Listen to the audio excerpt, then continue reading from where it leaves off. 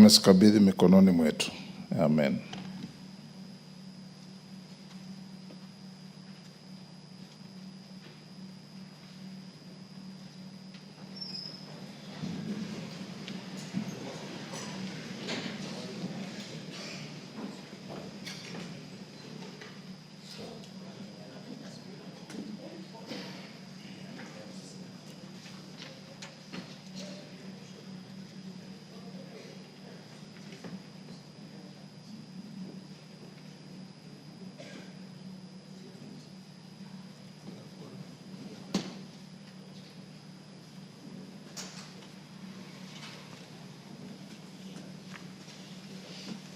Sergeant, ring the quorum bell.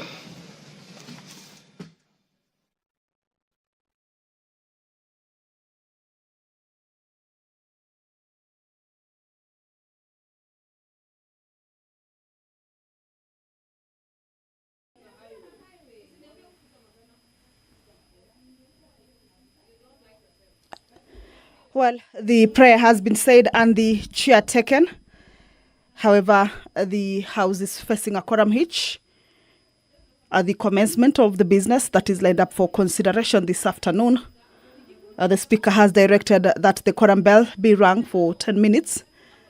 This is to give room to the members who may be within the precincts of Parliament to be able to at least hasten their steps and join their colleagues who are already in the chambers and enable the House attain the required quorum.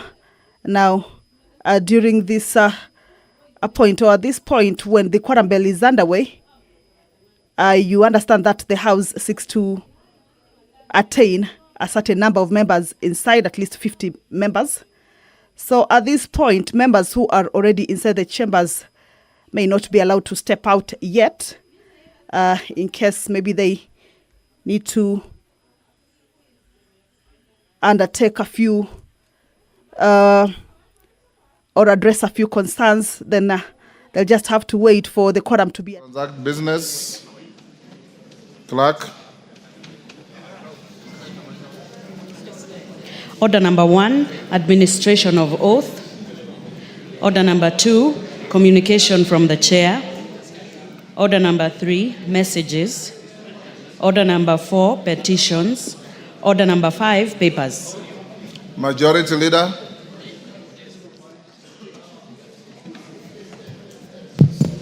Thank you, Honorable Speaker. I was just trying to alert the Sergeant at arms that this chamber is freezing cold. Yes. I think the office of the Sergeant at arms should be cognizant of the changing weather patterns. Yes. When we get to this season, they increase the temperatures a bit. So if they can help us to make it a bit warmer. Yeah. Honorable Speaker, I beg to lay the following papers on the table of the House today, Tuesday, June 17, 2025. The following documents submitted together with the budget statement from the National Treasury. 1, the budget highlights, the Mwananchi guide for the financial year 2025-2026 budget. And 2, the statistical annex to the budget statement for the financial year 2025-2026. 2, the Plan Service Commission annual report for the financial year 2023 to 2024. 3 is the reports of the Auditor General and financial statements for the year ended 30th June 2024 and the certificates therein in respect of the following: Loreto High School, Matunda; Mbita High School; Santa Maria Girls Secondary School; Loreto High School, Limuru, Kiambu; Kilgoris Boys High School; Oletipis Girls Secondary School; Kiambogo Secondary School; Marymount Secondary School; AIC Morop Girls Secondary School; My Mahio Girls Secondary School; and St. Joseph High School, Githongori. 4 is the reports of the Auditor General and financial statements for the year ended 30th June 2024 and the certificates therein in respect of the following: training institutes: Nairobi Technical Training, Matungu Technical, Ramogi Institute of Advanced Technology, CIA Institute of Technology, Kitutu Chache, Mukiria, and Kirua Technical Training. 5, reports of the Auditor General and financial statements for the year ended 30th June 2024 and the certificates therein in respect of the following technical and vocational colleges: Langata, Sirisia, Chuka, Kaelo, and Mabera. 6 is the report of the Auditor General and financial statements for the year ended 30th June 2023 and 30th June 2024, and the certificates therein in respect of the following technical and vocational colleges: Sabatia, Gatundu South, Ugunja, Mbere North, Ugenya, Riragia, Seme, Siruti, Rangwe, and Runyenjes. 7 is the report of the Auditor General and financial statements for the year ended 30th June 2023 and 30th June 2024, and the certificates therein in respect of the following technical training institutes: St. Joseph's for the Deaf, Nyangoma, Muranga, Nkubune, and Muraga. Thank you, Honorable Speaker. Chairman, Departmental Committee on Justice and Legal Affairs. Thank you very much, Mr. Speaker. Honorable Speaker, I beg to lay the following papers on the table of the House today, Tuesday, 17th June 2025. Reports of the Departmental Committee on Justice and Legal Affairs on its consideration of the following. Number 1, nominees for appointment as chairperson and members of the Public Benefit Organization Dispute Tribunal. And number 2, the Constitution of Kenya Amendment Bill, National Assembly Bill number 4 of 2025. Honorable Speaker, allow me to point out that number 2 is the report on the public participation, which we all participated in, including members of the public. We have now produced a comprehensive report, and I would urge the members to obtain a copy, read it, internalize it, and get ready for debate on the bill when it is introduced in the House. Thank you, Honorable Speaker. Next order. Order number 6, notices of motion. Murugara. Thank you very much, Honorable Speaker.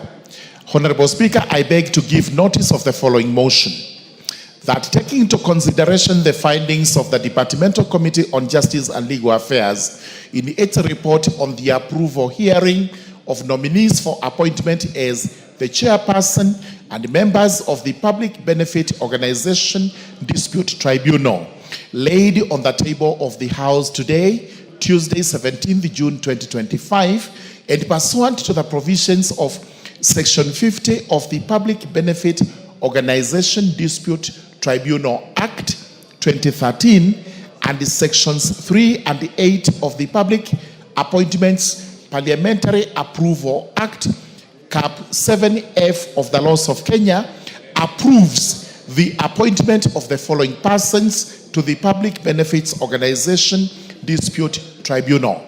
Number 1, Ms. Eunice Adoyo Otieno Aroa, chairperson.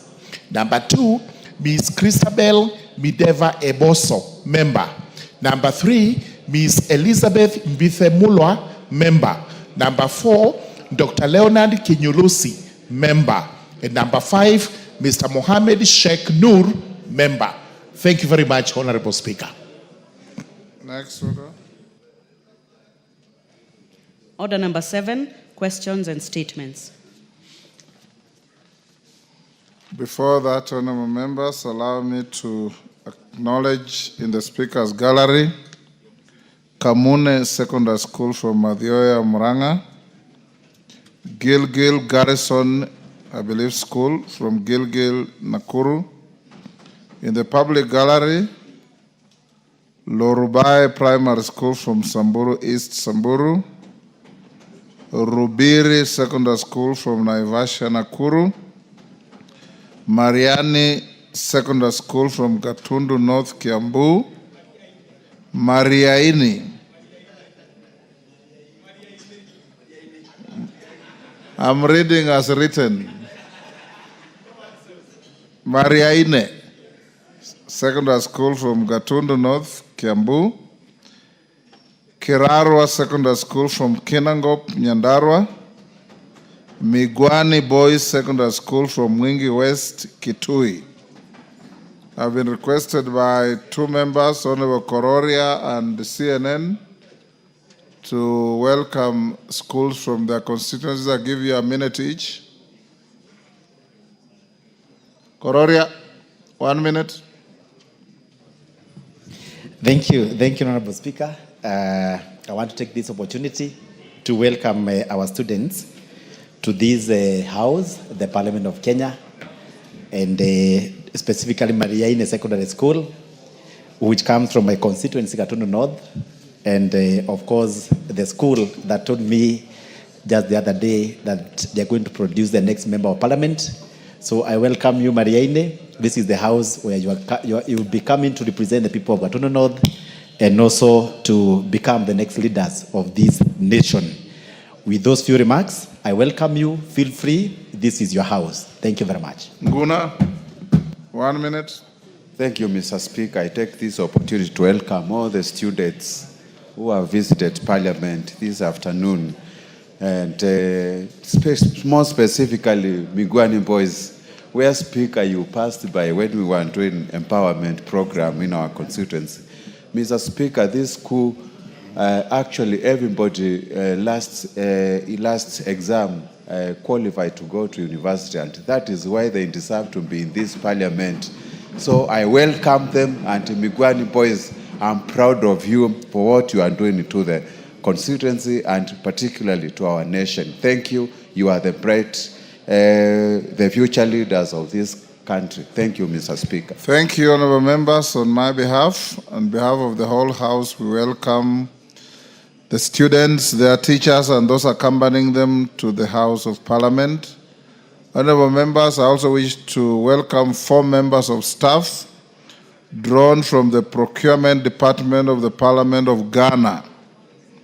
The 4 officers are on a visit to the National Assembly to engage with their counterparts on enhancing the knowledge and skills in the application of technology and digital tools in procurement operations, mechanisms for contract management and dispute resolution, as well as strategies in managing public procurement in a parliamentary setting. On my behalf and that of the House, I welcome all of them to the House to observe proceedings of the National Assembly. As you say in your country, Akwaba. Thank you. Next. Next order. You had called out already. Yes, we'll go to statements. Statement response to Michael Muchira's request. Tongoyo. Do you? It's a request. Oh, okay. Muchira. Sorry. Request for statement regarding the disappearance of identity cards from the National Registration Bureau office in Nyandarua West, Orojoro constituency. Honorable Speaker, pursuant to the provision of Standing Order 44.2c, I wish to request for a statement from the chairperson of the Departmental Committee on Administration and Internal Security regarding the disappearance of identity cards from the National Registration Bureau office in Nyandarua West, Orojoro constituency.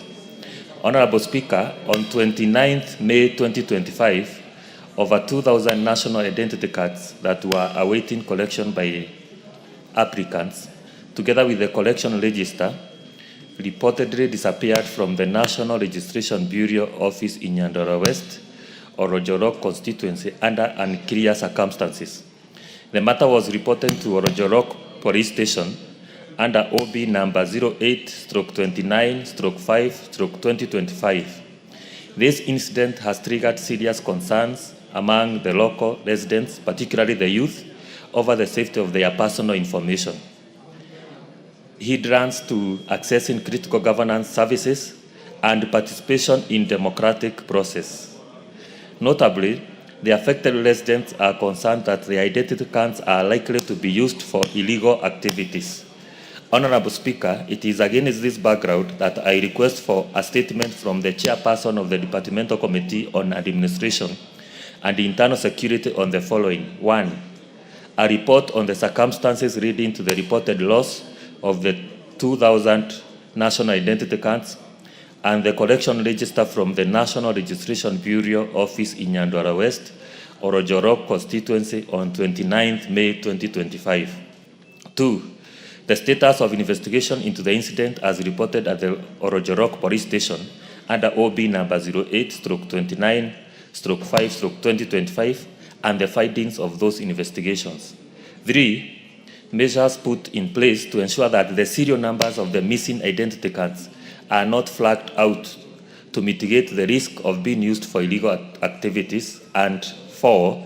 The steps being taken to replace the identity cards and issue them to the beneficiary free of charge and without delay. I thank you, Honorable Speaker. Honorable Tongoyo, when can you bring a response? Honorable Speaker, I'd indicated to you last week that we had already called the CS to respond to several other statements from members, and you will be appearing on 19th, this Thursday.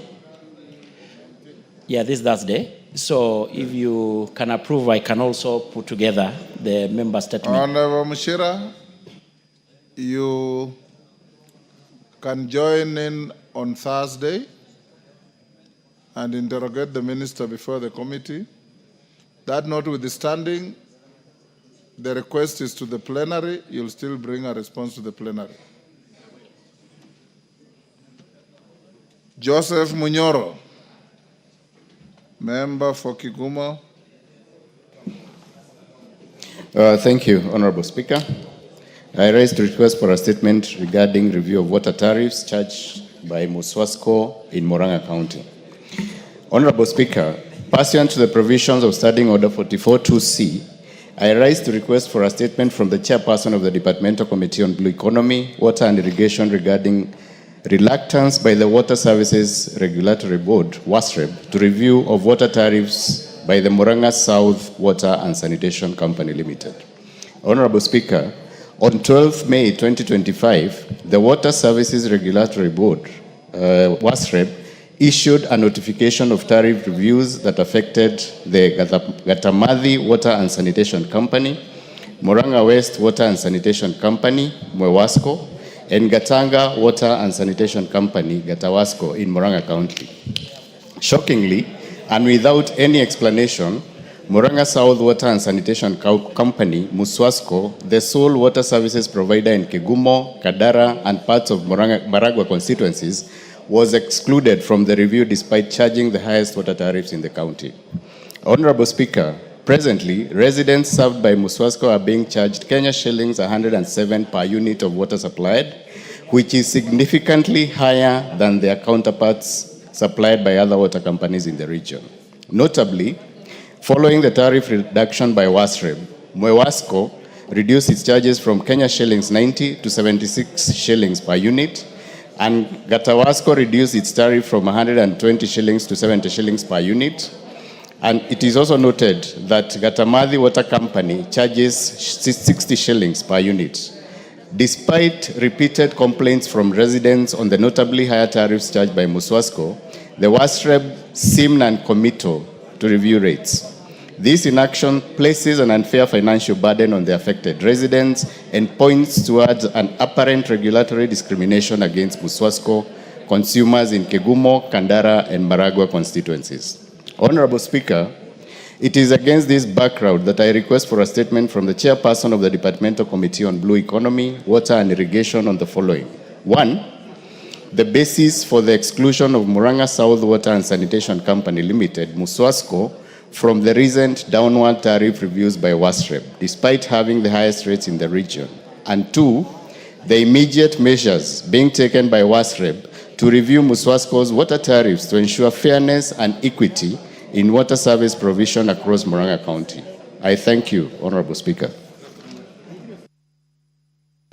Thank you. Bowen, when can you bring a response?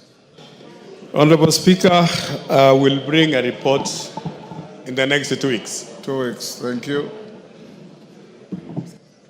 Honorable Farah Yakub, Fafi. Thank you, Mr. Speaker. Honorable Speaker, pursuant to Standing Order 44-2C, I rise to request for a statement from the chairperson of the Departmental Committee on Health regarding the non-medical use of tramadol and benzodiazepine drugs in northern Kenya. Honorable Speaker, The northern Kenya region, particularly Garissa, Wajir, and Mandera counties, has been experiencing growing public health and social crisis stemming from the rampant non-medical use and abuse of prescription drugs, notably tramadol and benzodiazepine, such as diazepam. Tramadol is a synthetic opioid painkiller intended for moderate to severe pain management, while benzodiazepine, such as diazepam, are prescribed to treat anxiety, seizures, and insomnia. Although these drugs serve legitimate medical purpose, they are highly addictive and when misused can lead to profound cognitive and behavioral effects, including physical dependency, mental disorientation, aggressive behavior, and in extreme cases, respiratory depression and death. When abused in combination with other substances such as alcohol and miraqat, these drugs severely impair judgment and reaction time, leading to increased risk of accidents, violence, criminal behavior, and mental health disorders. Honorable Speaker, according to a 2023 rapid assessment conducted by the National Authority for the Campaign Against Alcohol and Drug Nagada, 1 out of every 5 males between the age of 15 to 30 in Wajir County admitted to having used tramadol on a related sedative or a relative sedative without a prescription.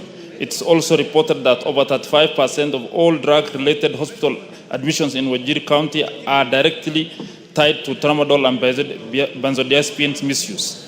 Schools in the region have reportedly been reporting escalating cases of truancy, violence, and mental breakdowns among students. This crisis is compounded by the unregulated sale of pharmaceutical drugs by chemists and informal vendors, porous borders, especially with Somalia and Ethiopia, which facilitate unchecked cross-border smuggling of controlled substances. The situation is not only a public health emergency, but also a security and socio-economic threat, with a generation of young people at risk of being lost to addiction. Honorable Speaker, it is against this background that I request a statement from the chairperson of the Departmental Committee on Health on the following. 1. A comprehensive report on the non-medical use of tramadol and benzodiazepine in Garissa, Wajir, and Mandera counties. The regulatory measures in place to control the sale and distribution of tramadol and benzodiazepine, including enforcement action against unlicensed vendors and pharmacies. And lastly, the measures being taken by the Ministry of Health to prevent the non-medical use of tramadol and benzodiazepine in the country. Thank you, Honorable Speaker. Thank you, Chair Health. Dr. Nyekal. Yes, Mr. Speaker. Mr. Speaker, we should be able to give a response on this in 2 weeks. 2 weeks, thank you. Responses to statements. Tongoyo. Is Jared Okello in the house? Jared Okello, you can deal with that tomorrow. Next, Omboko Milemba's request. Yes, Tongoyo. Honorable Speaker, in regards to the statement being sought by Honorable Gerard Okello, I think it is more than just Okello's statement. Yes. You remember that before Gerard Okello did raise as the statement, the committee had already written to the IG and IPOA, given the gravity of the matter in regards to the death of the late Albert Ojwang. So I would rather need your guidance, Honorable Speaker, because I think that question is of interest to Kenyans, interest to the House. It is not just merely Gerard Okello's statement. I agree with you, but in fairness to the person who brought the issue to the floor, tomorrow is not too far. I think it's good to be fair to your colleagues also. However, Mwenje advised Jared Okello that his statement will be responded to tomorrow afternoon. Omboko Milemba's request, education. Who is responding? Omongina. Go ahead. Thank you, Honorable Speaker. A response to a statement by Honorable Milemba, MP, on TSC's delay in disbursement of funds for teachers' medical scheme. Honorable Speaker, the Teachers Service Commission, TSC, is a constitutional commission established under Article 237 of the Constitution with a mandate to manage teachers in the public service. This mandate encompasses the teachers' registration, recruitment, assignment, promotion, disciplinary control, and the overall well-being of teachers. In fulfilling its mandate, in line with the government's commitment to achieving universal health care coverage, the Commission has established a teachers' medical scheme aimed at providing comprehensive health insurance to all teachers employed by the Commission, along with their immediate dependents. Honorable Speaker, to implement this, the Commission has engaged a consortium led by Minet Insurance Brokers, Kenya Limited, through a competitive procurement process in accordance with the Public Procurement and Asset Disposal Act 2015. The consortium was awarded a 3-year renewable framework contract effective 1st December 2022 to 30th November 2025, subject to annual performance review and funding availability. Honorable Speaker, the Commission explains that the medical scheme is structured in 2 parts. Part 1 is capitation model. Honorable Speaker, the Commission states that under this model, a fixed payment per member is made quarterly in advance to health facilities covering outpatient care, inpatient services, maternity, dental, and optical services. TSC emphasizes that capitation payments are quarterly paced and not annual, and are crucial for enabling facilities to deliver uninterrupted service to teachers and their families. The other model is fully insured model. This component covers last expense, medical evacuation, international treatment and referral services, excesses of loss coverage. The Commission indicates that each covered family consists of 6 members: the teacher, who is the principal, 1 spouse, and up to 4 children. Eligible for this cover is eligibility for the cover is restricted to teachers actively in service and aged between 18 years and 65 years. Honorable Speaker, on response to the delays in the disbursement of funds, this question on why delays has been experienced in disbursing funds for the scheme, the Commission clarifies that no monthly deductions are made from teachers. So their salaries are not cut, but the scheme instead, the entire scheme limits the funds through the exchequer, and it's based on allocation approved by the National Assembly. The Commission reported that in that it had successfully limited all payments due for the first and second policy years, ending 30th November 2024. However, the delay in dispersing funds for the first quarter of the third policy year, 1st December to 2024 to 28 February 2025, was due to the late exchequer release. TSC assured the committee that one supplementary budget 2 was approved by Parliament and the funds disbursed by the National Treasury, the outstanding amounts would be settled immediately to ensure continuity of the scheme. Honorable Speaker, on the alleged 18 billion debt to hospitals, the Commission clarifies that hospitals are not contracted directly by TSC, but rather by the insurance consortium led by Minet.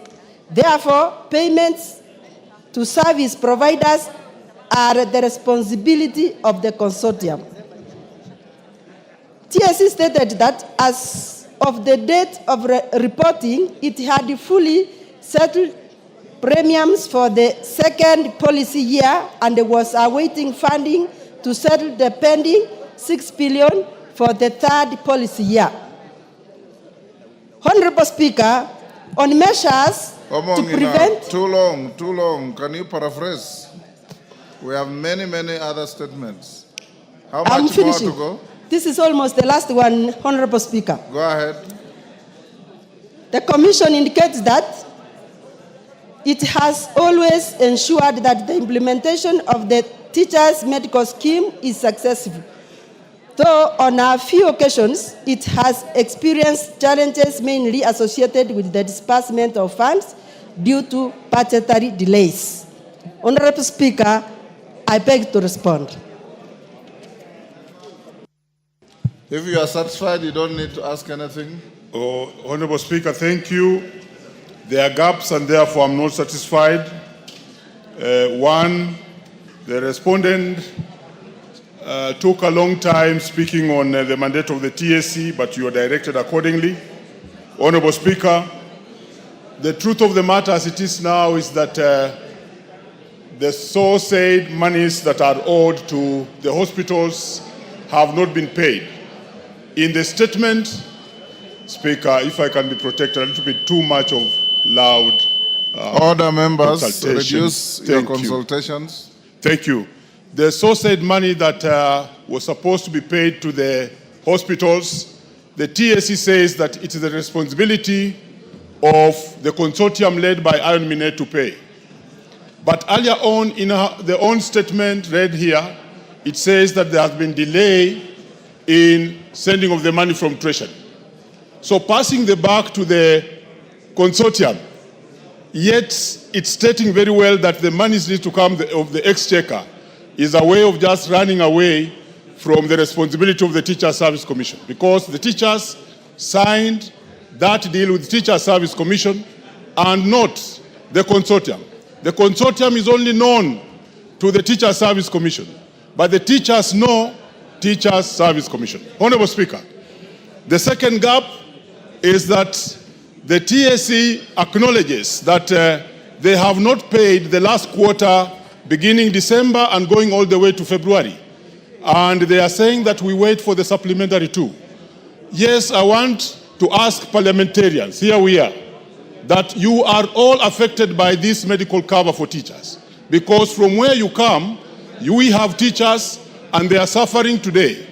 Currently, as it obtains, Honorable Speaker, the hospitals have stopped giving medical cover to the teachers. Honorable Milemba, you are making a speech.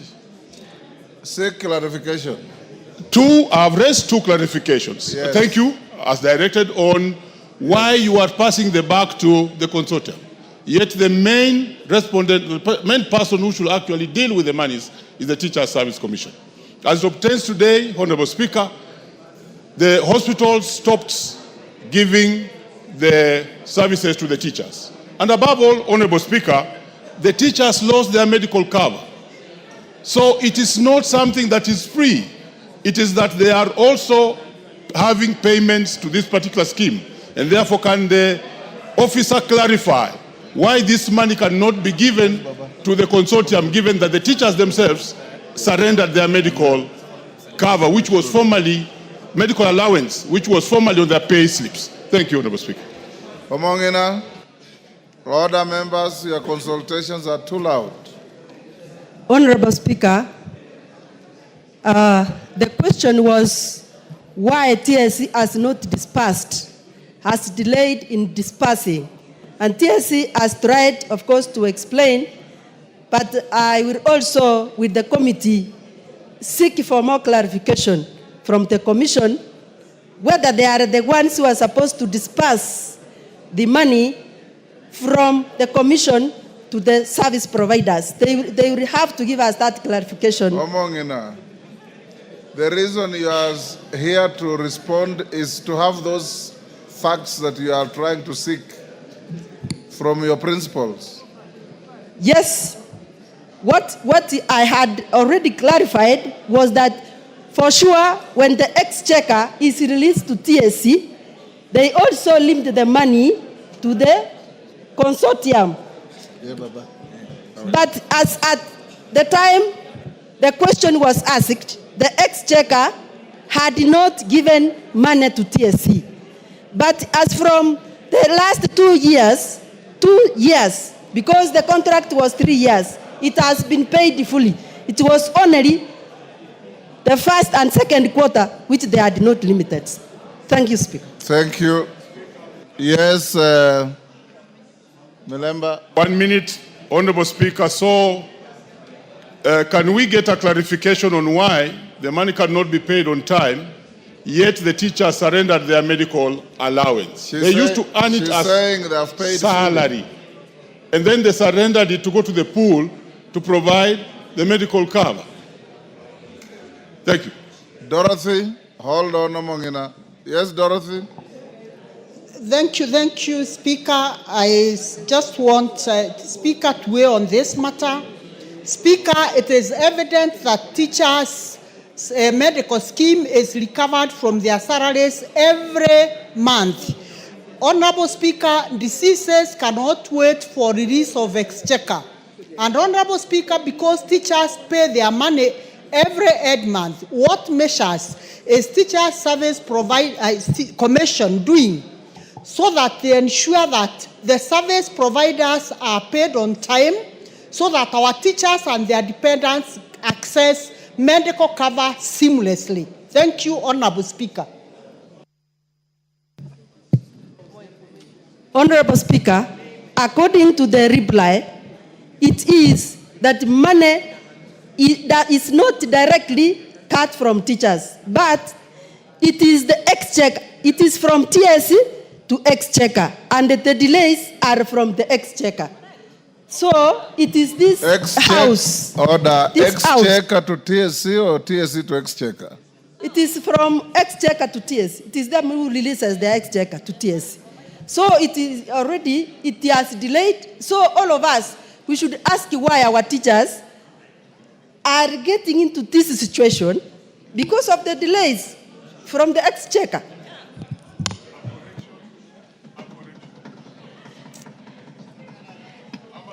Energy. Is Tom Boyer in the house? Tom Boyer. Yes, Gikaria.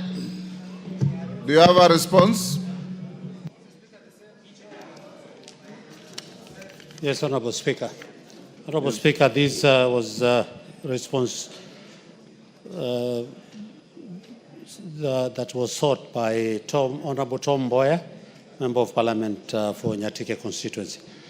Honorable Speaker, the first question that was sought was the status of replacement and maintenance of dilapidated power transmission and distribution infrastructure, including collapsed power poles and hanging live wires in Nyatike constituency. Honorable Speaker, KPLC carries out continuous maintenance on the medium and low voltage network and inspections of power network, with most recently being done in the months of March and April. And this identifies the weak areas and come up with a plan for action, for immediate action plan. Honorable Speaker, the recent inspection identified the following: rotten, leaning wooden poles. The line passes through private land, thus limiting accessibility. 3, very many trees encroach the power line. D, a large number of illegal connections.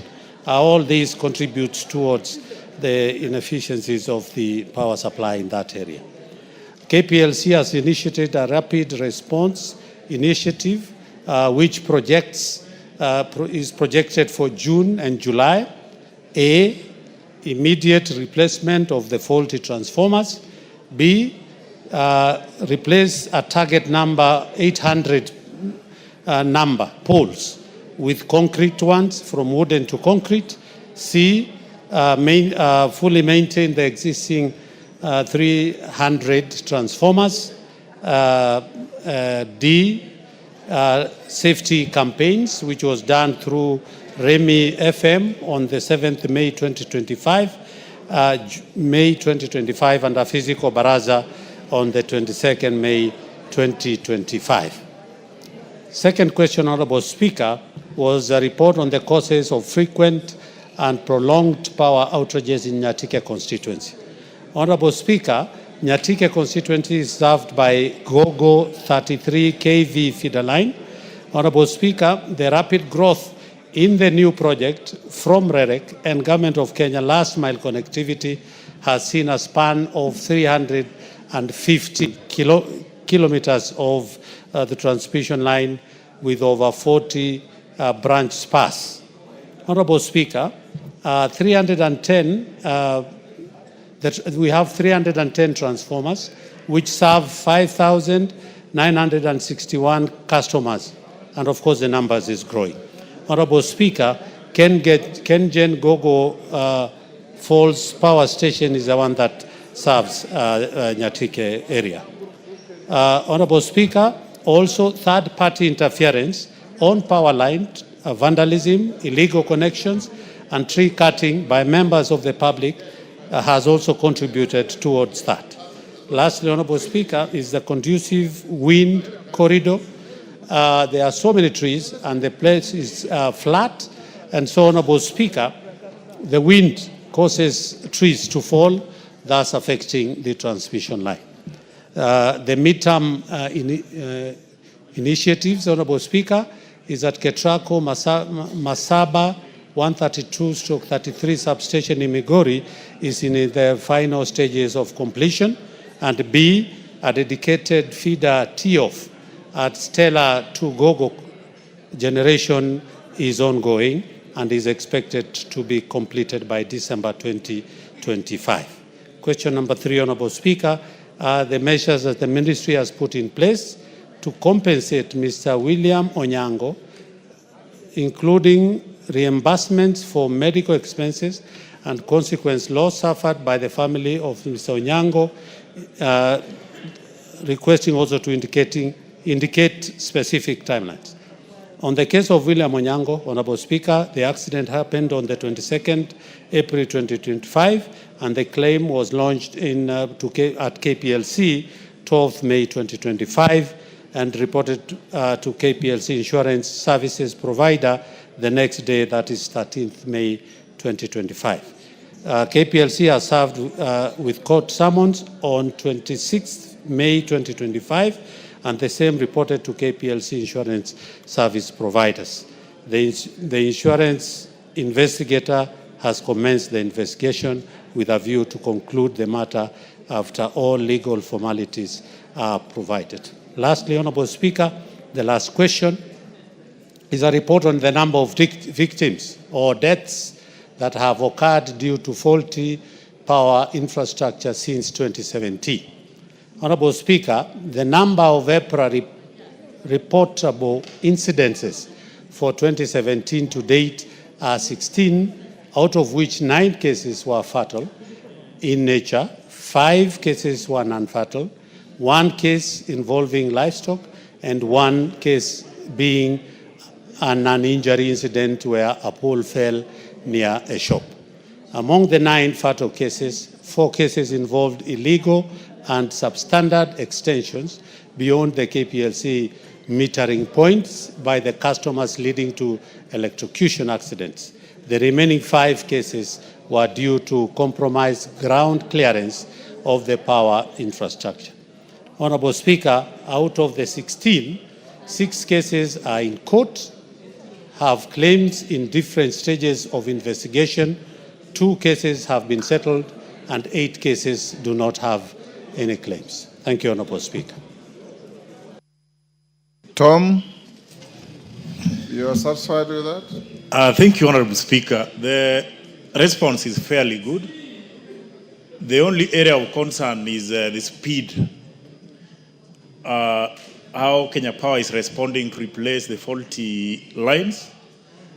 And this one also reported at Masaba. The one they are saying will improve the power in Nyatike.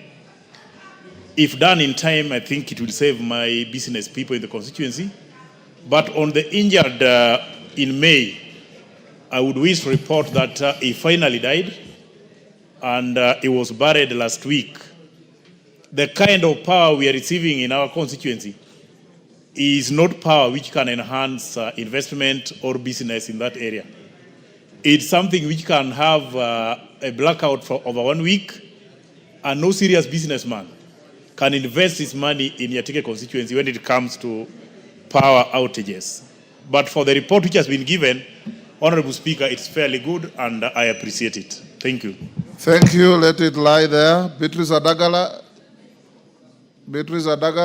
not in the House, stayed to Wednesday afternoon tomorrow. Mark Mwenje in the House? Yes, Chair Health. Dr. Nyikal? Yeah. Thank you, Mr. Speaker. Mr. Speaker, in response to request for a statement by our own Mark Mwenje regarding the shortage of polio and BCG vaccines, this is the response from the ministry, Mr. Speaker. 1, the immediate measures the ministry is taking to address the current shortage of polio and BCG vaccines in the country, including specific timelines. Mr. Speaker, the ministry is fully aware that the disruption in vaccine availability is causing a greater anxiety in the country. To address the current shortage, the Ministry of Health has implemented the following immediate measures. 1, emergency procurement support. The government has, through the Ministry of Health, made an emergency disbursement of Kenya shillings 1 billion to support the procurement of essential vaccines, namely BCG, oral polio, tetanus, diphtheria, through UNICEF.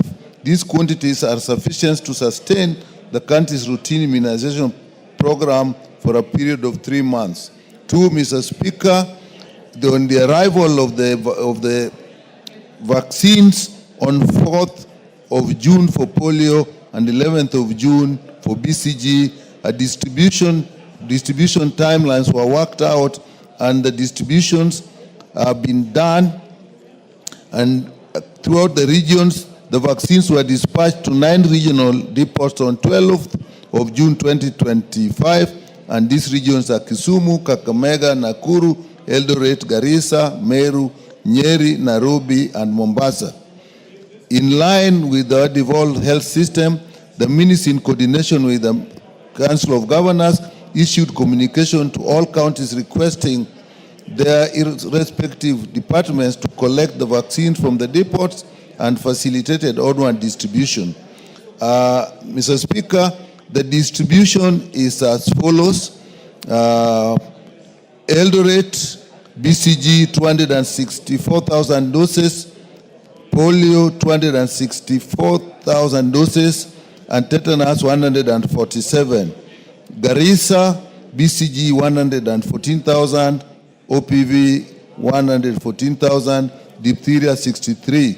Kakamega 216,000 for BCG, 216 for polio, and 118,000 for diphtheria. Kisumu Regional Store 270,000, BCG 270,000, polio, and 150,000 tetanus diphtheria. Meru Regional Store 96,000, polio, 96,000 polio, and 54,000 tetanus diphtheria. Mombasa 192,000, BCG and polio 192,000, and diphtheria 105,000. Mr. Speaker, Nakuru 192,000, 192,000, 105 for BCG, polio, and tetanus. Nyeri 78,000, 78,000, 45,000 for BCG, polio, and tetanus. Total was 1,944 for 1,000 for BCG, 1,944,000 for polio, and 1,075,000 for tetanus. Mr. Speaker, there's a balance to be dispatched, indicating, Mr. Speaker, that actually for the period indicated, we'll actually have adequate BCG. Now, the logistics for quick distribution, as you have said earlier, across the country, is working with the Council of Governors through the county government. Mr. Speaker, the other important thing about this is the long term. And Mr. Speaker, there's a bit of history to this. Kenya, since the year 2001, has been a valued beneficiary of support from Gavi. Mr. Speaker, what that means is we actually get support from Gavi to the tune of US dollars 950 million in funding to strengthen our national immunization program. Under Gavi's co-funding financing framework, the government of Kenya is required to make an annual financial contribution towards vaccine procurement. This agreement is based on a shared responsibility model, and continued compliance is essential for Kenya to remain eligible for this support. For the current financial year, the total amount required by the Ministry of Health to meet the country's vaccine procurement needs is 4.2 billion, as indicated below. Kenya shillings 2 billion for procurement of traditional vaccines, 1.62 billion for Gavi co-financing, which is due on June 2025, and 585 million for the replacement of vaccine independence initiative through UNICEF. So, Mr. Speaker, from this, we actually, as of now, we have adequate vaccines. Now, but we have a shortfall. So, Mr. Speaker, to address the outstanding shortfall, the ministry secured an additional 930 million Kenya shillings for supplementary budget 3, earmarked specifically to cover the 620 million balance pending. Mr. Speaker, basically we have to put some money for Gavi to support us, and that money, 930 million, has actually been made available. The Ministry of Health continues to actively engage the National Treasury to ensure timely release of these funds and full compliance with our financial obligations under the co-financing agreement. These efforts are particularly focused on meeting the June 2025 deadline to avoid any further disruption. This disruption came because we did not meet the deadline, but this money now will help us meet the deadline, and we should be able to forestall any shortages. So, Speaker, the long-term strategy put in place to strengthen the national vaccine supply chain so as to build resilience against future disruption in vaccine available. What the ministry is doing is to really looking for increased future budget allocation and ring-fencing vaccine funds against other budget provisions and timely disbursement of funds. The most difficult one has been the timely disbursement of funds. So with this, Mr. Speaker, the ministry wishes to assure the House that the Kenya public that the government, through the Ministry of Health, is committed to making every effort to prevent stockouts and sustain high immunization coverage. Our goal is clear. No child or eligible person should ever miss a life-saving vaccine due to preventable supply chain failures. So, Speaker, we will continue to work closely with partners and UNICEF and Gavi and county government to ensure that long-term plans translate into consistent availability of vaccines across all regions of the country. Thank you, Mr. Speaker. Thank you, Chairman Mwenje. Thank you, Honorable Speaker. I think your worries are responded to. Yes. Yes, largely. Largely, Honorable Speaker, and I just want to thank him. I just have one issue that I'll raise, to just thank the Chair and yourself for actually your intervention in this matter.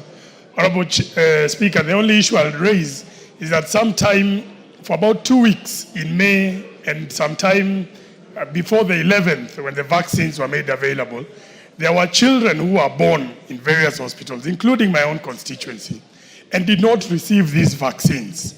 And I'm sure it will be all over around the country. Perhaps I would have expected the Chair to give just a guideline to Kenyans, because those children who did not get those vaccines, what happens? Those mothers took those children, went home, and those children remain at home without having gotten these vaccines. And for some of the very marginalized areas, even getting these children to go back to those hospitals might be an issue. Perhaps the ministry would give a guideline and just give an advisory to these parents on what they need to do for these parents, these May, June babies born during that time.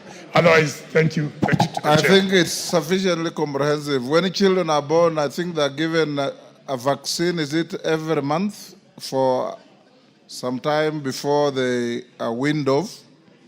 So what the chairman and your ministry should do now is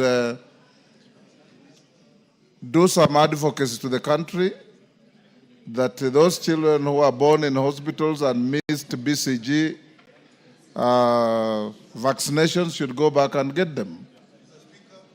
Although that is not specifically written here, I had actually undertaken and discussed with the ministry, and they actually have done that. And even when the children miss vaccines, they are actually indicated that they should visit the clinics when the vaccines become available. Mr. Speaker, just a little story. This came to me in a very interesting way. My worker had a child, and that's when I knew the 2 weeks they missed the vaccines. And he told me travel to Uganda to get the vaccine done. That is how seriously parents take vaccination. And what we also need to do is getting vaccines landed in Nairobi is one thing.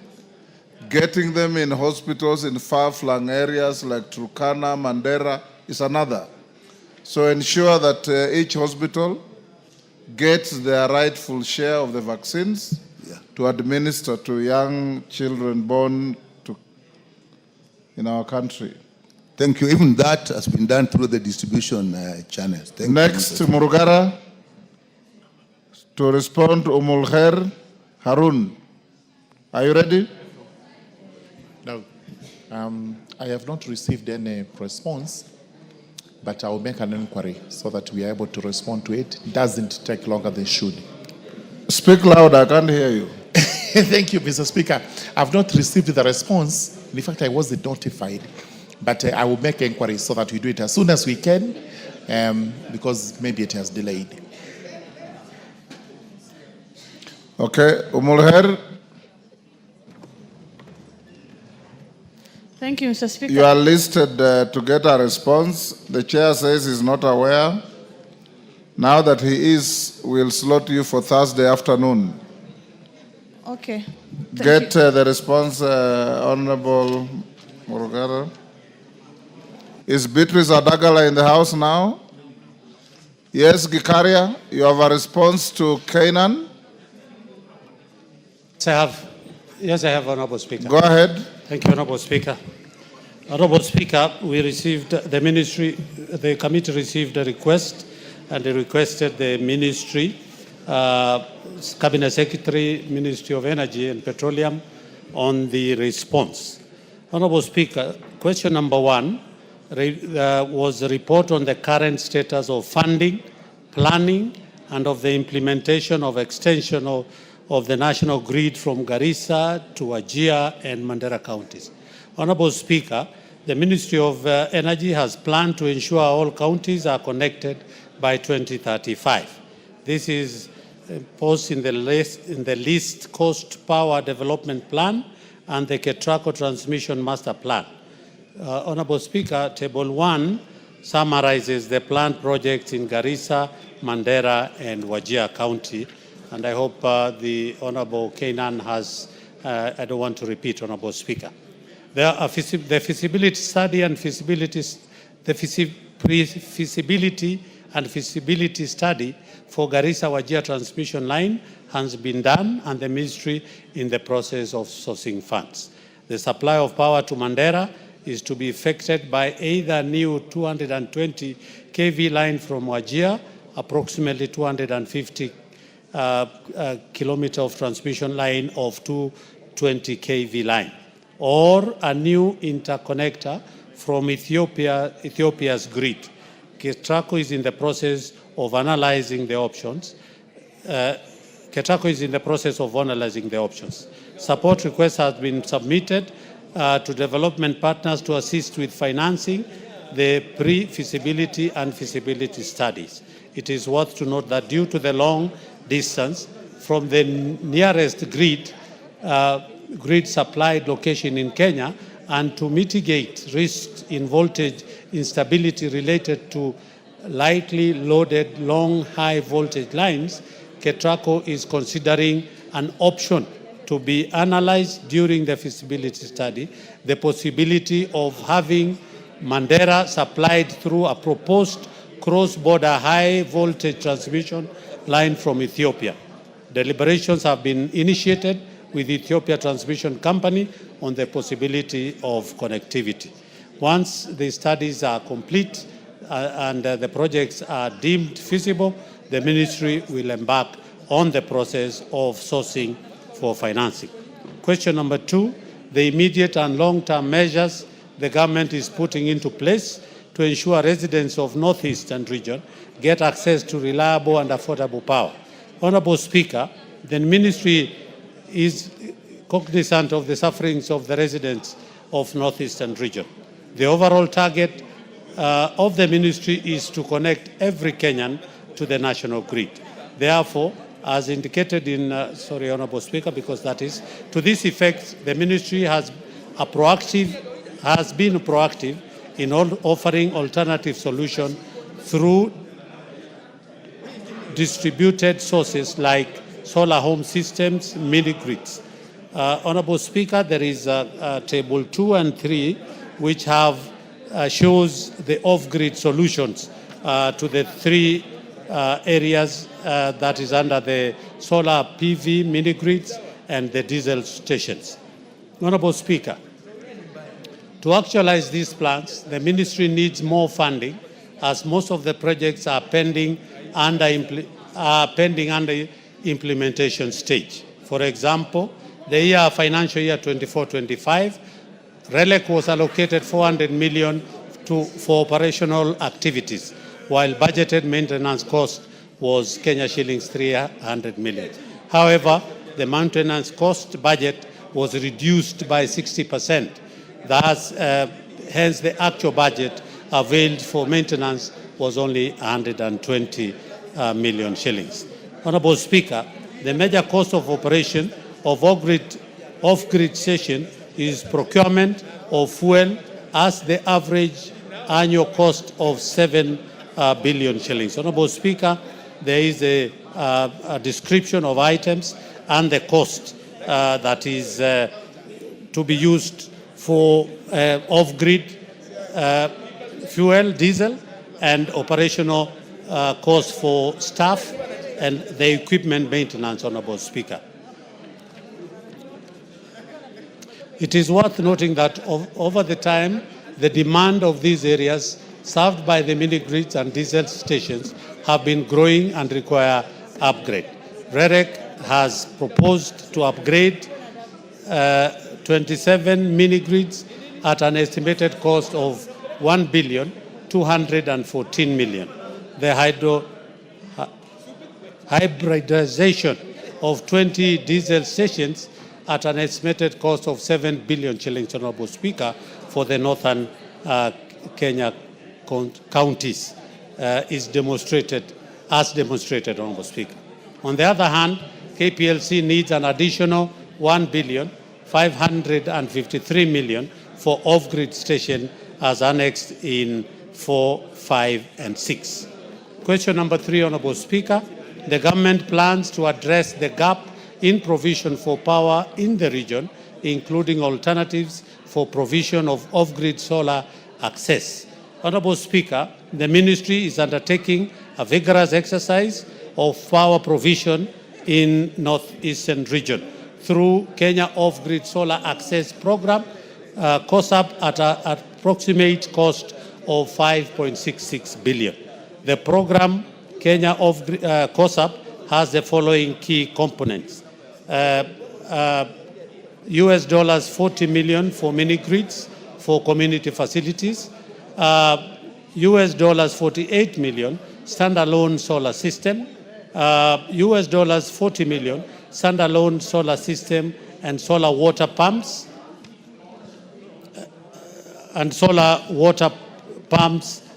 for community facilities. Under COSAP, mini-grid and standalone solar facilities, Mandera has been allocated $15.1 million shillings, approximately 2 billion Kenya shillings.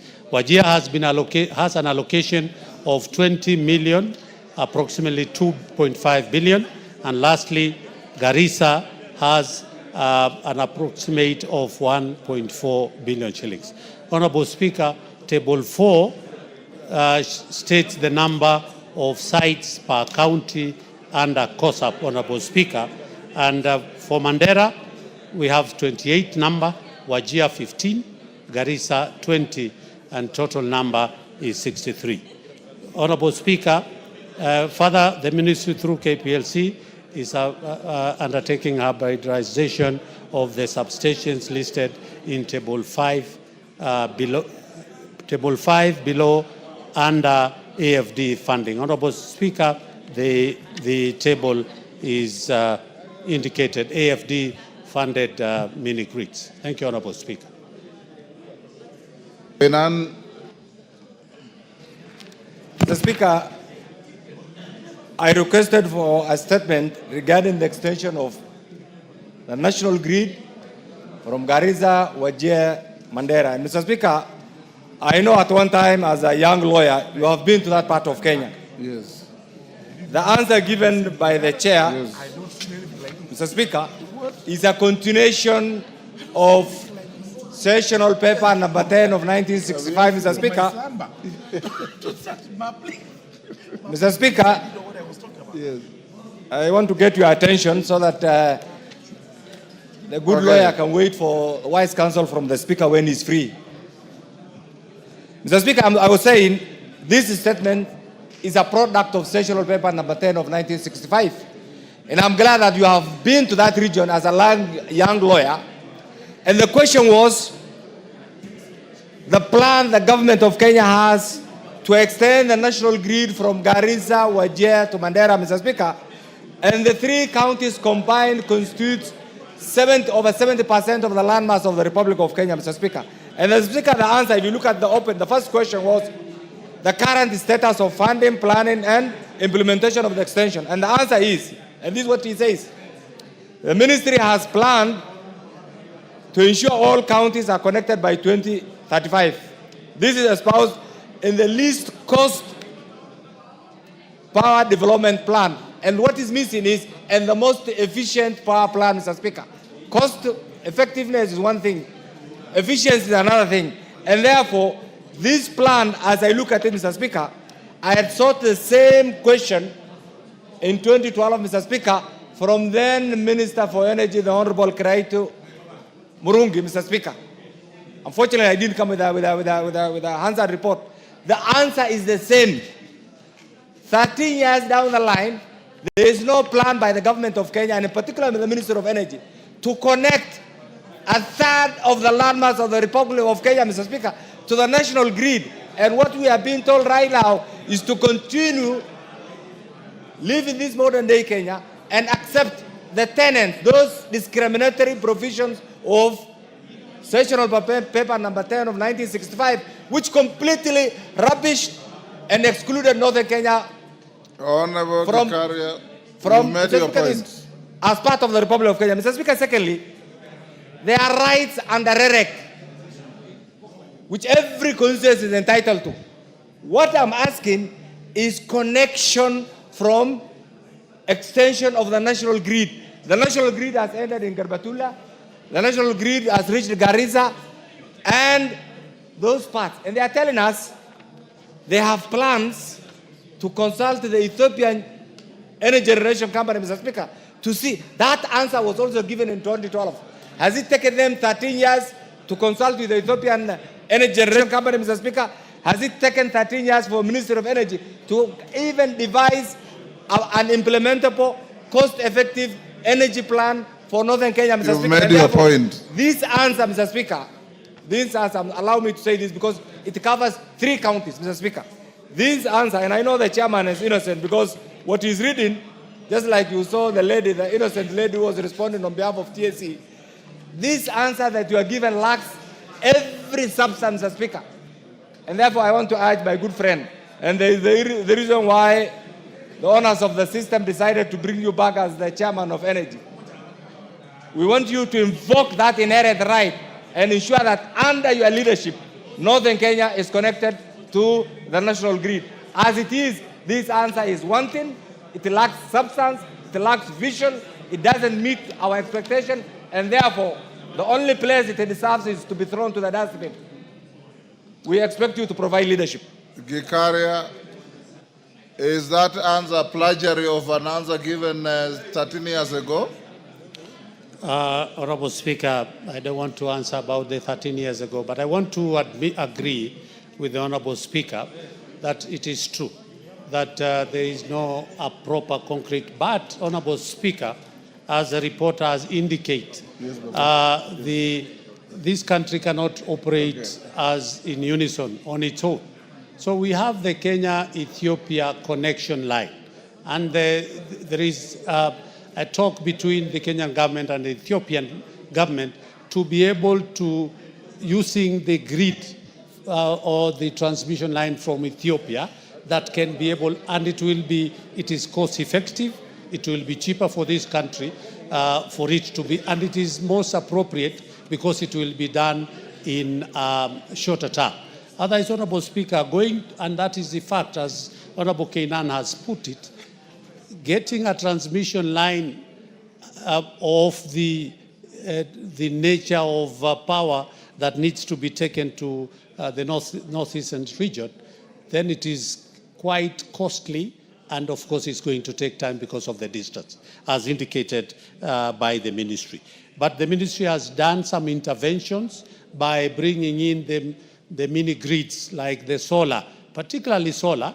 It has worked very well in Garissa, where the government commissioned a 50 megawatt solar plant, and it is working very nice. So we are hoping that, as indicated again by the ministry, they are sourcing for partners to be able to get funding so that we can be able. And the very last answer, Honorable Speaker, is that these funds have been stipulated in the very last page, indicating exactly how much each county has been, they are sourcing for funding so that we can be able to address that. Thank you, Honorable Speaker. Thank you, Mr. Speaker. This is an issue that is very critical, especially in northern Kenya. The grid being one of the most important things that we require as northerners is now in Garissa. And Garissa to Mandera is over 700 kilometers. Unfortunately, during the rainy seasons, vehicles carrying fuel to fuel Wajir and Garissa because there is no road. The roads are impassable. In fact, they are stuck on the way. Unfortunately, in Mandera, during the heavy rains, vehicles stuck on the road over 7 days. Mandera was in total blackout.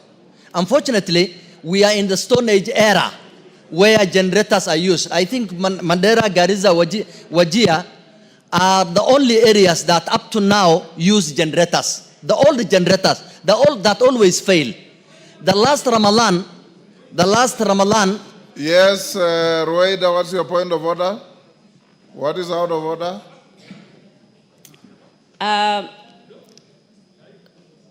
Ni Lamu pia iko natumia majenereta Kiunga na Faza. Wasiseme Northeastern peke yake. So it is not the only place. Wajue Lamu pia tunatumia Kiunga generator, kwa hivyo walikuwa nadanganya. Kwa hivyo arekebishe Lamu, Kiunga na Faza. Tunatumia majenereta. Hao wenzetu wa Northeastern wakati wa namba wanatuingiza sisi Lamu, lakini wakati wa mapato wani wao peke yao. Wanatusahau sisi Lamu. Thank you. Hao wakijitetea wanatusahau sisi Lamu. Thank you, Mr. Speaker. In fact, Lamu is included in Northeastern most of the times. In fact, in the developmental parts, it is included. Even in security side, it's always included in Northeastern. So if I mention Northeastern, seek your clarification. I have corrected that. Lamu being part of Northeastern, although it's part of coast, it's also part of Northeastern. So my colleague, I'm sorry for that.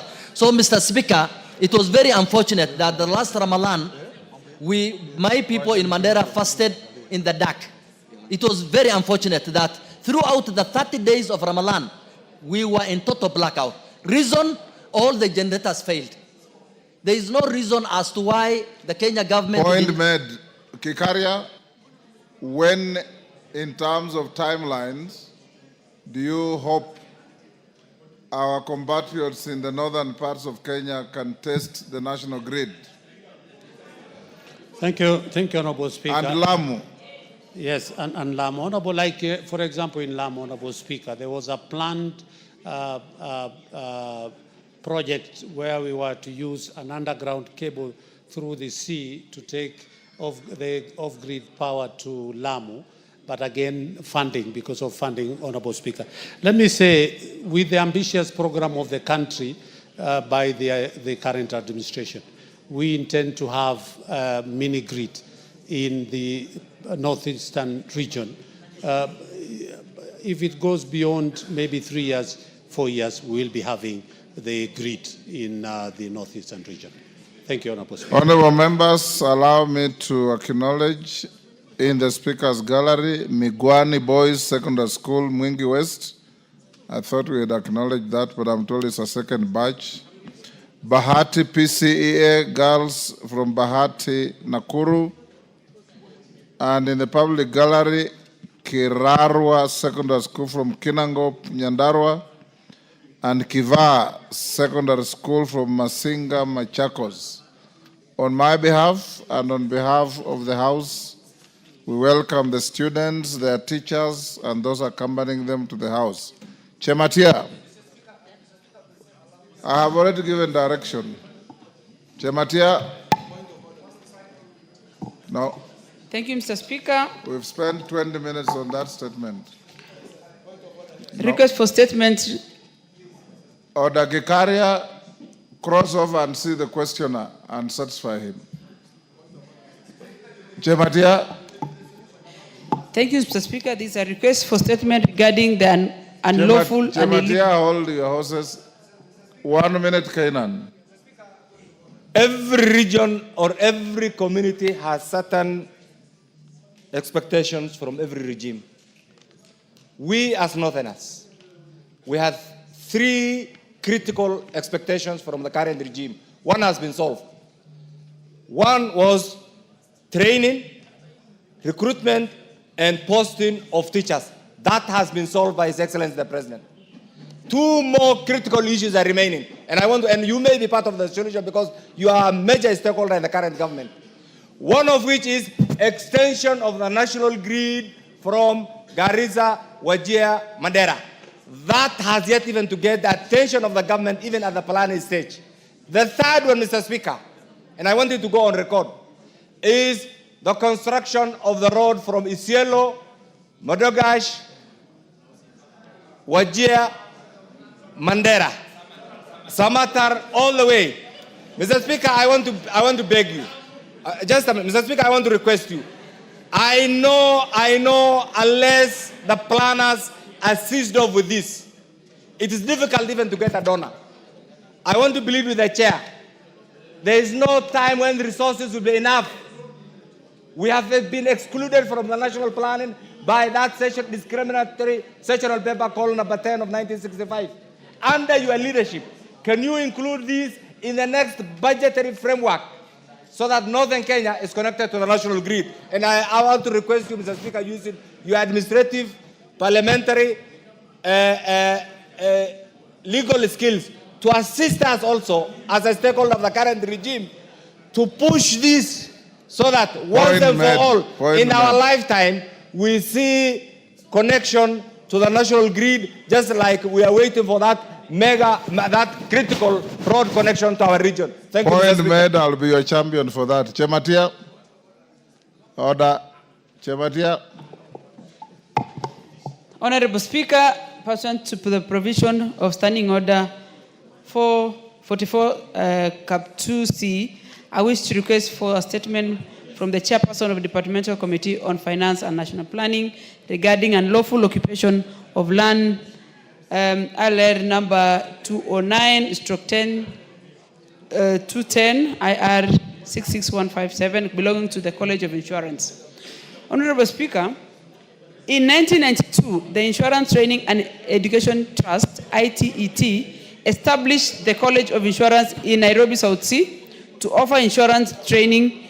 In 1995, the ITET acquired a 5-acre piece of land adjacent to the College of Insurance for purposes of future expansion. The land, which is registered as LR number 209/10210, LR number 66157, under the deed plan number 193/902, remained known property to ITET until 2010, when one Rajab Ahmed Karume claimed to have been issued an allotment letter in 1998 for the same parcel of land.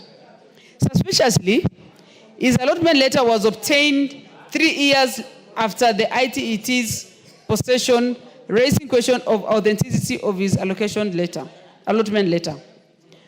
Honorable Speaker, the Land Act Cap 280 provides for mandatory procedures during evictions from any property. Notably, Section 152G of the Act provides that such action must be preceded by proper identification of those taking part, presentation of formal authorization, and special measures to ensure that there is no arbitrary deprivation of property or possessions. In disregard of the law, on June 6, 2025, goons believed to have been hired by Mr. Rajab raided the college, destroyed the fence and gates, and began erecting the perimeter wall around the disputed land. This land grabbing scheme has blocked access to the college and the convention center, threatening the very existence of this premier public institution that has been providing insurance training to government entities and private sectors and other stakeholders in the insurance industry since 1992.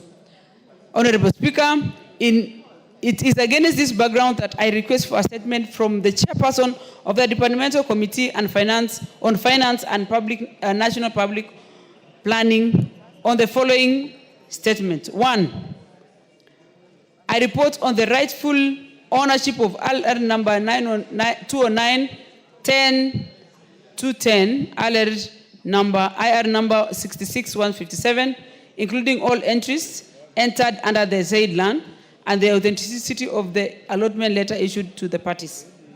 2, the steps being taken by the National Treasury to secure the land ownership rights of the Insurance Training and Education Trust being a public institution. Number 3, the measures being undertaken to protect the Insurance Training and Education Trust and the College of Insurance from harassment and intimidation by the persons claiming ownership of the land, including deployment of more police officers, and 4, clarification of the development approvals, if any, for the activities being undertaken on the disputed parcel of land. Thank you, Mr. Speaker. Chair Finance, when can we get a response? Honorable Speaker, bearing the sensitivity of this particular matter, will endeavor to reply to this House within 7 days. Because, Honorable Speaker, further delay in that will mean that the government would lose a very strategic investment that is made by College of Insurance and that hotel owned by College of Insurance called The Edge. As you may recall, Honorable Speaker, this is why we did public participation on finance being such a great facility to be let to be grabbed by private individuals. 7 days, Honorable Speaker. Okay, do so. Next order. Yes, Owen Bayer, yes, you had requested to. Major Deco, what is it? Thank you, Mr. Speaker. I wanted to raise an issue that was a fundamental issue that was raised by Honorable Kainan on the issue of order. You are out of order. You tumepita. You are out of order. Take your seat. Thank you, Honorable Speaker. I rise on point of order 209-2, Honorable Speaker, of great importance to the people of Kilifi and generally the people of the coast, Honorable Speaker. It's a matter on water, Honorable Speaker. The people of Kilifi and Mombasa get water downstream in the Baricho Waterworks. And Honorable Speaker, this water must be offtake must be done through electricity. And Honorable Speaker, every time we have to use electricity, we have to pay bills as is expected, Honorable Speaker. But Kenya Power charges a very high tariff on production of water from the source to the ultimate destination, Honorable Speaker. Honorable Speaker, this has caused a lot of pain to the people of Kilifi and Mombasa because all the water from Baricho, they pay hefty electricity bills, and therefore there's always disconnection. Honorable Speaker, on the 12th Parliament, we approved a report by the Committee of Energy, which was chaired by Honorable Gikaria, on a public petition regarding water supply constraints caused by Kenya Power tariffs in Kilifi County, Honorable Speaker. That petition I presented myself, and the report which I hold here, Honorable Speaker, was tabled in this House and approved. And one of the key recommendations of the committee, Honorable Speaker, was that the Energy, Petroleum and Regulation Authority, if I may quote, Honorable Speaker, must undertake and engage in a consultative forum with Waterworks Development Agency, water companies and various water services boards to come up with a non-commercial tariff for water pumping, supply for public water utilities, including the Baricho Waterworks, which I know, Honorable Speaker, you know where Baricho is. And a report of the committee a report from EPRA was expected for 90 days. Honorable Speaker, that never happened. EPRA didn't do that. Neither the Minister of Energy, neither KPLC. Today, as I speak in this chamber, Honorable Speaker, water has been disconnected for the last 1 week in Kilifi, and people are suffering. Honorable Speaker, schools are closing.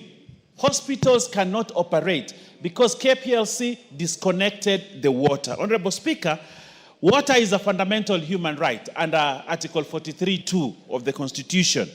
It is important that this House enforces the attainment of the rights by ensuring that EPRA and other state agencies act to ensure that the constitutional rights are upheld. We cannot continue, Honorable Speaker, to have the people of Kilifi suffer from water deficiency, and yet there's plenty of water because of the wrong tariffs, Honorable Speaker. Honorable Speaker, KPLC, Honorable Speaker, has been one of the thorns for our enjoyment of our rights.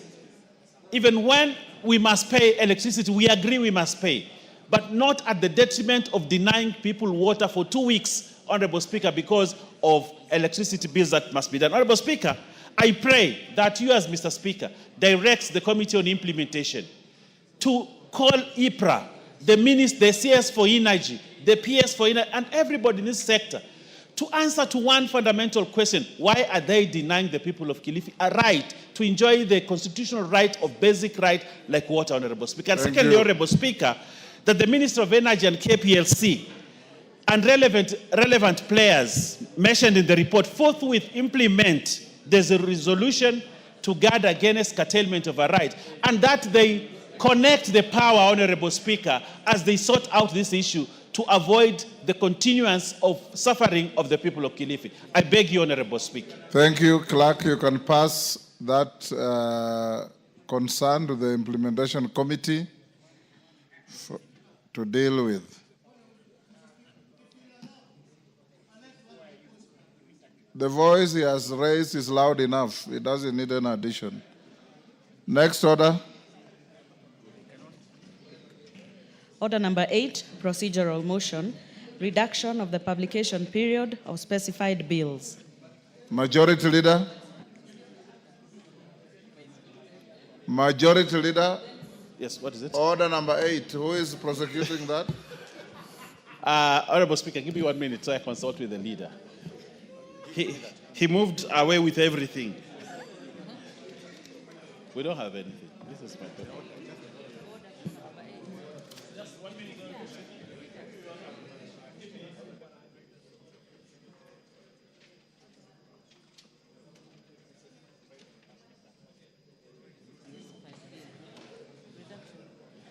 Thank you, Honorable Speaker. Sorry, you know the substantive leader moved away with all documentation. Honorable Speaker, I beg to move that pursuant to the provision of Standing Order 120, this House resolves to reduce the publication period of the following bills. 1, the Equalization Fund Appropriations Bill, National Assembly Bill number 21 of 2025 from 7 days to 6 days, and 2, the Appropriation Bill, National Assembly Bill number 23 of 2025 from 7 days to 5 days. Honorable Speaker, this is a straightforward procedural motion. Honorable Speaker, as you know, we have constitutional timelines. We have constitutional timelines to meet as we move towards finalizing the issues of the budget, and therefore the appropriation of the Equalization Fund bill and the appropriations bill itself, Honorable Speaker, are important that we finalize them within this time.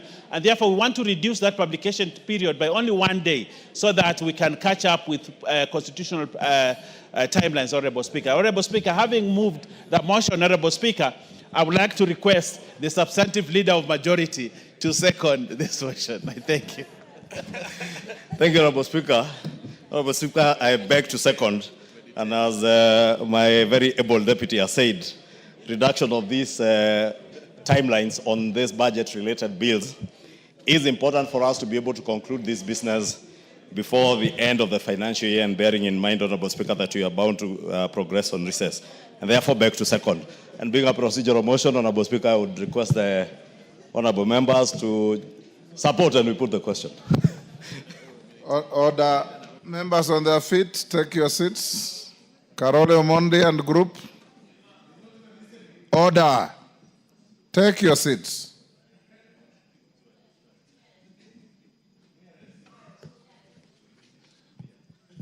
Thank you. Honorable members, I now propose the question at order number 8, which is that pursuant to the provisions of Standing Order 120, this House resolves to reduce the publication period of the following bills.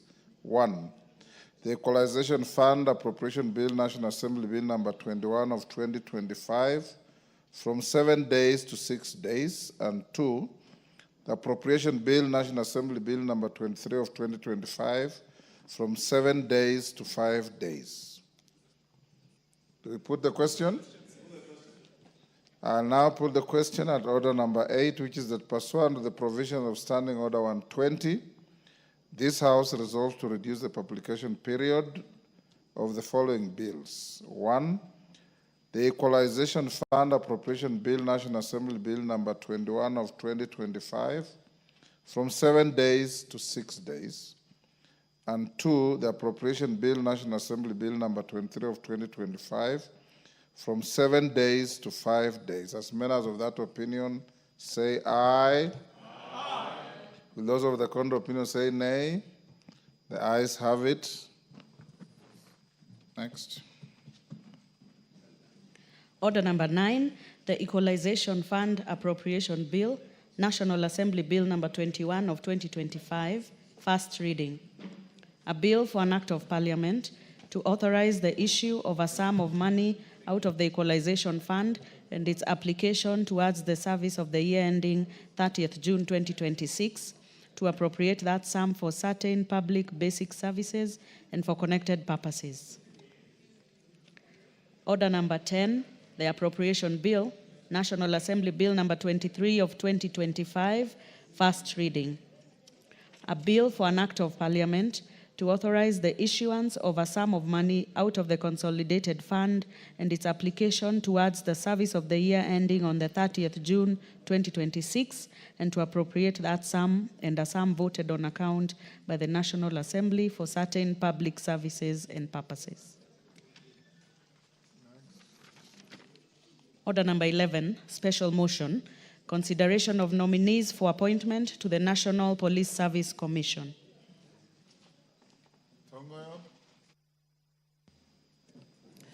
Thank you, Honorable Speaker.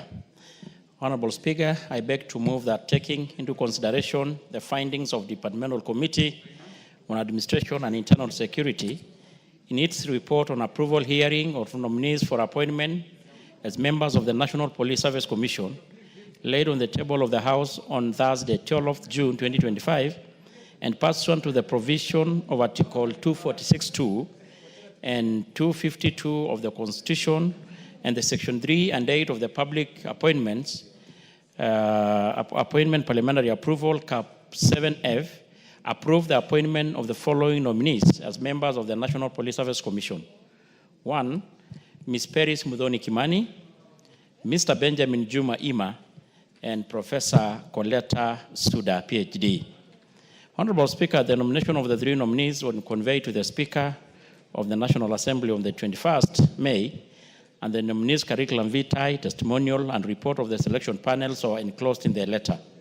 And pursuant to the Standing Order number 42, on the 27th May, you yourself, Honorable Speaker, conveyed the message from His Excellency the President to the House on their nomination of the 3. And Honorable Speaker, the names of the nominees were referred to the Departmental Committee on Administration for the approval hearing. And upon conclusion of the hearing, the committee was required to table its report, which we are tabling, which we did, Honorable Speaker. Consequently, in fulfillment of the provision of Article 118 of the Constitution, Section 64 of the Public Appointments, Cap 7.5, and the Standing Order number 45.3, the Clerk of the National Assembly on the Thursday 29th notified the public through the print media that the Departmental Committee will consider an approval hearing for the 3 nominees on the Monday, June. And further, in accordance with the Section 6369 of the Public Appointment Approval, Assembly placed, the Clerk of National Assembly placed an advert in the print media on the 29th May 2025, inviting the public to submit memoranda by way of written submission on oath on the suitability or otherwise of each of the 3, in accordance with the public appointments. The advertisement indicated that the submission were to be received by the Thursday the 5th. And through a letter dated 28th, the Clerk of National Assembly notified the nominees of the time and place of holding the approval hearing. Notification was also done through the print media in accordance with the Section 6 of the Public Appointment. And further invitation letters for the approval hearings were written to the nominees, notifying them of the date, the venue of the approval hearing, which was on Monday the 9th. Further, on the 28th, the Clerk of National Assembly wrote letters to the ODPP, EACC, KRA, HELP, DCI, and ORPPP, seeking the reference and the background checks relating to the suitability of the nominees. Honorable Speaker, the nominee appeared, these nominees appeared before the committee on Monday the 9th, 2025 for approval hearing and in accordance to the provision of Constitution and the National Police Service Act Cap 85 and the Public Appointments Act 7F and the National Assembly Standing Orders. Honorable Speaker, during the approval hearing of these great Kenyans of outstanding performance in the civil service, Honorable Speaker, of course, all of them actually had very long work experience in the civil service. During the approval hearing, the committee went through their curriculum vitae and their training and the experience. And they were so impressed, Honorable Speaker, by the performance and the experience of all the three nominees, Honorable Speaker. And actually, Honorable Speaker, I think it's worth to mention that we didn't receive any objection or any submission against any, having placed the advert and notified the public of the same, Honorable Speaker. All the nominees were nominated in accordance with the provision of the Constitution 246 of the Constitution and Section 65 of the National Police Act, Caps 85. Honorable Speaker, the members started doing or listening and interviewing the three, starting with the lady, Ms. Peris Mudhoni Kimani, who has got a long withstanding experience, who was recruited in the police service as a constable and raised through the ranks to the position. By the time she was exiting the service, she exited in the position of AIG, which is just away 3 ranks below the position of the IG. And she had worked in the National Police Service for almost 40 years, Madam Speaker. Honorable Speaker, throughout her service of the 39 years, she had worked virtually in every part of this country, to include the most hard part of this country, despite being a woman. She had really demonstrated patriotism. She had demonstrated, of course, leadership skills. And all along, Honorable Madam Speaker, she had actually even demonstrated to be a team leader. And we had considered that, Honorable Madam Speaker, she will bring much experience and commitment, patriotism to the National Police Service Commission. Honorable Speaker, on the part of the professor, on the part of the Benjamin Juma Ima, this is a distinguished Kenyan who equally rose from through the ranks in the National Police Service, starting as a constable. By the time of retirement, Madam Speaker, she was also in a position of AIG.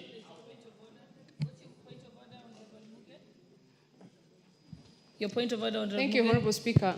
Is the member on the floor in order to put or to give a statement regarding the nominee Peris Mudhoni that says she has done a lot for herself and has been able to achieve a lot despite being a woman? Is being a woman a disability, Honorable Speaker?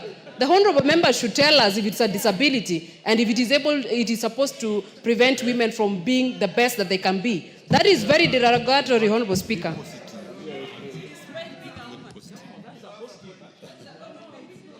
Honorable Tongoyo, I think you kindly apologize. For what, Madam Speaker? I think, no, listen, members. I'd said it's simple. It is in a positive note. Oh, Madam Speaker, what I've said, we should be able to have a positive. I would have said, despite being a lady, she had worked even in the most hardest banditry-prone areas in this country and demonstrated leadership. Hold on. Women have been known to even serve in Iraq and Afghanistan with distinction. Okay, so the fact that they are a woman is not to say that they have done so well despite being a woman. Okay. In fact, women ordinarily if it pleases do well. them, just apologize. So may it be. Just apologize. Honorable Speaker, apologize by saying that she's an outstanding woman who served this country with distinction and ability. Yes. Order, honorable members. Order, honorable members. Honorable member Chematia. Chematia, you have something to say? Mm-hmm. I want to support what Honorable Cynthia is saying, Madam Speaker. It cannot be despite. What do you mean despite? In this floor, Madam Speaker, I earn same salary with Honorable Tongoyo. It doesn't mean it is because I am despite being a woman, that is why I'm here with him. Member for Kericho.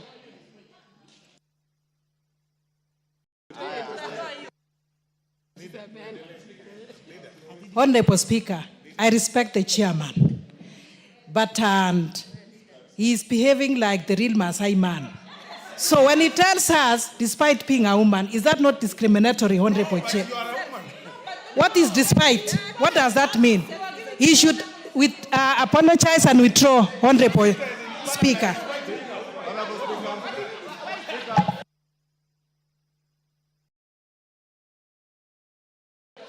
Honorable members would like to finish this topic. So Honorable Tongoyo, do apologize, or else I'll read for you the dictionary meaning. Okay. If Madam I read Speaker, for you the dictionary Madam meaning, Speaker. it's a condescending statement. Okay. So apologize. It seems to have been misunderstood. I withdraw the statement and apologize. Right? Good. Honorable Speaker, I think I should be good to proceed. No, let me proceed. Proceed, Honorable Tongoyo. I've said I withdrawn and apologized, and I should be allowed to proceed. Thank you. Yeah, it was all in good faith. Honorable Speaker, members kindly, I deserve, Honorable Speaker, to be heard in silence. Honorable Speaker, on the part of the second nominee, kindly protect me from members here. Honorable Speaker, on the part of Benjamin Juma, I'd also mentioned that this is a distinguished Kenyan who served in the Police Service Commission for close to 40 years. And just like our very gracious lady, Paris, throughout his 40 years, he demonstrated patriotism and ability to serve the service with dedication and commitment. And he has actually worked virtually also in every part of this country, to include the most hard area, even part of Lamu. And the Honorable Speaker, he really convinced the committee that when this House approves, he'll be able to bring the needed expertise and commitment to the National Police Service Commission, where is needed most. More importantly, when we are even moving toward the recruitment of the police. On the part of Professor Coletta Suda, this is a great lady also who had served this country in many capacities, including serving as even actually a PS. Also, he served as a CAS, that is the abolished Chief Administrative Secretary. And of course, in high position of leadership in this country and globally. Honorable Speaker, she is a distinguished scholar and has taught in several universities nationally and internationally. Generally, the three nominees demonstrated deep understanding of the topical issues, administrative and technical issues, touching on the governance and the role of the member of the National Police Service Commission. And they possess the requisite abilities, qualification, and experience to serve in the said capacities. Honorable Speaker, Madam Speaker, having considered their stability, their capabilities, and qualification and integrity of their nominees, during the approval hearing, the committee recommended that the House approves the nomination of all the three. And I repeat again, Ms. Paris Muthoni Kimani,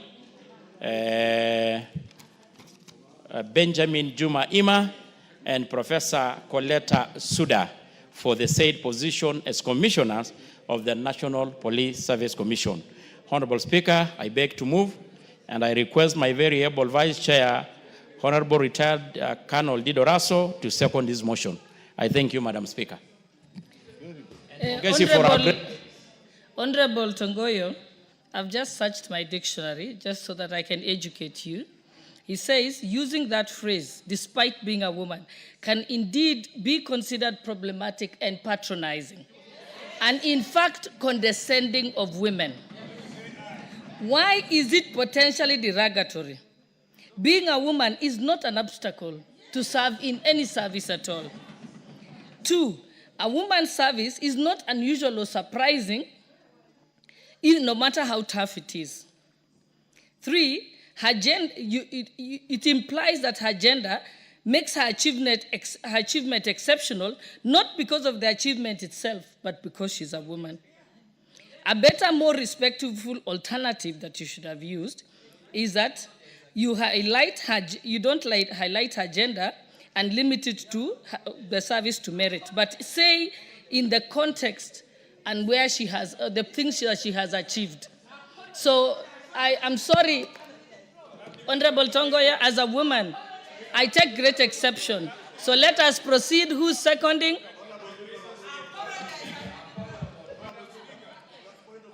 No, I will not give you a chance to clarify, Majority Leader.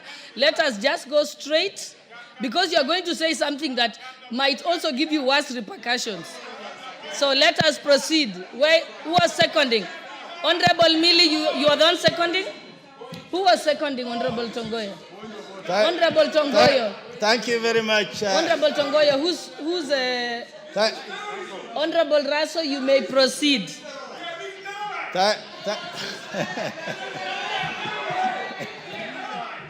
Proceed, Honorable Raso. Thank you very much, Madam Speaker. I think, Madam Speaker, the ladies in the House, they have accepted our apology. Kindly order, honorable members. Honorable members, order. Proceed, Honorable Raso. Thank you very much, Madam Speaker.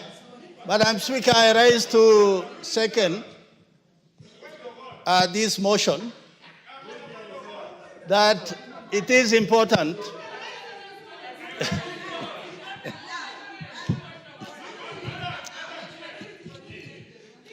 Honorable Raso, proceed. Because Honorable T.K. Kajwang, you are actually shouting from your seat. You are not requesting to appear. So proceed. Thank you very much, Madam Speaker. Madam Speaker, I rise to support this motion, and I wish to associate the good bits that my chairman has covered, particularly on these 3 nominees. Article 246, Sub-Article 2, Sub-Article A, Sub-Article Roman 2, clearly states that 2 retired senior police officers, this is Peris Mudhoni Kimani and Benjamin Jumaimai, representing the Kenya Police Service, and the other one representing the Administration Police Service. And on Roman 3, 3 persons of integrity who had served public with distinction, and in this, they are referring to Professor Koleta Suda. To that extent, this meets the constitutional threshold that is required in terms of appointing the members of National Police Service Commission.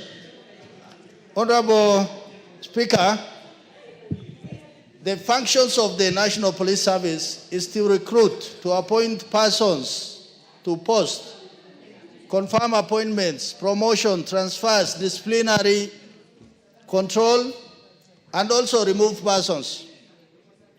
At this point in time, where we are facing a bit of difficulties as a country, that we should not look away, the work of the National Police Service Commission is cut out, particularly in the area of accountability and transparency, of us being able to address ourselves to the citizens of our country. Secondly, the issue of human rights and fundamental freedoms, that our police officers must actually not only seen, but must walk the talk. The idea of politicizing everything has come out as a result of we going down professionally as a force. And something must come out that the relationship between the National Police Service and the people of Kenya must be restored.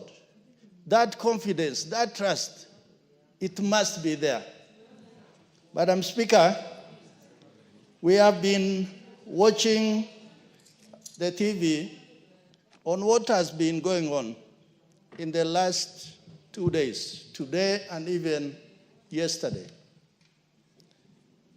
The people of Kenya must respect those who enforce the law. They put their lives on the line so that we are able to even transact in this house, so that when we are on the road, we feel safe that somebody is looking over our backs. But when we accost a young man or woman who is armed, then it means as a country we are being provocative and reckless. And this must be called by its name, that Kenyans must respect those who enforce the law, those who protect them. And on the flip side, the National Police Service Commission must take full control on discipline of their ranks and file. With those remarks, Madam Speaker, I beg to second. Honorable members, and Honorable TJ, in case you didn't know, that's called positive discrimination, and I will exercise it. Honorable members, I propose the question that, taking into consideration the findings of the Departmental Committee on Administration and Internal Security in its report on the approval hearing of nominees for the appointment as members of the National Police Service Commission laid on the table of this House on Thursday, 12th June 2025, and pursuant to the provisions of Article 246(2) and 252 of the Constitution and Sections 3 and 8 of the Public Appointments Parliamentary Approval Act, Cap 71, approves the appointment of the following nominees as members of the National Police Service Commission. 1, Ms. Peris Mudhoni Kimani. 2, Mr. Benjamin Juma Imai. And 3, Professor Coletta A. Suda. Honorable members, and just as before I sit down, I'd like to recognize the following guests who are seated in the public gallery. Kilo Junior School from Joro constituency in Nakuru County, and Migori Bunge la Mwananchi from Suna East constituency, Migori County, and I will give the opportunity to welcome our guest, the Member of Parliament for Migori County, Honorable Fatuma Mohammed. Thank you, Honorable Speaker, for this opportunity. First, I want to thank God for letting my people reach Nairobi safely. Bunge la Wananchi is from both Suna East and Suna West, and they are very active young female and male members of their assembly. Bunge la Wananchi is not just for any other purpose other than to correct the leaders. And so in their Bunge la Wananchi, all they do is to discuss their members of parliament and even a county assembly. They discuss our conduct, they discuss the maendeleo we bring to them, and it's a very active group. And I recommend that each and every county, each and every sub-county should have a Bunge la Wananchi, because all they do is to oversight their leaders. And even the finance bill, they are aware what is in the budget, they are aware what is in the finance bill, and if you happen to go against their wish, which is the wish of the Wananchi, they do correct her. So I welcome you from Migori County, and I thank you for taking your time to attend and see our assembly and see how we conduct our business here. Welcome and safe journey back home.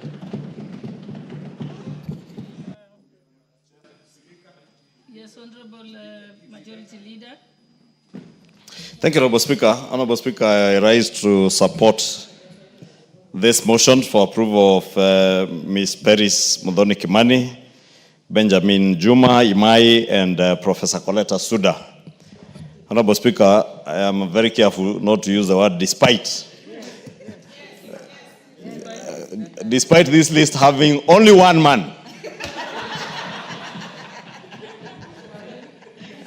I support that, Honorable Speaker, despite this list having 2 women and 1 man, and despite me being a father to girls, and knowing that we must accord equal opportunity to everybody, including our daughters and our sisters, I support this list. Honorable Speaker, many of these nominees, as has been said by the chair, who I know was slightly misunderstood, and I think is largely because of where he comes from. There are those who have the misconception that Honorable Tongoyo, coming from the Ma communities, has no regard for women. But I can ascertain and prove, Honorable Speaker, that I have known Honorable Tongoyo for the last few years, and he's also a father to a number of girls. In line with their culture, you do not count them, but he's a father to a number of them and has very high respect for women. And he was saying it on a positive note that these ladies have served in very crucial dockets. Paris Mudhoni served in the police service as a senior police officer, rose through the ranks from a junior officer to the rank of, I think her last posting was either regional or county commander. The same with Professor Coletta Suda. As has been said, she has served as a CAS, and I think at some point also as a PS in the Ministry of Education, the Higher Education Department. And Honorable Speaker, Honorable Speaker, I hear people who are inviting me to the discussion of discussing these ladies and these nominees' age. But you know the Constitution, and Honorable TJ Kajwang knows that our Constitution obligates us not to discriminate anybody on the account of either gender. That is why you had the Honorable ladies led by the distinguished member for Nandi County, Honorable Cynthia Muge, rise in her place so that nobody should be discriminated either on the basis of her age, her gender, or even her religion, Honorable Speaker. And therefore, these ladies and these gentlemen, at whatever age, they are Kenyans who have been vetted and been ascertained by the committee which the Honorable Kaluma sits in, and he's a very serious and senior lawyer. You heard him the other day when he was discussing the law of the sea, that he can tell you, even legally, he can tell you that they vetted and ascertained that these people merit to serve in these positions, Honorable Speaker, and they have very good experience. Because with age, Honorable Speaker, also comes experience. And a commission is like a board of trustees or a board of governors in a company or in an institution. And therefore, they are not the secretariat in the commission, Honorable Speaker. The secretariat has a very able young person, I think, called Lele, who is a CEO, with a very able team of young, energetic Kenyans, very productive at their prime age. And therefore, it's also good to marry that with a board or a commission that has both experience and wisdom. And I say that, Honorable Speaker, because all these officers have served in senior positions in government and out of government, and therefore have the requisite experience and wisdom to be able to guide the commission, Honorable Speaker. Honorable Speaker, in closing, and I think it's the Vice Chair who has alluded to it, we must call on this commission to ensure that they work towards completely professionalizing our police force. Honorable Speaker, yesterday the Minister or the Cabinet Secretary in charge of the Interior and National Security did pronounce himself on a number of reforms within the police service. And part of those reforms must and should be implemented or supervised, the implementation will be supervised by the National Police Service Commission. And I want to call on these nominees as they join the commission to ensure that these reforms are implemented fully, that they professionalize our police force, and support our police officers. Because Honorable Raso has said it, and I know he came from the uniformed forces. These are men and women who give their lives to the service of our nation. In other jurisdictions, Honorable Speaker, and many of you who travel outside sea, that those who have served in the military, those who have served in the police forces in their jurisdictions, are accorded very high respect, but even in retirement, not just when they're in service. You see, when you go to the US, they don't even queue in banks or at airports, those who have served in the military or in the disciplined forces. Why is it, Honorable Speaker, that for us we do not treat our servicemen and women with the same honor and dignity, yet we expect the same in return, Honorable Speaker? If we expect to be treated with courtesy, with honor, and with respect by our uniformed officers, let us also treat them with the respect and honor that comes with the offices that they serve in, Honorable Speaker. These are the officers who are salute at you, Honorable Speaker, and me and everybody else as we pass them in the streets. Many of us never bother to take our time to even know how they are doing, Honorable Speaker. And they are Kenyans like every other Kenyan, Honorable Speaker. Therefore, allow me also, Honorable Speaker, to take this opportunity. As much as we condemn excessive use of force by any officer, Honorable Speaker, and Honorable Speaker, to state that whatever happens, Honorable Speaker, in a country that has the rule of law at the core of its operations, Honorable Speaker, is something that this House must pay attention to, Honorable Speaker. And Honorable Speaker, even or in spite or despite of the sad happenings of the death of Albert Ojwang, Honorable Speaker, I must commend the police that they have done their work to ensure that those who are responsible are brought to book, Honorable Speaker. Because that is how civilized nations work. That is how civilized democracies work. That you allow investigative agencies to do their work, take action against those who are seen to have been involved in one way or the other in breach of the law, Honorable Speaker. But also in the same light, Honorable Speaker, even as we condemn the excesses of a number of officers, because it is not all officers, Honorable Speaker. It is a few officers. Just like, Honorable Speaker, even in this House, we are not all angels. There are many of us who have our own shortcomings. And therefore, in every institution, Honorable Speaker, even within the police force, there are officers who will have excesses, and the law must be allowed to take its course, Honorable Speaker. But that must never be a justification that if an officer or two have exceeded the expectations of the public, Honorable Speaker, for us as members of the public to take the law into our hands, because that will be courting disaster and chaos in the country. I have seen activists in the streets, Honorable Speaker, touting policemen, an armed police officer, and you are touting them. I saw somebody, Honorable Speaker, the other day in Nakuru, brandishing a machete at an armed police officer, and I must take this opportunity, Honorable Speaker, to commend that officer in Nakuru, who was being taunted with a panga. His life would have been at risk, or the lives of other Kenyans, but he maintained his cool. That is the kind of spirit we want to see, Honorable Speaker. But we must also speak to our people. We must also speak to the public that let us also treat our policemen and women with respect, with honor, and with the dignity that they deserve. Honorable Speaker, it is said, Honorable Speaker, that if you want to know the cost of education, try ignorance. If you want to know the cost of chaos, Honorable Speaker, allow, Honorable Speaker, everybody to roam the streets and do what they want and withdraw the police from those streets any day. Whether they are people picketing, whether they are demonstrators, whether they are mobilized looters, like we have seen, Honorable Speaker, in the recent past, what we are seeing being described as demonstrations are organized groups of goons, Honorable Speaker. Yes. Organized groups of goons. And you know, shamelessly, I had a leader purport that even the cars that were burnt last week were nowhere in the register of vehicles at NTSA. And I want to dare the former deputy president. It is okay to go and incite people on vernacular radio, but you must have the decency to adduce evidence of every allegation and claim that you make. Otherwise, you continue to exhibit the sort of ignorance that you served within office, even when you're out of office, Honorable Speaker. Kenyans witnessed those cars being burnt down. It only took me 5 minutes, Honorable Speaker, to be able to check.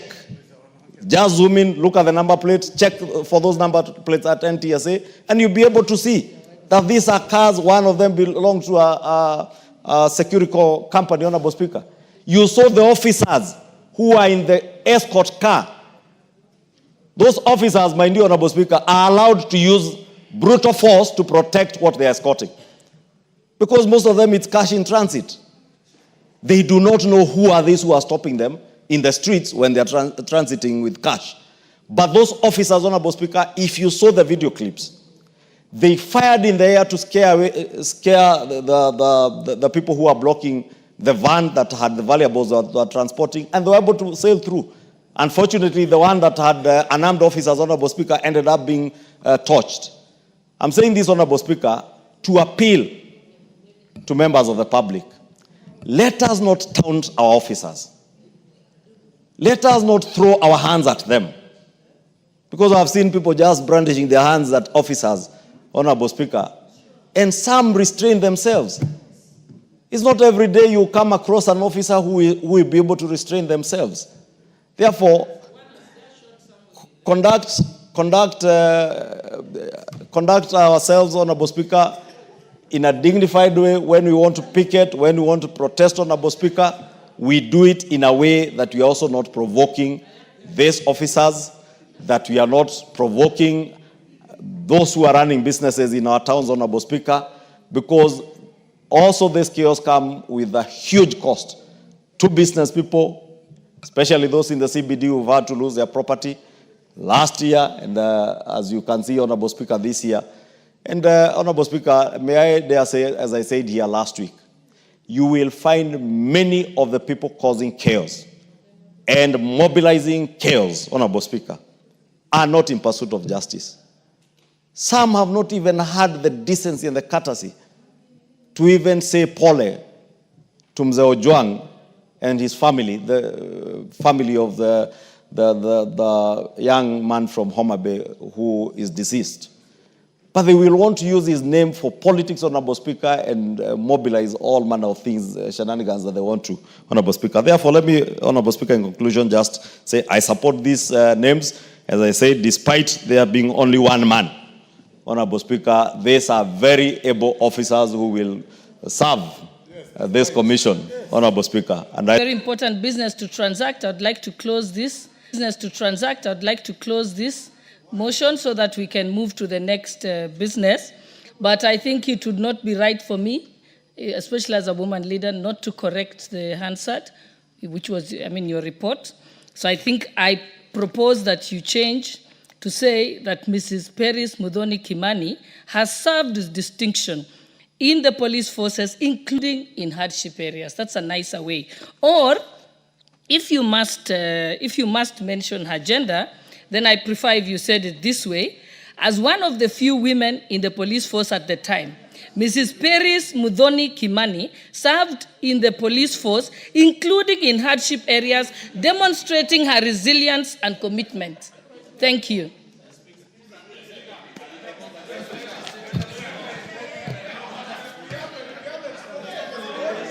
You want to speak?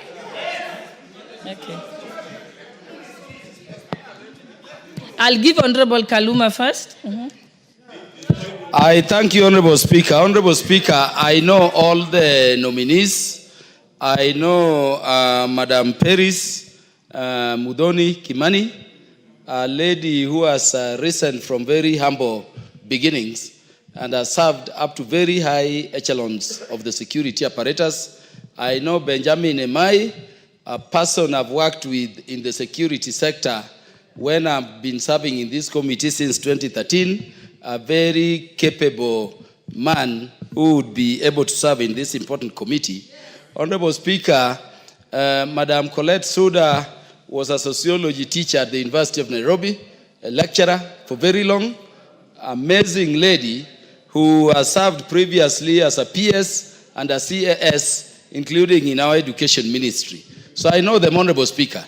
Honorable Speaker, the emphasis I wanted to make is that we have a team of nominees here, Honorable Speaker, who will stand for the functions and roles of the National Police Service Commission.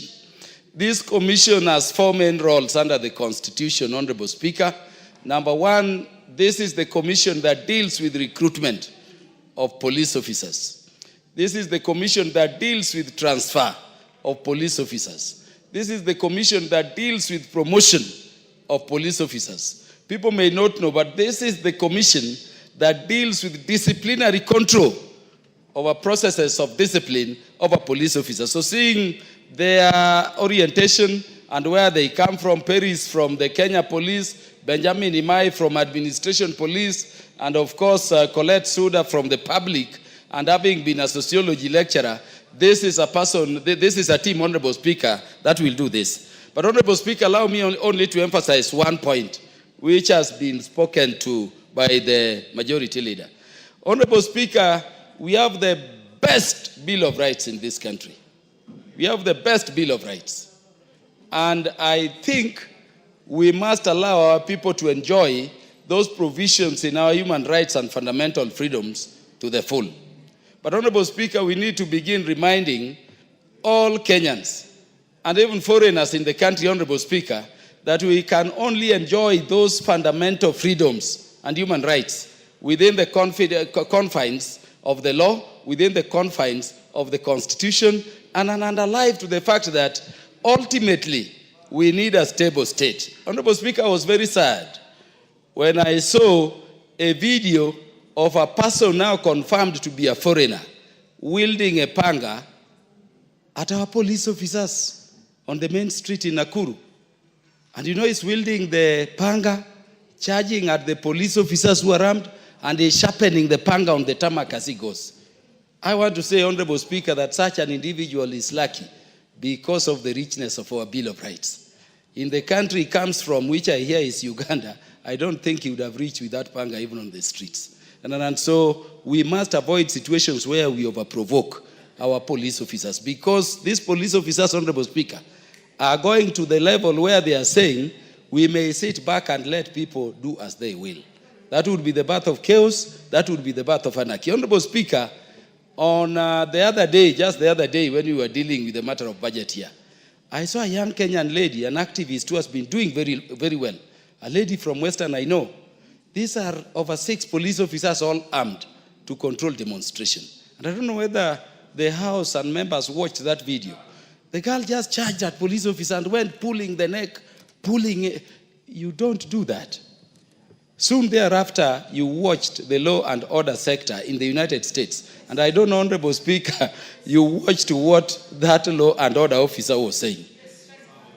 You abuse our police officers, you will go to jail, but you pass through hospital. You spit on our police officers, you will go to jail, but you will pass through hospital, because our dogs, our beautiful dogs, will bite you. You touch the body of our police officers. He said, your relatives will be called to pick the remains, your remains, wherever they are. I'm not saying we should go to that extreme, but I see a challenge where we must, Honorable Speaker, begin thinking of how we can enjoy these fundamental freedoms while aware they have limits, and while aware these police officers, if they avoided keeping law and order, there is a problem. That is not to say our police should behave. Indeed, those ones who misbehave must be held accountable in the manner we are doing this otherwise, and expeditiously. And Honorable Speaker, that will be the reason as to why we are sending this gentleman and these great ladies of Kenya to go and deal with disciplinary control. And when they go, if they will be approved, let them balance the scales to allow our police officers to act while allowing Kenyans also to enjoy human rights and fundamental freedoms without fear or favor. I thank you, Honorable Speaker, and I support Okay, there are people on this side who have their hands up. I just want to make sure if you could speak kindly for 3 minutes so that we close this matter. So, Honorable TJ, are you still interested? You look like you've zoned off. Honorable Member for Ndiwa, and then I'll come to you, Honorable Loundo, and I'll come to you. Thank you, Speaker. Madam Speaker, thank you so much. People who requested to actually contribute were I rise to support these nominees. Actually, one of them is from my constituency. Coletta Suda worked very well as a PS. So as much as we recommend their appointment, Madam Speaker, there is a problem in the police force that they must address. Police service, yes. I hope it will translate to that and be seen. This is one area we spend 1.3 billion every year. So these individuals have their job cut so that they can transform this into accountable, transparent, professional, and disciplined police service. Madam Speaker, today we were watching young people on the streets, the capital of Nairobi, with the rungus. This is a country that is well respected, and such scenes are not welcome. So as their job relates to recruitment, which we always have a problem with, I hope they will strengthen that. The issue of promotion. Madam Speaker, some police officers take years and years before they can be promoted. I hope they will address that squarely as well. The issue of discipline, transfers, but more so capacity building, that a police officer can know that the only document that guides them is the rule of law, not powers from above, not instructions from above. These are the capacities that we need to have our officers in. After saying that, Madam Speaker, the three individuals are up to the task, and I wish them well. I ask members also to approve them so that they can get to work. Thank you, Madam Speaker. I support. Honorable Owunda. Thank you, Honorable Speaker. Allow me also to join in supporting the report of the committee in their proposals to appoint the three Kenyans, Peris Mudhoni Kimani, Benjamin Juma Imani, and Professor Koleta A. Suda. Regardless the fact that the gender rule has not been complied with, but since our ladies have been very passionate about it, It's 1/3. yeah, we will. So that meets it. 1 of 3 is 30%. Okay, fine. Let us not lose focus. Honorable Speaker, when we inaugurated the new constitution, it gave us a very elaborate Bill of Rights coming out of repressive regimes over the past year since independence. And at the center of any democracy is the law enforcement agencies.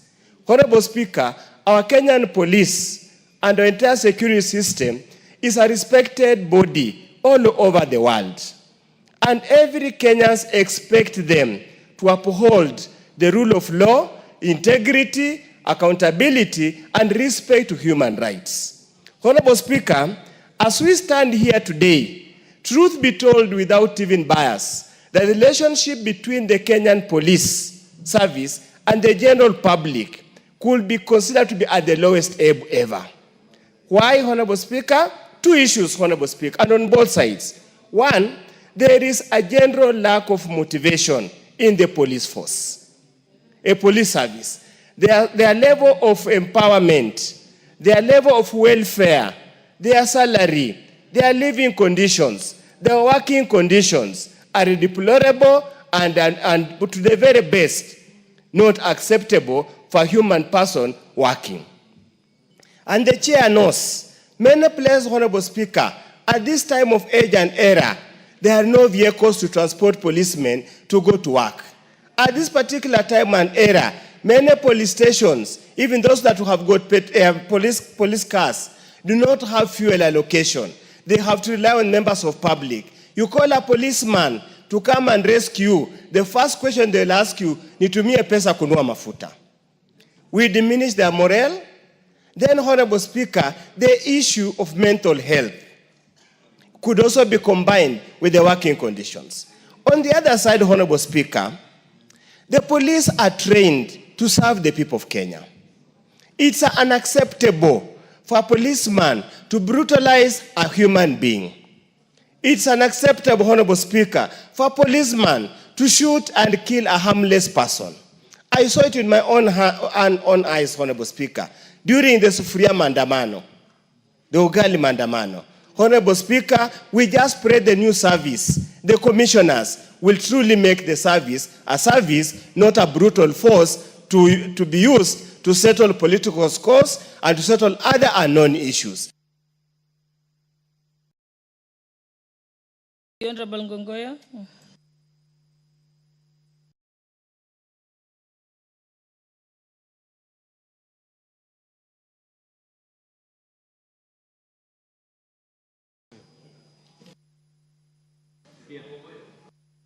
I said Ngogoyo. Oh, they were giving you? No, Ngogoyo. Thank you, Madam Speaker. Madam Speaker, I rise to support the 3 individuals that were vetted by the committee to be members of the National Police Service.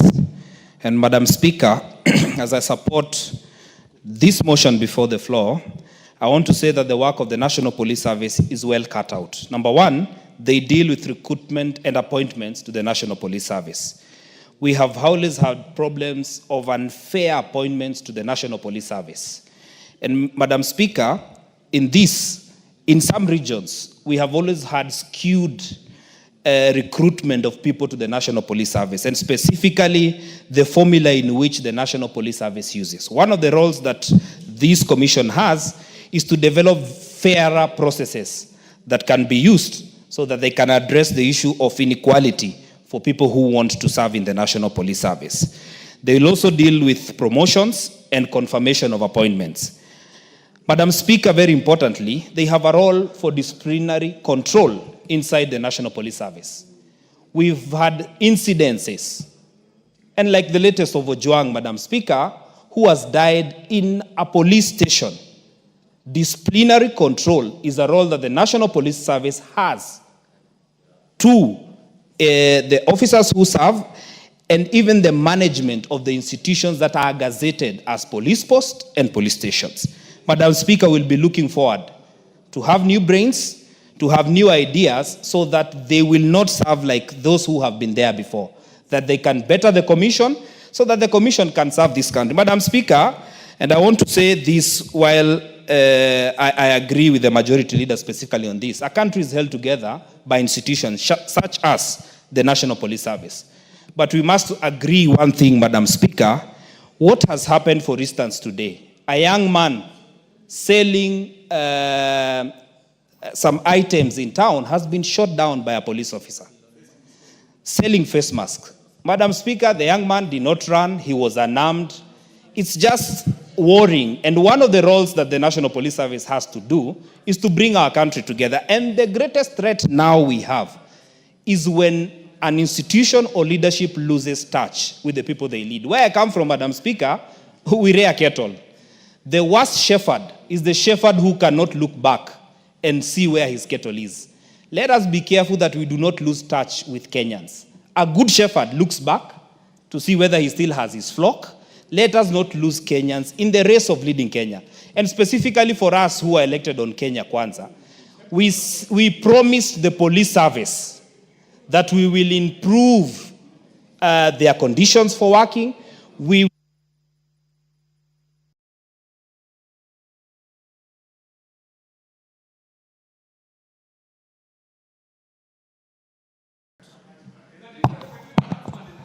So I want to say, Madam Speaker, that as I conclude, the Kenya Kwanza administration promised 3 things. 1, their remunerations, their conditions for working, and their benefits, majority of which have not been met up to date. The current National Police Service, as we approve them, and I agree, they are competent individuals,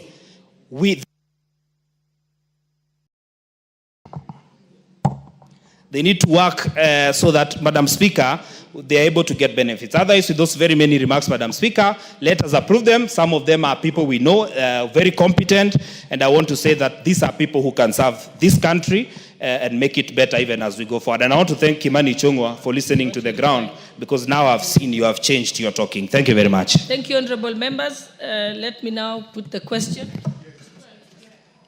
Honorable, you reply first. Sorry.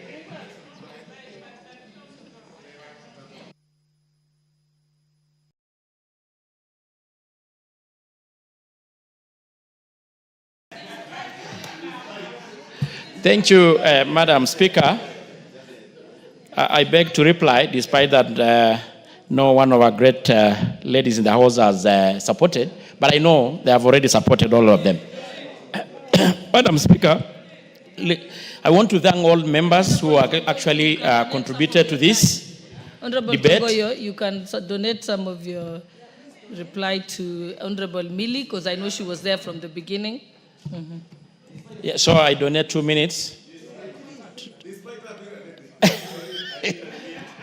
Sorry? Okay, Irene, 2 minutes, Millie 2. Then. Thank you, Honorable Chair.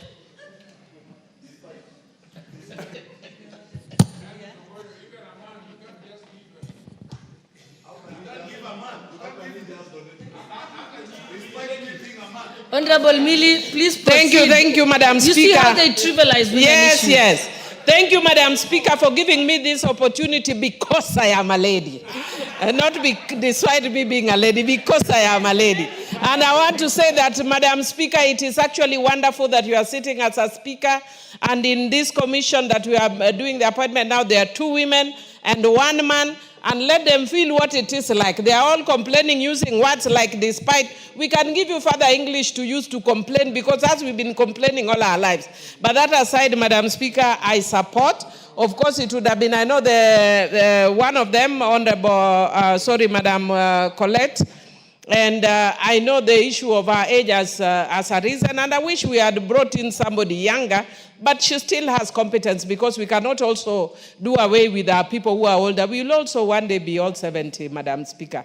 But having said that, Madam Speaker, I think members have spoken to this, but I'll also just say that yes, we need to respect our police, but our police need to restrain themselves as well. Just now, a young man has been shot dead. It is very unfortunate because the police have a higher duty of care, just the way we as members of parliament. We are abused daily. We are even attacked physically, but we restrain ourselves.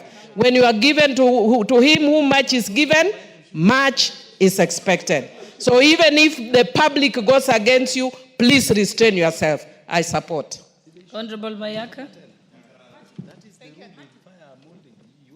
Thank you, Honorable Speaker. Honorable Speaker, I also stand to support these particular nominees.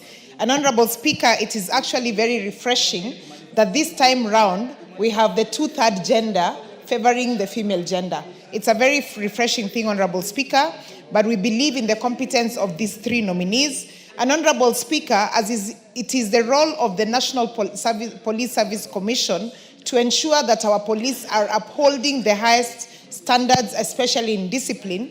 It is just to also join my colleagues in actually condemning the fact that we had a young man shot today because he was selling mass, he was not armed. And we'd just like to urge our police, Honorable Speaker, to exercise restraint. It is very important for them to do that, Honorable Speaker, and we are here to support and ensure that they are actually getting the best people to help them to be able to strive to the highest excellence of discipline. With those few remarks, Honorable Speaker, I do support. I thank you. Honorable Tangoyo, close, Chair. Thank you, Madam Speaker. Once again, I want really to appreciate all members in this House who had actually contributed to this motion and supported. Madam Speaker, as I said earlier, the 3 nominees that we are approving this evening to join the National Police Service, I've got a lot of confidence in them. There are people who have demonstrated already high level of competence. And Madam Speaker, I know their work is well cut off. The recruitment is just around the corner. And yes, Honorable Millie, what's your point of order?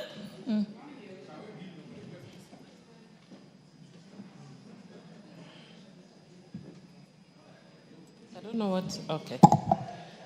Madam Speaker, it would be, Madam Speaker, it would be careless on my part if I don't say that I've just learned that actually the young man that I'm talking about, I'm being told, is again from Homa Bay and from Suba.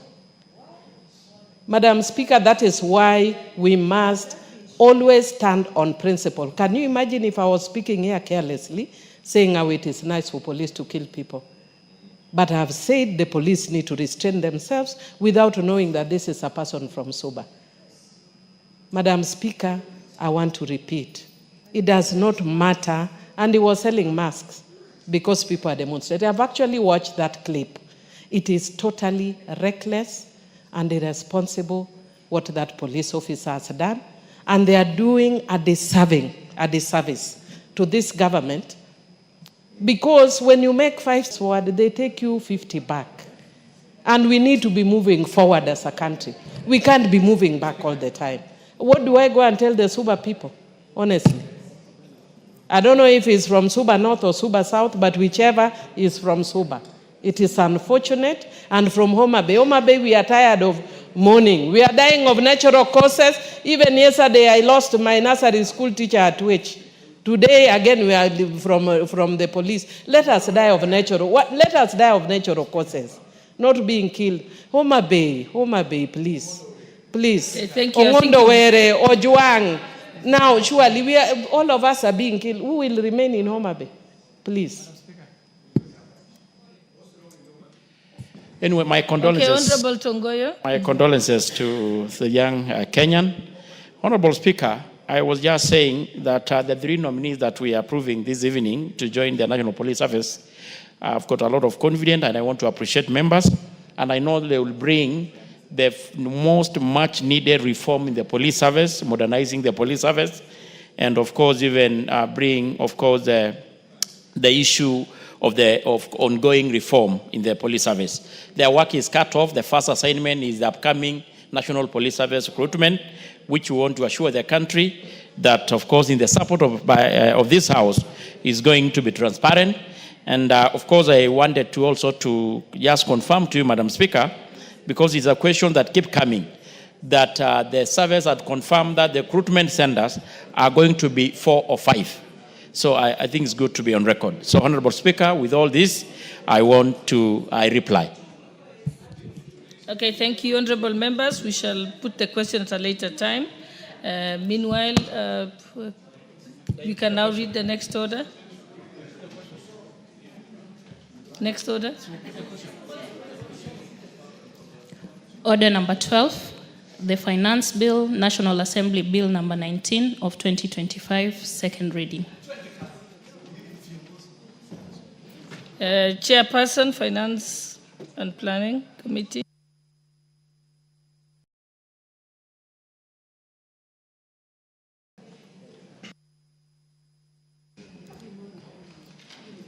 Thank you, Madam Speaker. Madam Speaker, I rise to move the Finance Bill, National Assembly Bill number 19 of 2025, be now read the second time. Honorable Speaker, for the last 32 days, my committee, that of the Finance and National Planning Committee, has dutifully and diligently discharged its mandate in accordance with Standing Order number 245 through a comprehensive review and a consideration of the Finance Bill of 2025. Honorable Speaker, these men and women have had to work even during weekends and holidays, usually from 9 a.m. all through midnight, every single day, traversing 20 different counties of this great republic to ensure that this House has a comprehensive report on this bill. Honorable Speaker, the task now rests with this House to dutifully deliberate on the committee's report and the proposed tax measures with a view to ensuring that this country has a prudent balance between revenue mobilization and expenditure obligations. It is our collective responsibility to ensure that the bill supports sustainable economic growth while remaining responsive to the needs of the people. Honorable Speaker, unlike previous finance bills presented to this House, the Finance Bill of 2025 is not merely a revenue-raising tool, but a vital policy-making instrument that is reforming the broader tax landscape. Its central focus is to enhance tax revenue collection through strategic administrative reforms and improve taxpayer compliance, rather than by introducing new taxes. The bill proposes the simplification of existing tax laws to make them clearer, more predictable, and accessible to all taxpayers. This simplification includes consolidating overlapping provisions and eliminating outdated or redundant clauses that continue to burden the current legal framework. Honorable Speaker, the Finance Bill embodies the government's commitment to modernizing tax administration and fostering a culture of trust and cooperation between the Kenya Revenue Authority and its citizens. It introduces a range of policy measures designed to strengthen the efficiency of revenue collection, including the use of technology, improved data analysis, and risk-based audits. These reforms are aimed at curbing tax evasion, expanding the tax base, and ensuring that all eligible taxpayers contribute their fair share of tax. Mr. Speaker, the decision by the Committee on the Finance Bill 2025 is anchored in a well-established framework and past legislative measures. Since the enactment of Finance Act of 2023, the committee has operated under a consistent set of guiding principles and policies that have shaped its review of various tax measures, including the Finance Bill of 2024, the Tax Laws Amendment Act of 2024, the Business Laws Amendment Act of 2024, the Tax Procedures Amendment Act of 2024, the National Tax Policy, and as the overarching framework, together with the medium-term revenue strategy, which has been very central to these efforts. These policies, Honorable Speaker, aim to ensure predictability and sustainability within the tax system, thereby fostering a more environment for business. Mr. Speaker, since the enactment of the Finance Act of 2024, this House approved a series of tax measures aimed at achieving specific revenue targets that support fiscal sustainability. The Finance Act of 2022 had a projected revenue of 22 billion shillings. The Finance Act of 2023, 211 billion shillings. The Finance Bill of 2024 had intentions to raise 344 billion shillings. The Tax Laws Amendment Act now 2024, 49 billion shillings. But the Finance Bill of 2024, only 24 billion shillings. Therefore, Mr. Speaker, through the rationalization of tax incentives, improved compliance, and ongoing legislative reforms, the government projects to generate an additional 24 billion in revenue for the 25-26, underscoring the commitment to building a fair, transparent, and efficient tax system. Mr. Speaker, after reviewing the Finance Bill of 2025, the committee proposed a series of amendments aimed at enhancing the efficiency of the country's tax framework. In its deliberations, the committee carefully considered stakeholder submissions along with the strategic guidance provided by the medium-term revenue strategy and the national tax policy. Further, Honorable Speaker, the Pigovian taxing principle, Honorable Speaker, one of the works of the great British economics Arthur Cecil Pig, Honorable Speaker, are also reflected in this bill. Measures such as maintaining tax exemption for renewable energy products and electric mobility companies, Honorable Speaker, correct negative externalities. By rewarding consumable practices, this aligns with Kenya's commitment to climate change under the Paris Agreement and Vision 2030. Mr. Speaker, many of the proposals draw from the Keynesian fiscal stimulus principle, which argue that for proactive government intervention to spurring aggregate demand during times of economic slack, Honorable Speaker, by incentivizing sectors such as housing, green energy, and manufacturing, this bill aims to create jobs, increase household incomes, and drive long-term economic growth while preserving fiscal discipline. As Richard Musgrave said in his book, The Theory of Public Finance in 1959, public finance is not just about raising revenue, but about shaping the economy and the society we, the just people of Kenya, want. Further, Mr. Speaker, the primary objective of the constitution of this bill is guided by stakeholder input with the views of Kenyans and established policy frameworks, which was to streamline tax expenditures, reduce revenue leakage, and promote fairness through targeted tax incentives aligned with the national development goals. In addition, Honorable Speaker, the amendments proposed by the committee aim to enhance predictability and stability within the tax regime, critical factors in fostering a conducive and competitive business environment that support long-term investment and effective economic planning. A consistent and transparent tax framework empowers investors to make informed, long-term decisions with greater confidence by reducing the uncertainty often associated with frequent and predictable legislative changes. Honorable Speaker, the committee conducted extensive public participation and, based on the views received, proposed far-reaching amendments to the bill while also expressing support for certain provisions as originally drafted. Clause 2 of the Finance Bill, Honorable Speaker, under the definition of software, includes both the software itself and its distribution within the meaning of royalty. The committee observed that the distribution of software does not, by itself, constitute a royalty-generating activity, and therefore, including it in as such could lead to unintended tax implications for distributors. In line with international best practice and OECD guidelines, and to safeguard the interests of stakeholders and Kenyans operating the sector, the committee recommended the deletion of the phrase and includes distribution of software from the definition. This amendment seeks to provide clarity amid misinterpretation and ensure a fair, accurate tax framework for software-related transactions. Clause 4 of the Finance Bill proposes a cleanup of the amendments introduced under the Tax Amendment Act of 2024, which exempted all pension payments, including lump sum withdrawals, from income tax.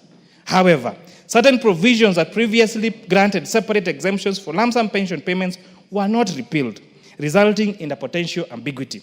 To address this bill is seeking to repeal these redundant provisions and related exemptions. The committee supported this proposal, noting that the amendment enhances clarity and affirms that all pension payments, and I mean all pension payments, whether received as a lump sum or monthly, are fully exempt from income tax as originally intended. Clause 6, which proposes to remove the Kenya shillings 5 million threshold for the significant economic presence tax, was carefully considered by the committee. The committee observed that the existence of the threshold creates loopholes for revenue leakage, particularly because non-resident entities or individuals are not required to file tax returns. This is making it difficult for the Kenyan Revenue Authority to verify compliance. As a result, KRA is unable to confirm whether the threshold has been met and therefore hindering effective enforcement. To address this challenge, the committee supported the proposal to remove the significant economic presence tax threshold altogether as a means of enhancing compliance and reducing opportunities of tax avoidance. Clause 8A, 5 and 6, which pertains to tax deductions for the construction of stadia. The committee welcomes the proposal as a progressive step that aligns the government's agenda of promoting sports infrastructure and youth development across the country. Investing in modern sports facilities not only supports talent development, but also fosters social cohesion, community engagement, and economic activity through sports tourism and related enterprises. However, the committee raised concerns over the proposal to delete the provision that allows tax deduction for sponsorship of sports activities. The committee noted that this move would likely discourage private sector involvement in sports sponsorship, which has been instrumental in nurturing athletes, supporting local teams, and elevating Kenya's profile on the global sports stage. Retaining this incentive is in line with the government's broader objective of better bottom-up economic transformation agenda, which prioritizes youth empowerment, job creation, and expanding opportunities in creative and sports industries. As such, the committee recommends that the provision of sports sponsorship be retained to ensure continued collaboration between the public and the private sector in driving growth and excellence in the sports of this country. Honourable Speaker, it has been very interesting to note the growth of our sports sector and especially the love Kenyans are having for our local teams, Honourable Speaker. And this particular, both provisions of allowing private sector to invest inside and making it an investment deduction on their income tax and sponsoring these sporting activities is a great step to ensuring that we further enhance our local sports. And hopefully, we'll be able to fill in our stadium and watch our television sets as much as we watch small teams like Arsenal play, Honourable Speaker. Clause 8B1, which proposes to amend the Income Tax Act to allow interest deductions on mortgages taken for the construction of a residential house, was reviewed by the committee. The committee noted that under the current legal framework, such deductions are typically limited to mortgages used for the purpose of purchasing of a primary residence, with no express provision permitting deductions for home construction. This gap in law has excluded individuals who opt to construct their own homes from benefiting from mortgage interest relief. To address this bill seeks to explicitly include mortgage interest deductions for residential construction, thereby reducing the tax burden for individuals financing home construction. The committee supported this proposal, noting that it promotes fairness and encourages investment in home ownership. Honourable Speaker, the role of taxation is not to punish wealth, but to fund the common good and correct the market blind spots. Clause 8C and D, which proposes to introduce a time limit on the carry forward of business losses, was carefully considered by the committee. Currently, businesses may carry forward losses indefinitely, yet they are only required to retain records for 5 years. This creates verification challenges. To address this, the bill is proposing a 5-year cap. However, after listening to stakeholders, the committee amended the proposal to allow for an additional 5 years extension upon application and approval. This approach balances administrative efficiency with business flexibility. It aligns with public finance principle of time consistency and fair tax policy as outlined by Richard Musgrave, and by reducing abuse of indefinite carry forwards and promoting simplicity, predictability, and equity in tax systems. Clause 16 introduces a withholding tax on payments to non-resident ship owners. This proposal was supported by the committee as a strategic move to enhance tax compliance and revenue collection from foreign entities that operate in Kenya without a physical presence in Kenya. This measure reduces dependency on self-reporting and ensures earlier and more reliable tax remittances through withholding at source. The committee noted that with proper implementation of guidelines and digital systems, the measure can be administered effectively and fairly. It aligns with the benefit principle of taxation, which holds that those who benefit from operating in a particular market should contribute to its tax base.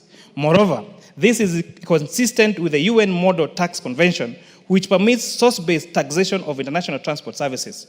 This reinforces Kenya's commitment to a fair, modern, and globally aligned tax system. Clause 26E, which addresses the taxation framework for special economic zones, proposes to limit tax incentives strictly to licensed SEZ developers, operators, and enterprises, rather than extending these benefits broadly across all entities within the zone. The committee observed that the current approach has enabled excessive access to incentives, which in some instances has been abused, resulting in high fiscal costs without commensurate economic activity. The proposed adjustment seeks to align with broader policy objectives of reducing tax-based erosion and profit shifting, while promoting fairness, neutrality, and targeted support within the tax system. The committee supported this proposal, noting that a more focused incentive structure will enhance accountability and ensure that the intended beneficiaries are those generally contributing to the economic objectives of the SEZ framework. Honorable Speaker, Clause 27, which proposes to remove the provision of the Income Tax Act that grants a special accelerated investment deduction of up to 100% for capital investments located outside Nairobi and Mombasa. This deduction currently allows businesses to claim substantial tax relief on qualifying capital expenditures such as building machinery and industry equipment. However, Mr. Speaker, the committee expressed concern that removing this incentive could discourage investment in regions outside the two major urban centers. The accelerated deduction has been a deliberate policy tool to promote equitable regional development, industrial decentralization, and job creation in undeserved areas. Eliminating it may inadvertently widen regional disparities, slow down infrastructure expansion, and hinder government's efforts under a better agenda, which prioritizes inclusion in economic growth across all counties. Clause 28, Honorable Speaker, is providing for incentives for companies that are going to be certified by Nairobi International Financial Center Authority, where an investor who invests 3 billion shillings will get 15% preferential income tax rate for the first 10 years and 20% for the subsequent 10 years. But however, there is a provision, Honorable Speaker, that they must have a particular percentage of their senior management being Kenyans, Honorable Speaker. For startup, they're going to get a preferential income tax rate of 15% for the first 3 years and a 20% preferential tax rate for the subsequent 5 years. Honorable Speaker, this particular provision will lead to increased foreign attraction of foreign direct investments, grow our manufacturing as a percentage of GDP, Honorable Speaker, and most importantly, attract fintech companies into this country, Honorable Speaker. We have seen Kenya taking a lead in fintech business, Honorable Speaker. Even during COVID and post-COVID, when all the other sectors of the economy were contracting, we have seen financial services sector continue to grow. We must make Kenya the hub of financial services growth across the globe, Honorable Speaker, and especially across Africa. As you notice, Honorable Speaker, next week, I will be tabling a report on virtual assets providers bill that will make Kenya the 4th country in Africa to provide a legal framework for trading in virtual assets. And these are cryptos, bitcoins, and virtual assets, and blockchain technology, Honorable Speaker. And if the Honorable House passes this particular law, Honorable Speaker, we are going to see a lot of these institutions set up based in Kenya and operate in the rest of Africa, Honorable Speaker. However, Honorable Speaker, Clause 28B, 2, and 3, which proposes to eliminate the preferential 15% corporate tax rate extended to companies involved in local assembly of motor vehicles and those undertaking the construction of at least 100 residential housing units, was carefully reviewed by the committee. After comprehensive consultations with stakeholders and members of the public, the committee resolved to reject the proposal. The committee recognized that this lower tax rate is a crucial policy tool in supporting strategic sectors that play a significant role in job creation, industrial growth, and addressing the national housing deficit.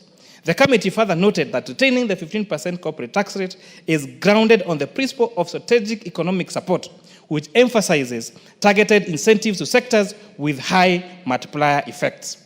These incentives, Honorable Speaker, are well aligned with modern industry policy thinking, such as Jun Chang's theory of the development state, which advocates for state-led support to build competitive industries, and Michael Porter's cluster-based approach, which promotes the growth of sectoral ecosystems through focused policy and fiscal incentives. Supporting local vehicle assembly, Honorable Speaker, and affordable housing not only inspires direct employment, but also stimulates auxiliary industries, supports chains and service providers, and creates a broader economic impact. Therefore, Honorable Speaker, maintaining this incentive ensures that there is policy certainty. It strengthens investor confidence and sustains momentum in key sectors that are central to Kenya's industrialization and inclusive economic development agenda. Clause 34, Honorable Speaker, is proposing to remove the word taxable from the relevant provisions, which was considered by the committee in the context of strengthening the tax administration. The committee observed that this amendment is intended to mandate the issuance of tax invoices for both taxable and exempt supplies, thereby addressing existing challenges in the accurate determination of total turnover. It also aligns with the current requirement under ETIMS, which mandates invoicing for all transactions, except where specifically exempted under the Tax Procedures Act, Cap 469B. The committee supported the proposal, noting that it will enhance transparency, it will improve record keeping, and contribute to more effective and consistent tax enforcement across all sectors of the economy. Clause 36 and 37, which sought to reclassify certain suppliers from zero-rated to exempt status, were thoroughly scrutinized by the committee. The affected items included local assembly and manufactured mobile phones, electric buses, motorcycles and electric bicycles, lithium-ion and solar batteries, raw materials for production of fertilizer and animal feeds, and bioethanol vapor stoves classified under HS code 1200.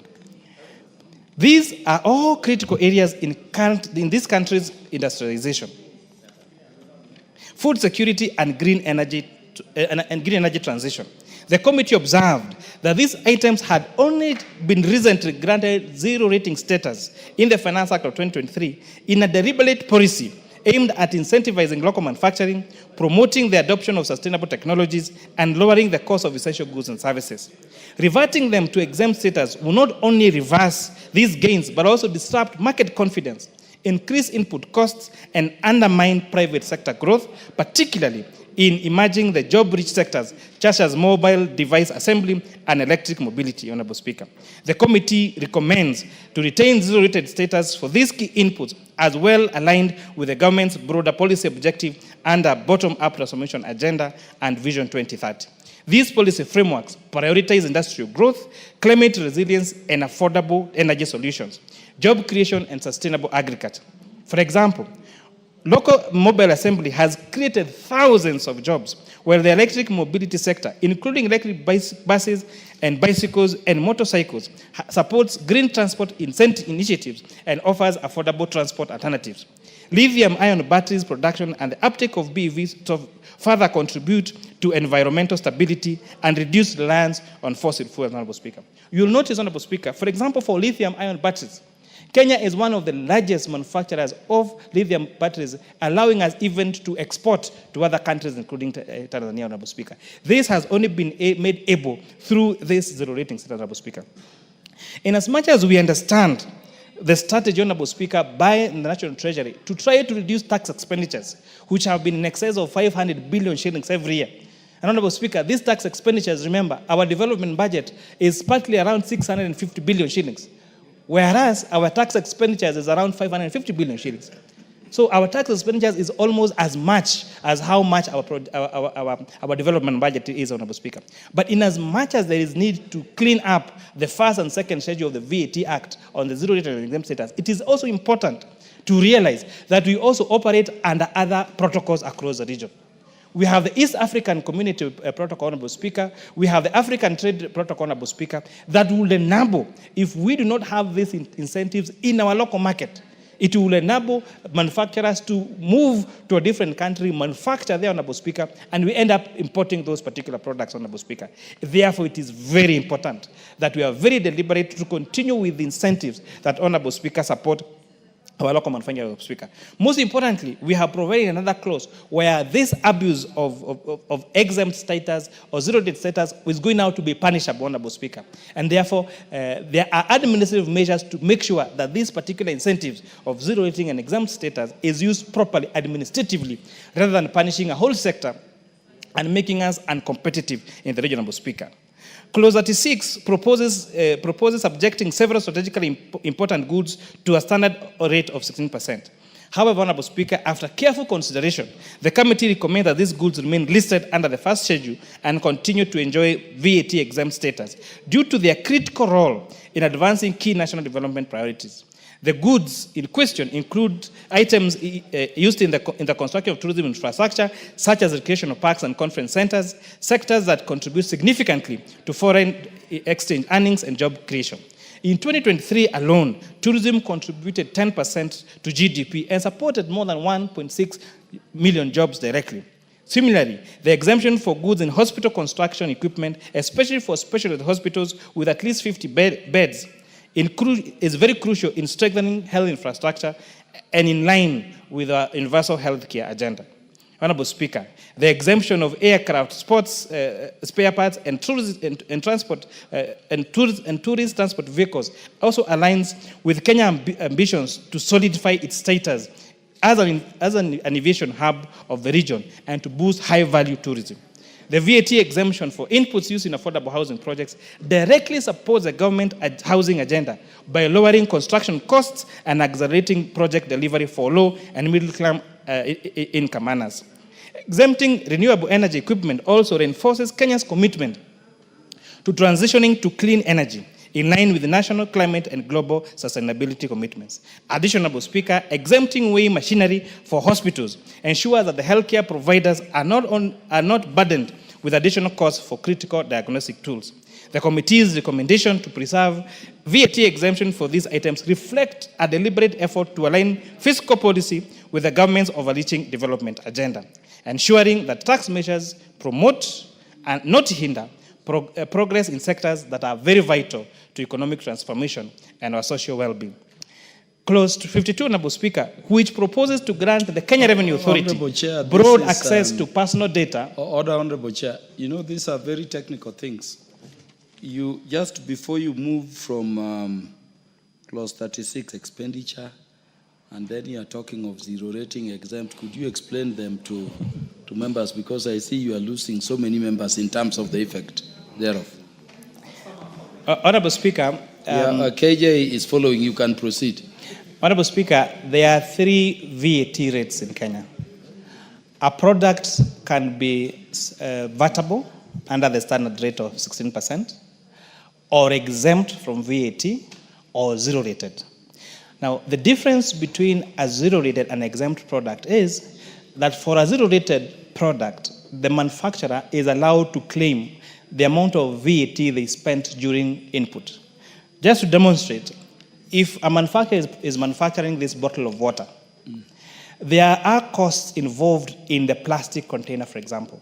There are costs involved in the electricity bill that are vatable in manufacturing of this bottle. And therefore, the final outcome of this, like water, is vatable. So that means that when it is zero, if this product was zero rated, then the manufacturer is allowed to claim the amount of tax they spent on their inputs.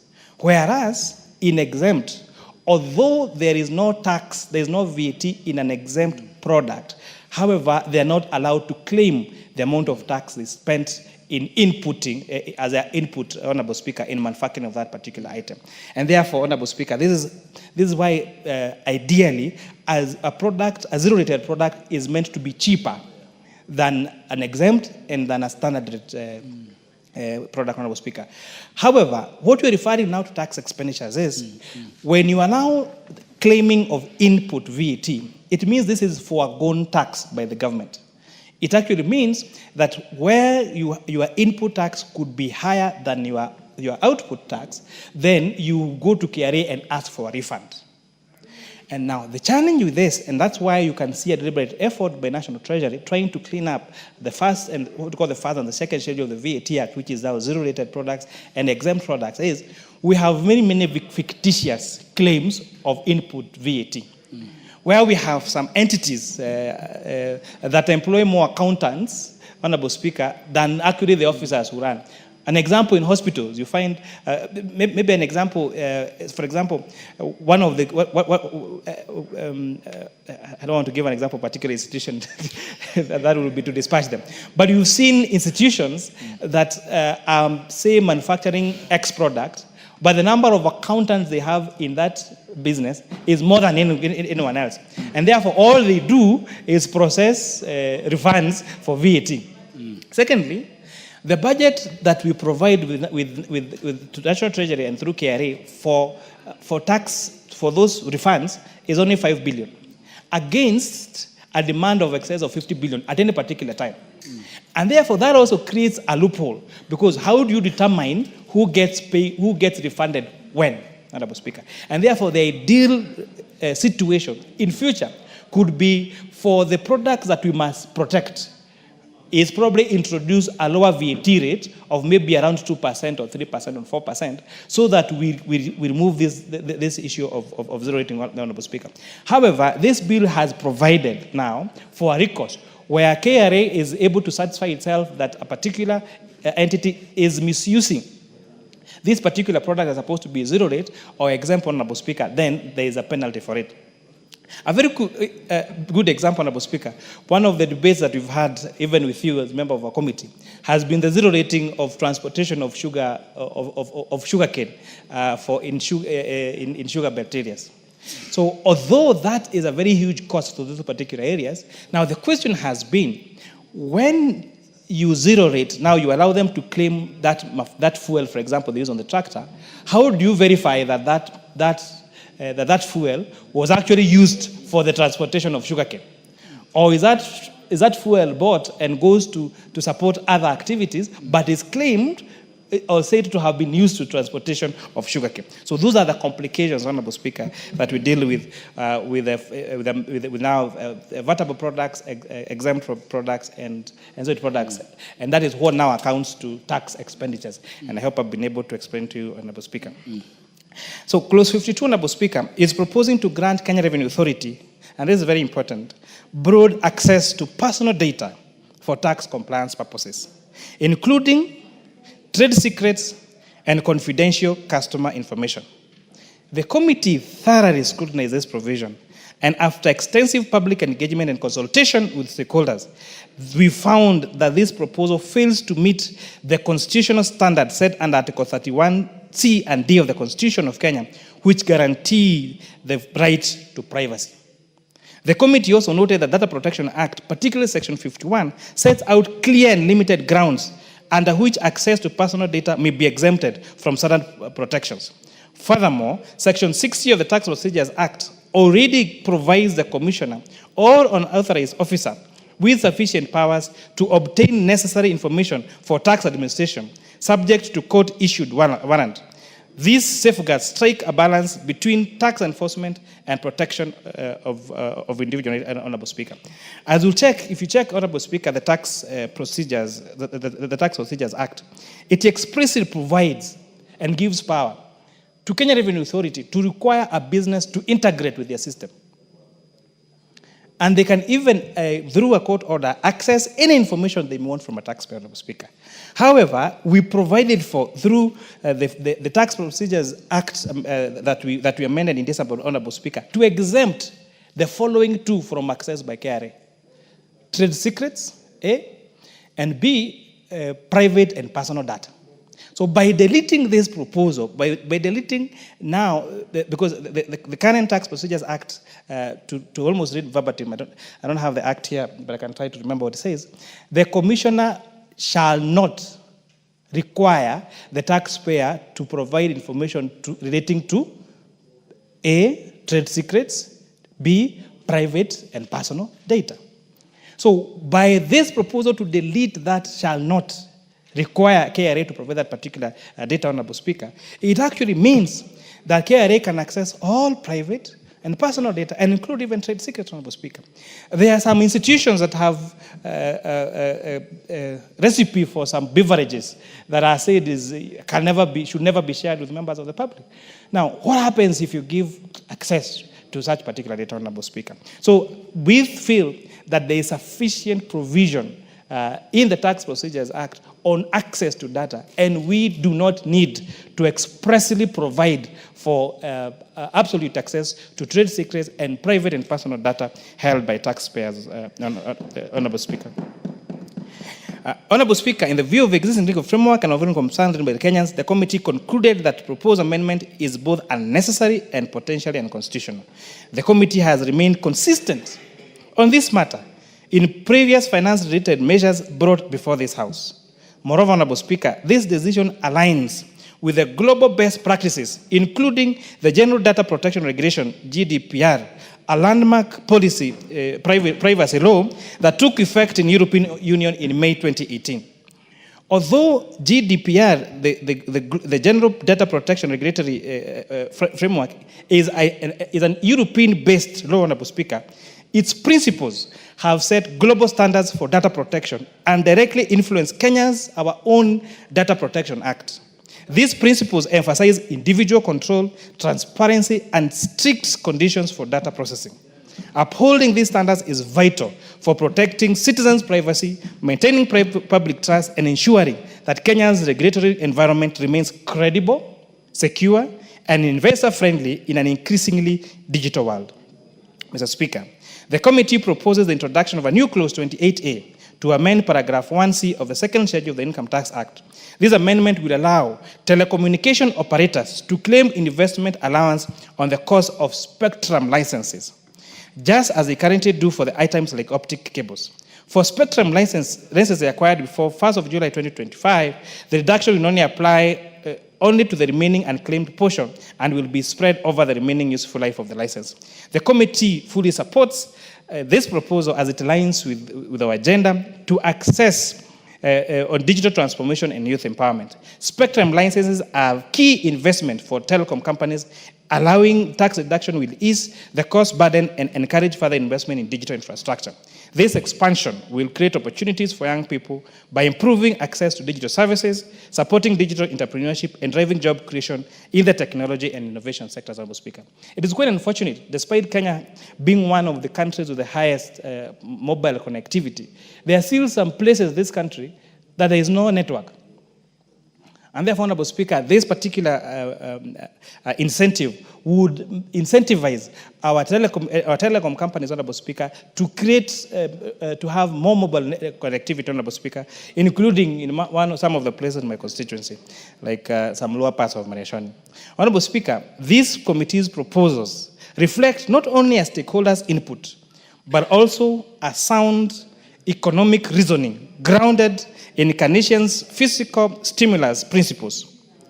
By incentivizing housing, manufacturing, and green energy, the finance bill supports aggregate demand, promotes employment, and stimulates growth in all while preserving fiscal discipline. Mr. Speaker, as we deliberate the finance bill 2025, it is crucial to prioritize measures that effectively expand our tax base and enhance revenue generation. This may involve innovative tax policy approaches such as incentivizing compliance, simplifying tax procedures, and overreaching barriers that hinder our revenue growth. Mr. Speaker, addressing this issue proactively and implementing them effectively, tax policies will ensure that we increase our tax revenue collection in line with our economic potential. This will strengthen our fiscal position, allowing for investment in key sectors, social welfare programs, and infrastructure development that will foster economic growth to benefit all Kenyans. Honorable Speaker. Honorable Speaker, this huge task would not have been completed without the efforts of our dedicated and most professional secretariat staff.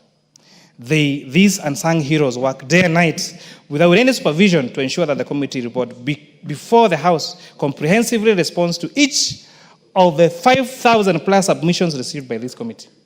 Honorable Speaker, this report would not also have been possible were it not for the commitment of members of the Finance and National Planning Committee. Honorable Speaker, I am proud to be one among the equals who lead a very effective, committed team of members of this particular committee. Honorable Speaker, we were able to divide ourselves in groups, and with the record 10 days covered public participation in 10 different counties across this republic. Honorable Speaker, in conclusion, in your inaugural speech at this House as the newly appointed Speaker in 2023, you indicated that one of our key visions for the National Assembly was to go e-Parliament. Honorable Speaker, I am proud that in consideration of the Finance Bill of 2025, it was a paperless exercise. The only paper in the process was a copy of the report we tabled last week.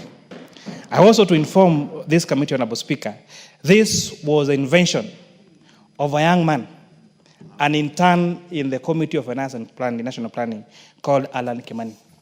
This young man, Honorable Speaker, an intern, a computer science graduate of Kenyan University, Honorable Speaker, developed a QR code that stakeholders, when it came to submit their proposals, they will just scan and they will register without having now to jump the queue, and we will know who came first and give them a first chance. In addition, stakeholders do not have to bring photocopies of their submission, Honorable Speaker. They were able to just scan the QR code, access the bill itself, give them an option to comment clause by clause over the bill, access the explainer that this Honorable House had published, Honorable Speaker, and if they want to just to give general comments, to be able to do that, Honorable Speaker. This made the process seamless and paperless, and I want to laud this young man called Alan Kimani, because that is how we should grow our technology. That is how we should use our energies, our young people, Honorable Speaker. And I want to challenge young people in this country, Honorable Speaker.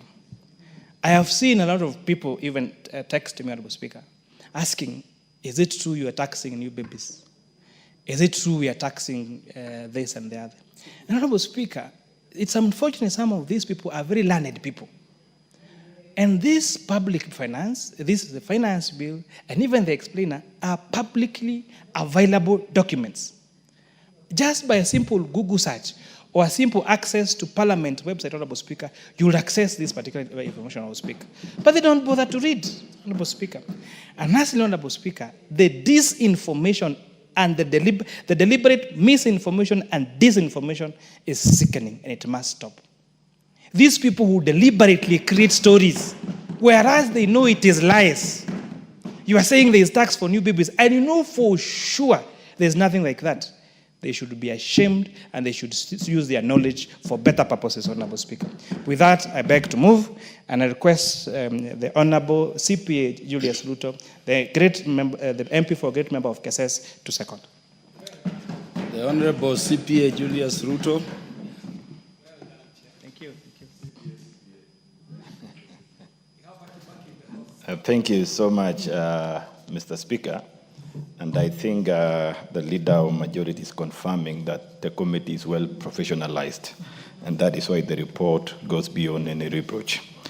Mr. Speaker, I stand to second the report tabled by the Chairman, Finance and National Planning Committee, CPA Kuria Kimani, and to express our joy as a committee as we stand before the House that this particular year finance bill, as it is said, is one of the best finance bill because it never focused on the vertical adjustment as it used to be traditionally, but rather it's trying to stress on the horizontal adjustment, broadening the pace of tax collection and ensuring that it makes ease for Kenyans to participate in tax payment, unlike the complexities that were there before.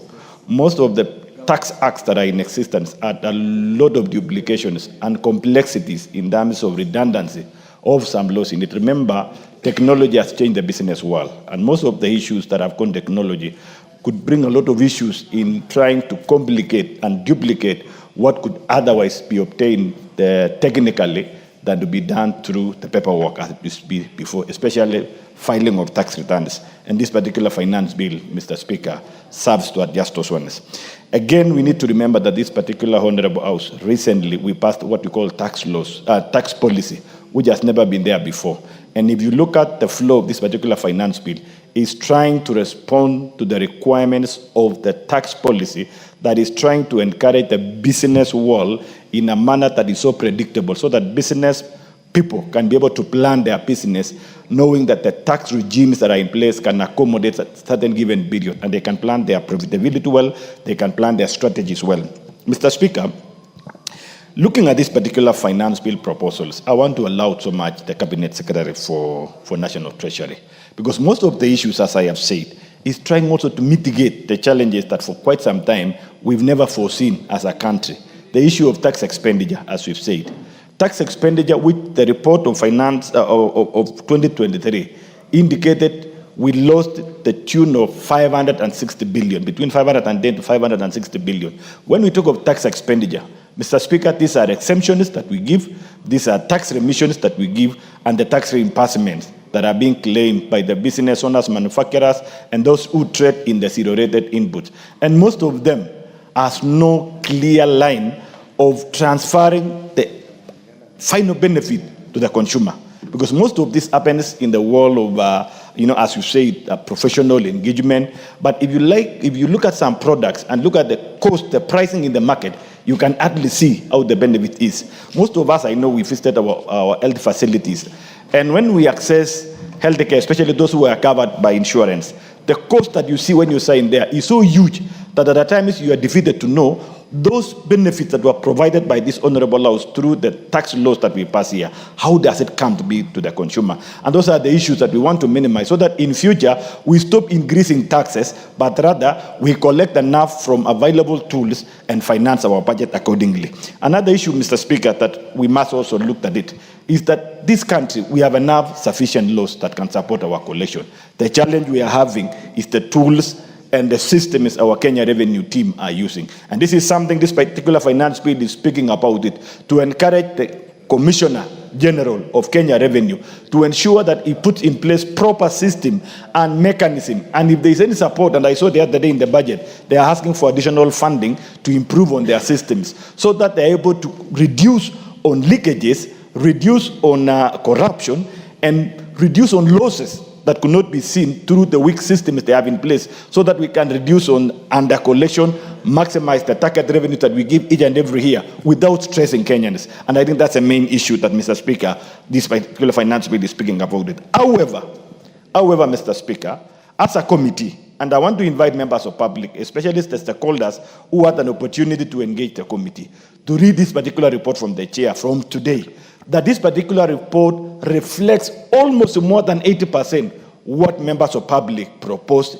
in the public participation. More than 80%, if you look at it from the VAT, from the excise duty, from the income tax. And this is the area that we want to ask members of public, before they react on a proposal tabled by the Cabinet Secretary, they need to give time their own house, National Assembly, because through the procedure of National Assembly, where the laws are made, and where Constitution of Kenya, Article 118, has guided this honorable house to seek the views of Kenyans before they legislate on any bill before them. This is a good example that has onboarded this one. That is why most of the clauses, like clause number 28, and remember, Mr. Speaker, it is just 2 years, or not more than 2 years, where we passed the law, a finance act, where we zero-rated most of the locally manufactured items that are needed by Kenyans, especially issues like phones, in response to climate change mitigation steps that are this country and any other country in the world that we are adopting to address the challenges brought by climate change.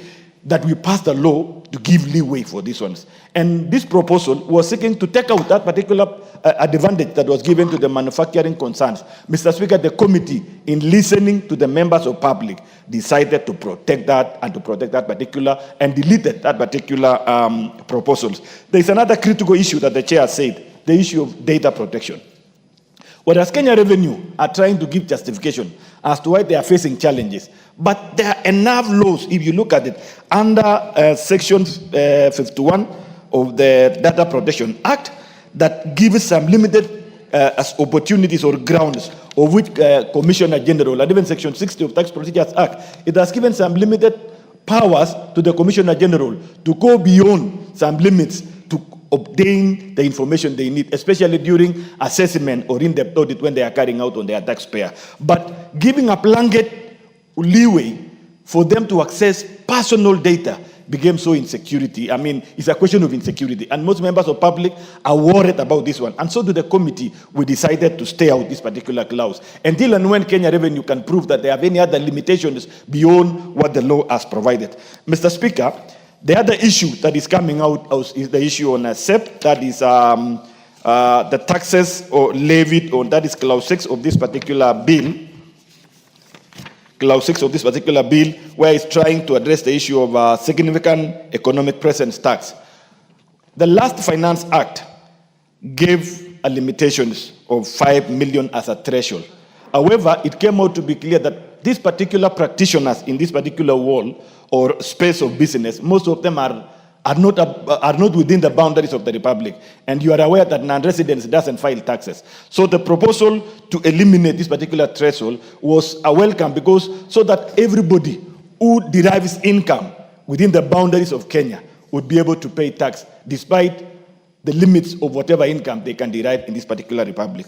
So, Mr. Speaker, I stand to support this particular bill and to call on Kenyans that for once they need to be patient and consume the right message that has been tabled in the House. I saw the other day the cabinet secretary in a public forum somewhere where a Kenyan was asking him, it is said, or there is a proposal that the VAT rate will be increased from 16% to 18%. For sure, of all the 52 clauses, nowhere is mentioning about adjusting the VAT rate. But look at the information that is moving around there. All the information that is distorted outside there, that is meant to incite Kenyans by some few quarters, some people who are enemies of economic progress. We need to call out on them, but again to ask Kenyans to be of good spirit and of goodwill, and let them follow the procedures of the National Assembly and the reports that are at the table here, the bills that are at the table here. They can obtain them through the space, the website of the Parliament, or they can even request through our table office, and they can get even through their representatives who are the members of Parliament, who might not, they can access this information so that they can deliberate on these critical bills and give the value they deserve input in these particular bills. With that, Mr. Speaker, I second the bill. Thank you. Order, honourable members. Honourable members, I now propose the question that the Finance Bill, National Assembly Bill number 19 of 2025, be now read a second time. The Majority Leader.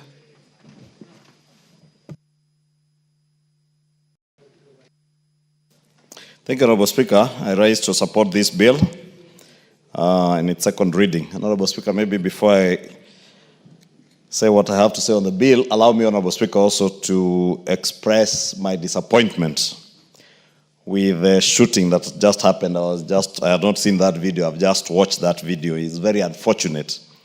And as we were saying earlier, our police officers must exercise restraint even as they conduct their work, and appreciate that they are dealing with fellow human beings so that we do not lose limb or lives, even with the demonstrations that people are carrying on with.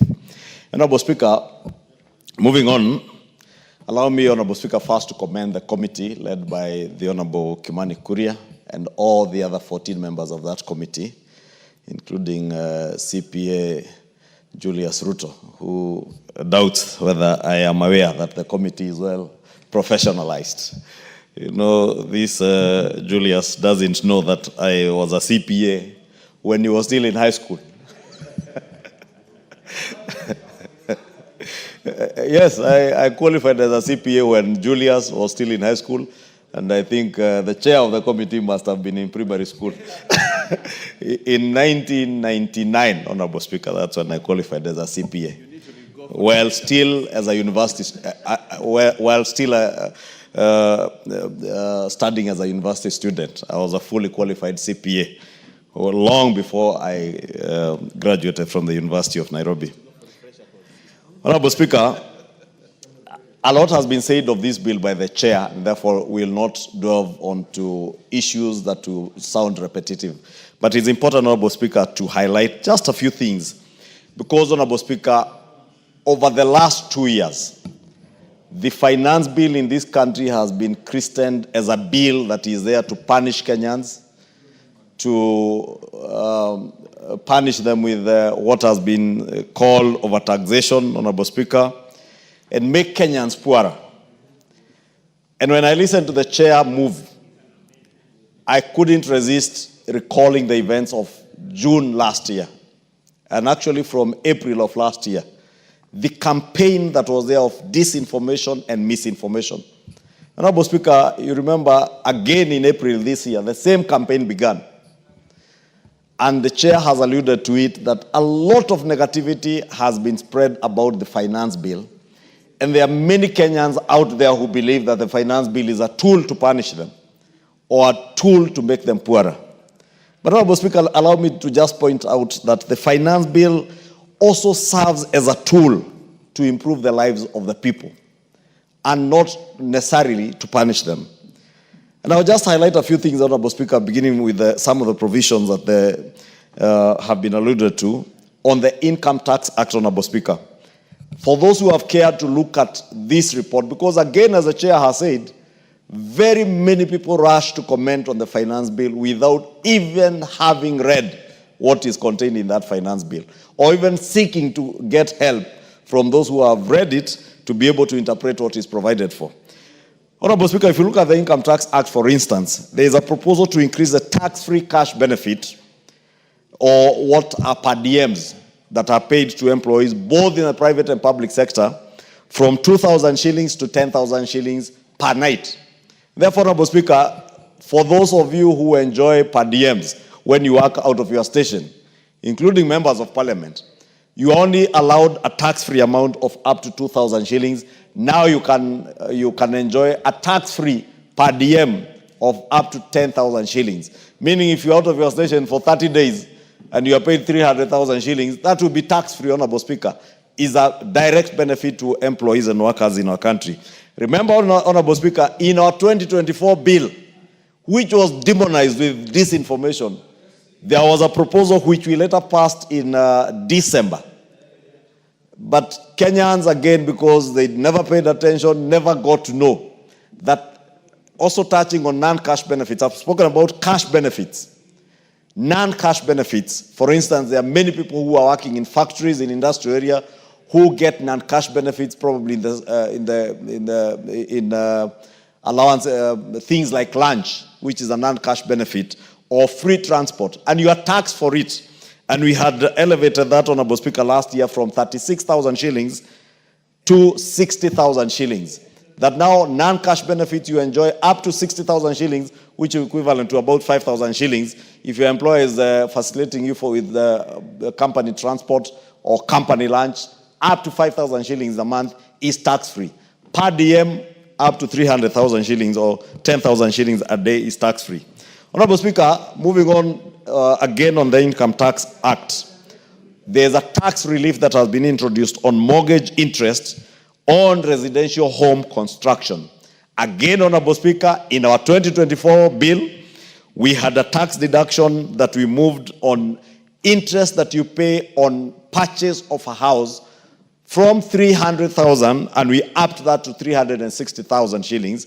That fell with the finance bill of 2024. When we did the tax amendment laws in December, to the benefit of Kenyans, we reintroduced that particular provision, and today Kenyans can enjoy tax-free tax reliefs on mortgage interest up to 360,000 shillings, up from 300,000 shillings. That means for every 30,000 shillings that you pay as interest on your mortgage, you don't pay tax on it, or you can claim tax against it.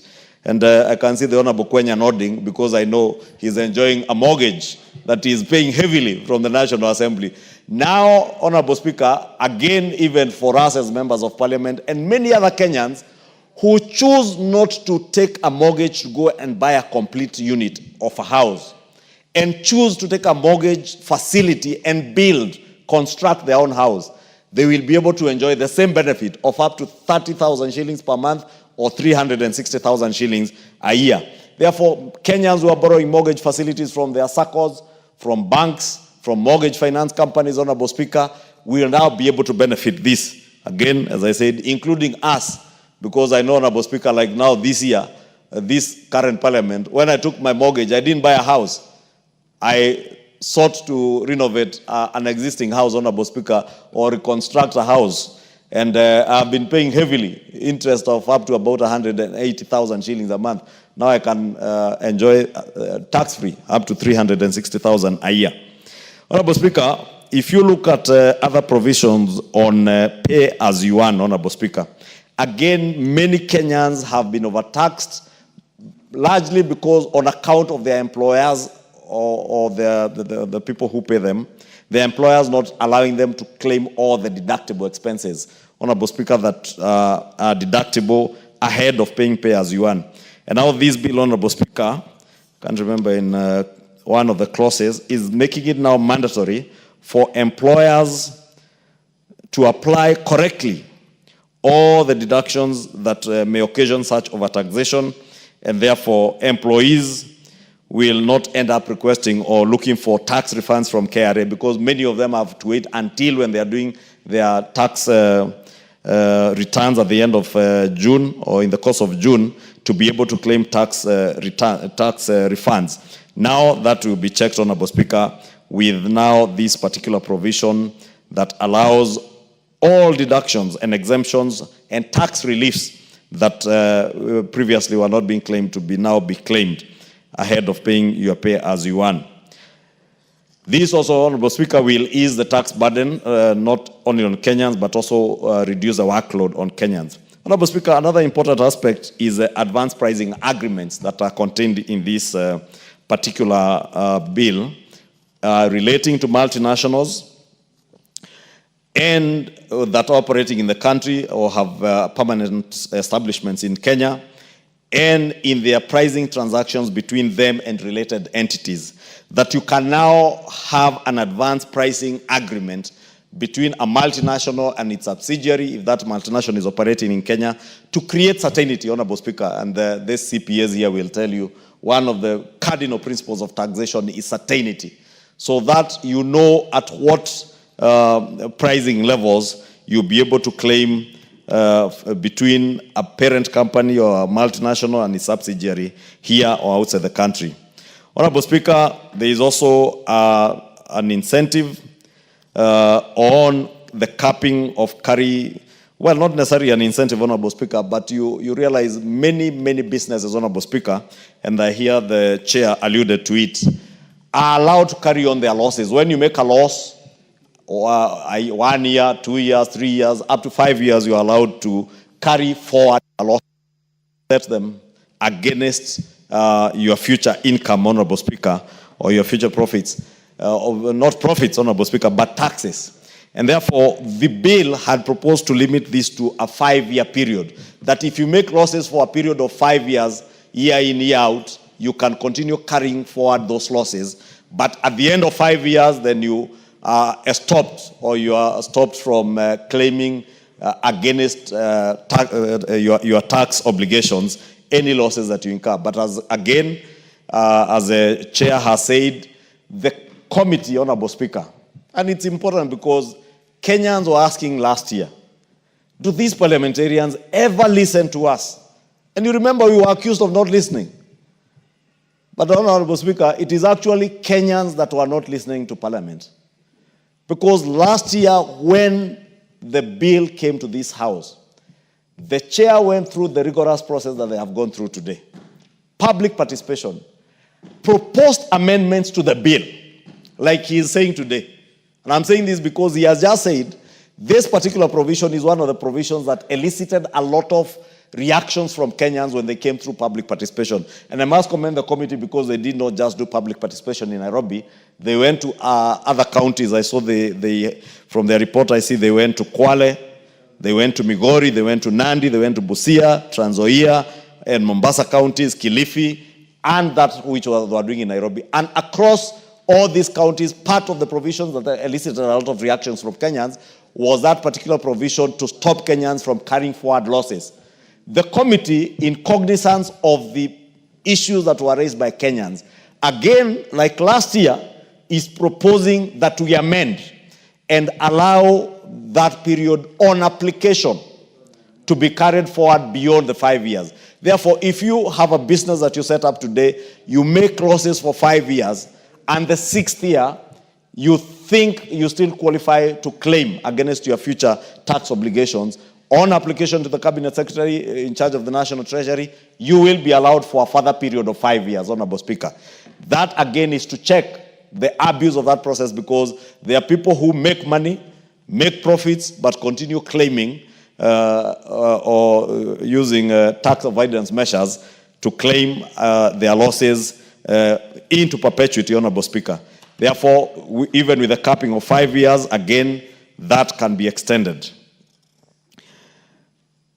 Honorable Speaker, there was also the issue of the income tax exemptions for public and private sector gratuity, Honorable Speaker. Again, last year, we had this provision in the finance bill. When Kenyans say, don't amend, reject, it was rejected. But again, in the tax amendment laws of 2024, we brought in the provision to allow any person who enjoys gratuity, whether you're in the private or public sectors, Honorable Speaker, and now the bill is clarifying that it is retirees or people who are getting gratuity, both from the private or public sectors, Honorable Speaker, to be able to enjoy exemption on income tax. Therefore, whatever gratuity you paid, you will not pay income tax on it. Again, putting money back to the pockets of our retirees or people who are ending their contractual work, for those who work on contracts, Honorable Speaker, like members of parliament and others who have a 5-year tenure. And this ensures, Honorable Speaker, that retirees keep more of their gratuity, supporting their financial security and dignity even beyond their working life, Honorable Speaker. Honorable Speaker. Add the majority leader 2 minutes. Honorable Speaker, I'm mentioning these things because they are important. Because of the campaign of misinformation and disinformation that the chair alluded to, Kenyans are made to believe that there is nothing in the finance bill to benefit them. Today, Honorable Speaker, in conclusion, there are tax incentives that we put again in the tax amendment laws of 2024, or the Tax Amendment Act of 2024, which had been declined in the finance bill of 2024. Again, because of the campaign of misinformation, Kenyans did not know that these are incentives that were coming to help them to create jobs for our young people, Honorable Speaker. Some of these incentives, Honorable Speaker, spoke to the amount of money. For instance, in the 2024 Tax Laws Amendment Act, we reduced the rate of capital gains tax from 15% to 5% for firms that are certified by the Nairobi International Financial Center Authority, and further reduced the threshold of investments that qualify for the lower rate from 5 billion, an investment of 5 billion down to 3 billion. This year, again, Honorable Speaker, the committee and the bill is proposing that for companies that invest 3 billion in new capital, within the first 3 years, they will enjoy a reduced corporate tax rate of 15% for the first 10 years and 20% for the next 10 years. And to qualify, these companies must have 70% Kenyan senior management employees. And for regional headquarters, 60% of senior management must be Kenyans, to sensitize multinationals and companies that are investing those huge amounts in Kenya to employ Kenyans, even in senior management. Also, Honorable Speaker, for startups that are certified by the Nairobi International Financial Center Authority, they will benefit from a lower tax rate of 15% for the first 3 years and 20% for the next 4 years to support their earlier growth. This, again, as I said, is to support the growth of new industry, new investments that will create jobs for our young Kenyans, Honorable Speaker.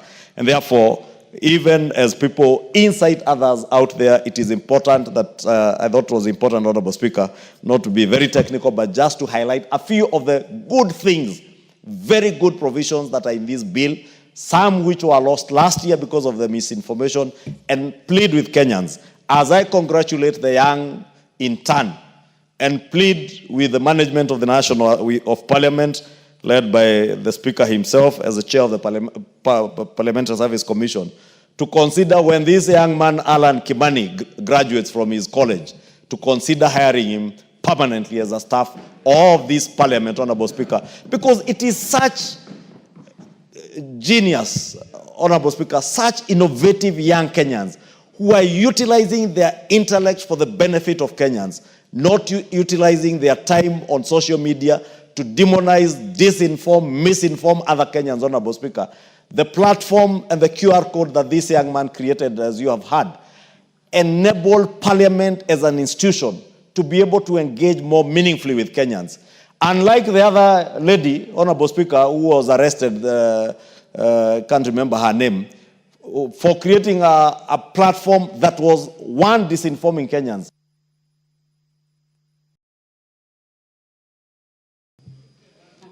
Add 1 minute. Honorable Speaker, you need to inform the Honorable Member for Kitui Central that I am not this guy. I am the member for Kikuyu. My name is Kimani Ichung'wa. Honorable. And the leader of majority. More senior than Kalonzo Musyoka today. Honorable Speaker,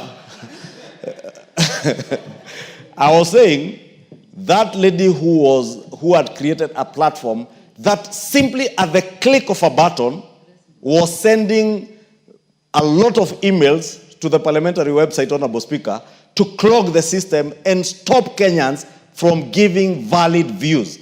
I must congratulate Mr. Alan Kimani, a young Kenyan, very innovative and a genius. And I plead with the Parliamentary Service Commission at the right time to consider him. So that those who are fond of praising young people in this country and stratifying them into generations, like Makali Mulu's party leader, to know that it is the intellect of such young people that you need to harp on. Because some of those people, even praising those young people and stratifying them into generations, don't have children in the generations that they keep talking about in political rallies. They don't even understand or comprehend the kind of intellect that these young people have that are helping Kenya. Yeah, the Honorable David Boni. Thank you very much, Honorable Speaker. And I wish Honorable Kimani Ichung'wa should stick to the issues of finance bill instead of bringing issues of politics to a very Honorable David Boni. Yes, Speaker. I'm the one running the House. Can you make your contribution? Okay, thank you very much, Honorable Speaker. As a member of Finance Committee, I associate myself to the finance bill and the amendments which are raised, which have been proposed by the Finance Committee. Mr. Speaker, people mistake Finance Committee as a document which is aimed at raising revenue. But Finance bill, it has three components. One, to raise revenue to finance the budget. Two, to introduce incentives to target sectors to attract investment. And number three, to give tax reliefs to income earners so that their incomes can be increased. Mr. Speaker, the current finance bill which we are discussing is one of the fairest since the last parliament. The last two finance bills were aimed at raising over 200 billion each.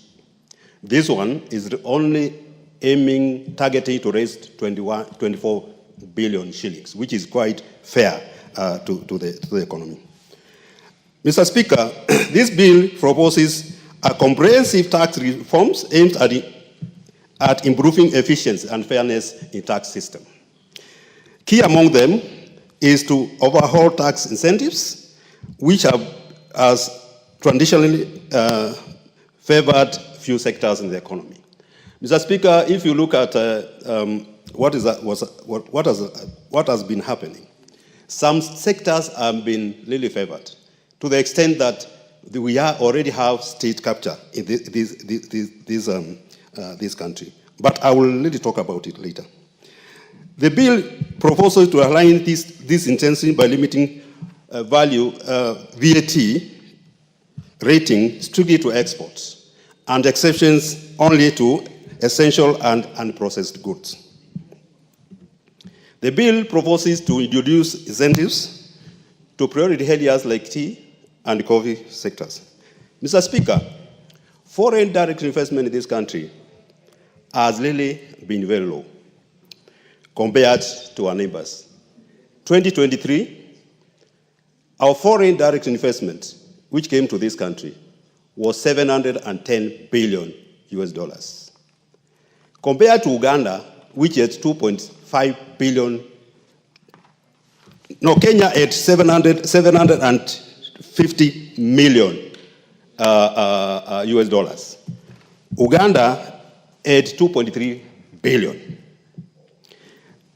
Tanzania had 1.5 billion. Now, Kenyan economy is a very big economy to get such a foreign direct investment. And this bill is trying to encourage foreign direct investment through Nairobi International Finance Center. Now, this is what the bill is proposing, that anybody who is investing $3 billion and above will get tax relief of 50% corporate tax for 10 years, and 20% or in the next 20 years. These are very good things because it will attract people who want to come and invest in this country, and the country will be able to create jobs and incomes, and therefore economic growth. Mr. Speaker, looking at the bill is proposing tax relief on retirement benefits, which include gratuity and pension. Mr. Speaker, the people who are earning pension and gratuity, they are the people who have really served this country. And they are the people who have actually spent a lot of time, and giving them a relief on their pensions and gratuity is going to increase their disposable income, and therefore help them to live a better life.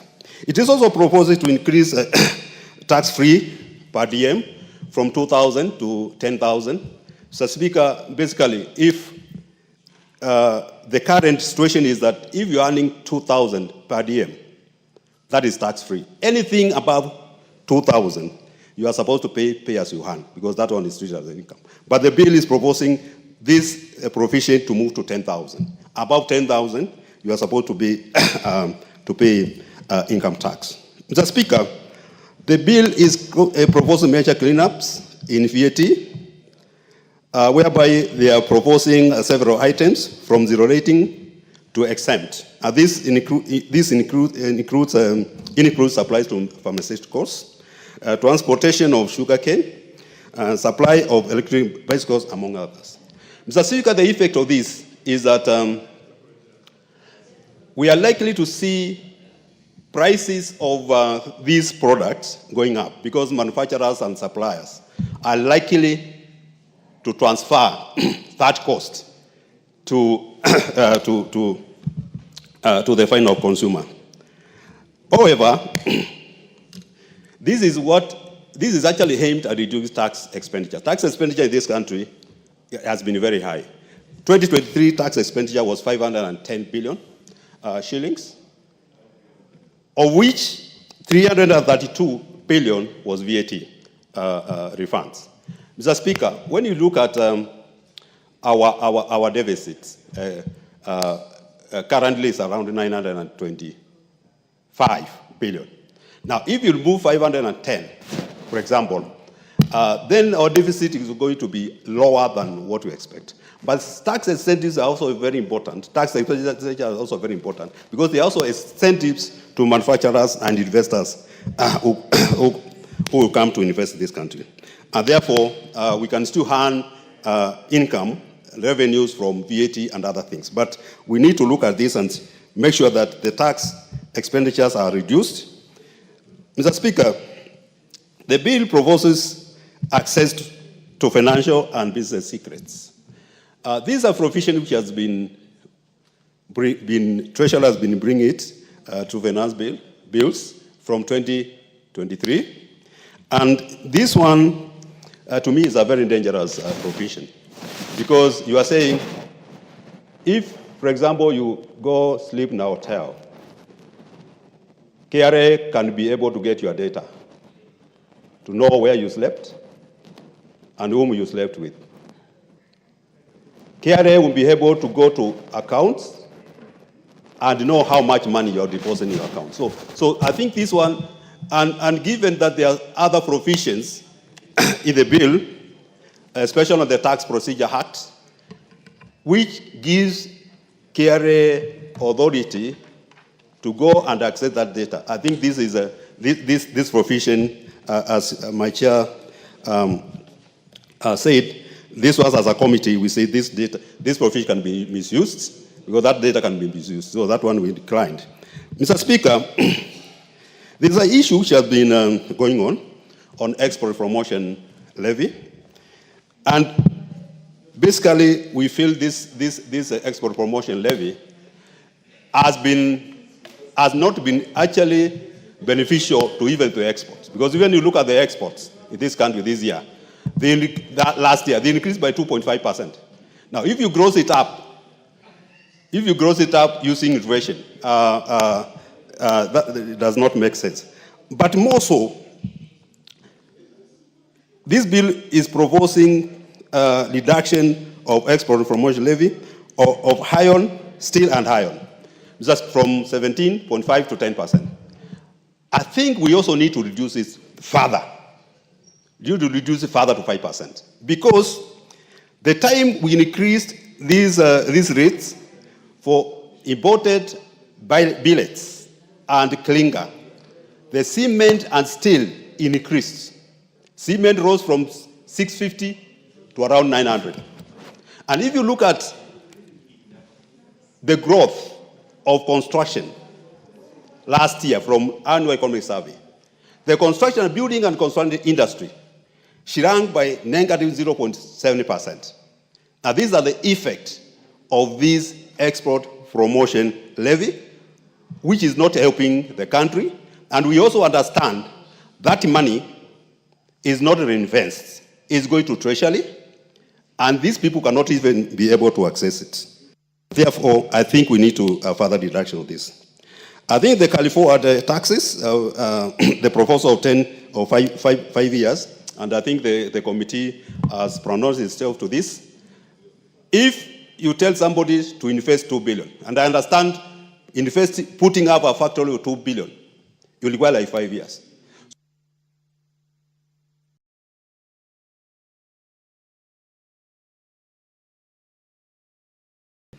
The Honorable John Kiarie. He's in the house. Oh, you are not in the house.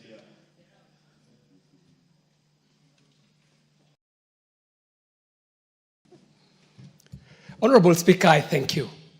And allow me, Mr. Speaker, to before contributing to this bill to say that the events in the streets of Nairobi this afternoon were tragic. The death was needless, and Mr. Speaker, I will say no more. Mr. Speaker, on the onset, I would like to thank the Committee on Finance and congratulate the Honorable Kimani Kuria and all the esteemed members of this committee, those who have burnt the midnight oil, Mr. Speaker, to present to us a finance bill that is generally agreeable and mostly favorable to the people of Kenya. Mr. Speaker, the work that goes into the preparation of a finance bill, knowing that a finance bill is new every year, amending quite a number of laws, we have to commend this committee for the judicious work they have done, combing through our laws, combing through the Income Tax Act, combing through the value-added tax, combing through our excess duty tax, the Tax Procedures Act, and all these other miscellaneous laws that could be existing for them to be able to compile such a good report, Mr. Speaker, that we are debating this afternoon. Mr. Speaker, I see reason to celebrate. And that's why I support this bill. For us who are in sector, in the ICT and digital economy sector, Mr. Speaker, we see a reason to smile. Mr. Speaker, the proposals being made here are going to issue tax incentives on spectrum license, Mr. Speaker. And Mr. Speaker, as you would understand, connectivity today is not a luxury. Even what we used to think to be a utility, like mobile connectivity, or even telephony, or computer connection through the internet, Mr. Speaker, is no longer a luxury. Today, connectivity, Mr. Speaker, is a matter of life and death. But even more importantly, the investment that goes to allow for this connectivity is a very heavy capital investment, Mr. Speaker. So that if there is a telco that is needing to put up a mast or a tower or anything that has to do with connectivity, including broadband fiber, Mr. Speaker, if they could get relief through these tax incentives, then we know that that will transfer to the end user, who is the public. And for that reason, Mr. Speaker, I stand to support this finance bill. Mr. Speaker, combing through this report and looking even at the proposals made in this finance bill, I do see that we are seeking to zero rate the local assembly of mobile phones, Mr. Speaker. Mr. Speaker, it might not be known to many, but today in Kenya, we are moving towards being a device manufacturer in this country. Mr. Speaker, if you visited the Dedan Kimathi University today, you shall find young Kenyans assembling mobile phones, assembling tablets that shall be accessible to Kenyans, some at a cost lower than 5,000 Kenya shillings, Mr. Speaker. So when this finance bill zero rates the local assembly of mobile phones, Mr. Speaker, not only are we increasing the accessibility to these devices, Mr. Speaker, but we're connecting our country further and growing the digital and creative economy by availing affordable gadgets to the hands of local content creators and even the developers who are developing apps, Mr. Speaker. Some of the young people who are doing an amazing job coding solutions for country, Mr. Speaker, stand to benefit from this finance bill if we do agree as a House to zero rate the local assembly of mobile phones, Mr. Speaker. And I can assure you that just by that one act of zero rating the local assembly, we are going to drastically lower the cost of mobile phones that shall be assembled in this country, Mr. Speaker. Mr. Speaker, I see this finance bill proposing that we zero rate the local assembly of electric motorcycles, of bicycles that are electric, and buses, Mr. Speaker. Mr. Speaker, you know we are not a producer of oil. We do not have oil wells in this country. The oil we depend on for fuel, Mr. Speaker, is imported at a premium, Mr. Speaker, at a time when we really need to secure our foreign exchange, Mr. Speaker. Then if we would move towards this drive of electric vehicles, Mr. Speaker, as a country, we are able to produce power unlimited. It is in this country that we are able to produce green power from geothermal. We are able to produce power from hydroelectricity, Mr. Speaker. And so electric vehicles are a solution for today and into the future for this country, Mr. Speaker. And I must commend the committee for the judicious work they have done and listening to Kenyans and hearing some of these extremely innovative and progressive ideas like zero rating our local assembly of electric motor vehicles, motorcycles, bicycles, and buses, Mr. Speaker. Mr. Speaker, I did take note as the chairman was moving on the proposal in the committee report where they are seeking to delete Clause 52. Clause 52 says that Section 59A of the Tax Procedures Act is amended by deleting subsection 1B. Mr. Speaker, I want to support the committee's move in their report to delete this Clause 52, Mr. Speaker. And there's good reason for it. This Clause 52 is seeking to delete from our laws a provision that is to be found, and in our bill here, it's in page 458, on the data management and reporting system, Mr. Speaker, as our laws stand today, they provide that the commissioner may establish a data management reporting system for the submission of electronic documents, including detailed transactional data retaining to these documents. And in 1B, our laws provide that the commissioner shall not require a person to integrate or share data relating to 1, trade secrets, and B, private or personal data held on behalf of customers or collected in the course of business. Mr. Speaker, there are 2 reasons why I would support the committee to be able to delete this clause 52. One is the fact that even if they succeeded in going in this direction, they might not be able to raise the taxes that they are seeking to raise by allowing the commissioner to be able to require a person to integrate or share their data relating to trade secrets or private or personal data that is held on behalf of customers or collected in the course of business. Mr. Speaker, I was part of the formulation of a very important act of Parliament, Mr. Speaker, the Kenya Privacy and Data Protection Act. Mr. Speaker, I have to report to this House that Kenya's data law is lauded across the globe as one of the most robust data protection laws that is in existence, Mr. Speaker. I heard the chairperson, Finance, talking about GDPR. GDPR, yes, is a standard setter. It is the data law in the European Union. However, Mr. Speaker, I dare say that the Kenya Privacy and Data Protection Law is even better than GDPR, to the sense that when we were crafting the law, we were able to look and do a search and spin across the world and see how data laws were sitting in other jurisdictions, and then integrate the nuances of the Kenyan situation. And that is how we were able to come up with such a robust law in the name of Kenya Privacy and Data Protection Laws.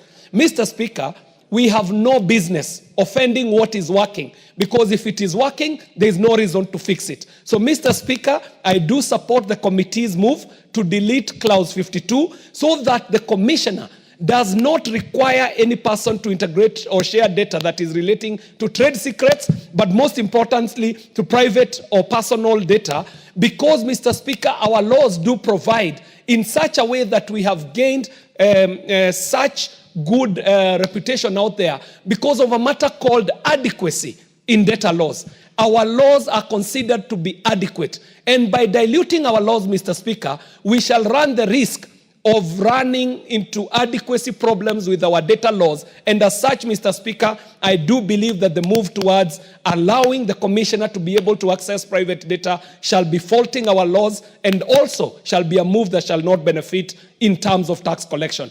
Mr. Speaker, with those many remarks, I want to support this finance bill and recommend that any Kenyan who has any issue with this to first get the facts, because the disinformation is rife, the misinformation and the malinformation is out there.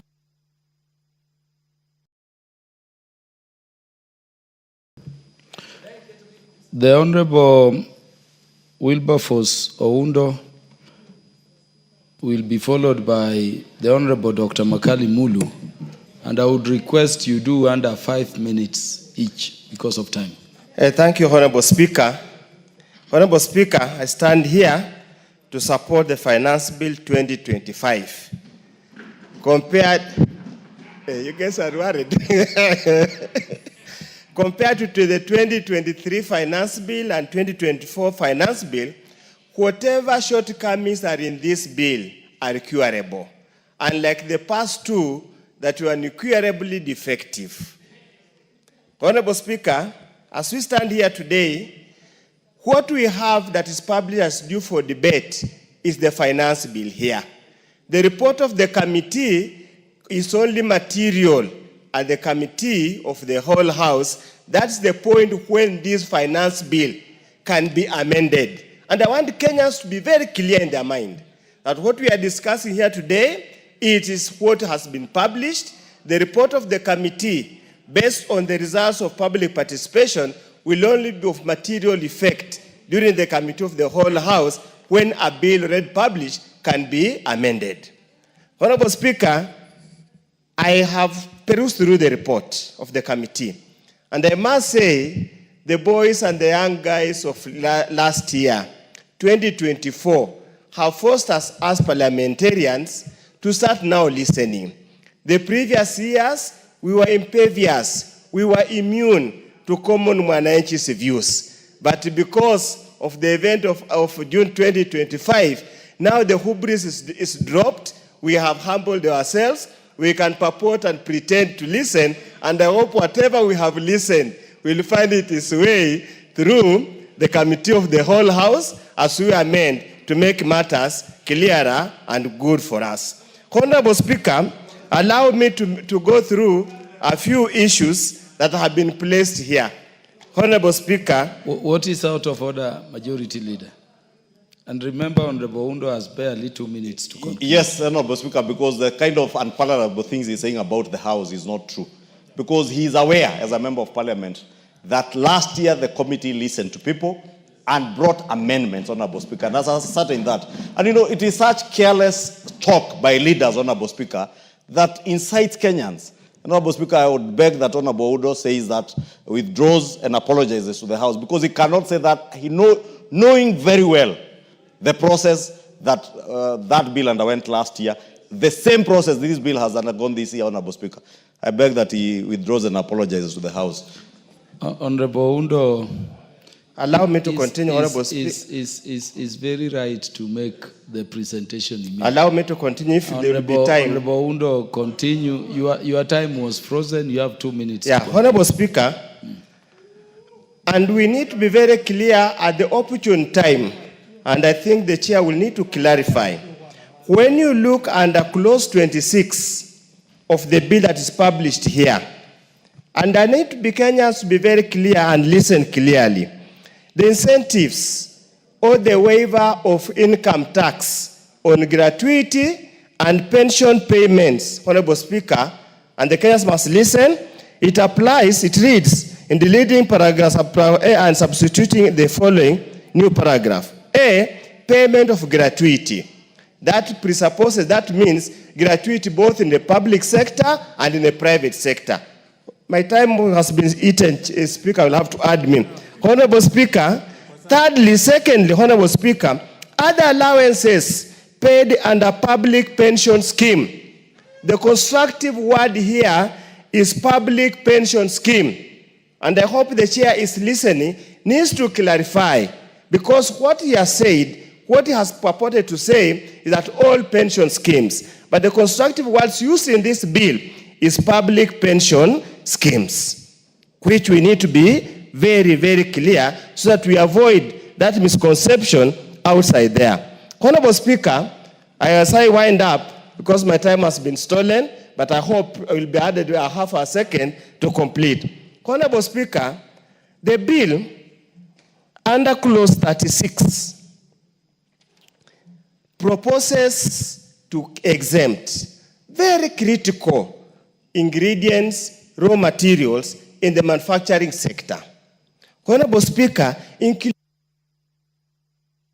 add him 1 minute to conclude that point. Including raw materials for manufacture in Kenya for manufacturing medicaments as approved from time to time by the Cabinet Secretary. I just hope and pray that the Committee of the Whole House will carry the amendments that they propose so that we remove exempt, we take them back to zero rating. Honorable Speaker, I attended a meeting with the Kenya Private Sector Alliance and the Kenya Manufacturing Association. One of the greatest challenges was an unpredictable and ever-changing tax environment. I hope we'll now have an element of consistency so that Kenyans can be sure that if I invest today, this is what I expect the way going forward. Honorable Speaker, thank you for the opportunity, but since time is up, I can't respond to Majority Leader. Probably when I have more time, I will be able to explain to him what I meant, but luckily enough, there hasn't been much objection to the current finance bill, so you can Honorable Makali Mulu. Yeah, thank you so much, Honorable Speaker. Honorable Speaker, would have wanted to say very good things about the bill under the title preliminaries. But with the time you have given me now, you'll excuse me. But I just want to say one thing. I want to salute the majority bench, led by Honorable Kimani Chungwa, Honorable Mbaya, and Honorable Wako. You know, Honorable Speaker, when I look at you, I see leadership. Look at what is happening to our side. We have empty seats. I don't think this is what we want to do. We have said we have no minority leadership, and you keep on telling us we have minority leadership. Such an important bill being not debated by this side, led by the leadership, is a shame to this House. My 3 points. You had 15 minutes to debate, Honorable Kimani. Our leader would have taken 15 minutes. I have 5 minutes, but I will do justice to this bill.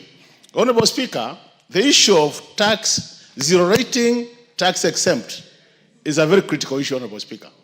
And even though the chairman of the committee has tried to get some things back to the zero rating, on his own words, he did say, we have fictitious claims. And my own research has shown almost tax refunds about 400 billion.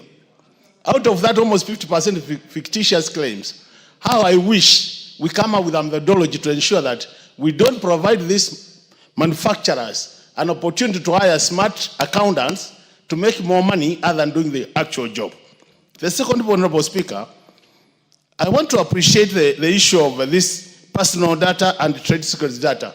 The committee has done justice to make sure that that doesn't appear in our laws, because it's adequately covered by the Constitution. The third point, Honorable Speaker, is the issue of this aircraft taxation, Honorable Speaker. If I remember well, this is the third time the Treasury has been proposing that we impose some tax on aircraft spare parts. And the argument has always been that if we do that, we will make the operational expenses higher, and that will make the issue of ticketing, also the price of tickets, going up. The question I'm asking is, how come every year we get this proposal coming in the finance bill? Could it be, Honorable Speaker, that some people could be enjoying monopoly, and as a result of that, then Treasury wants to sort out that issue, and we keep on blocking them?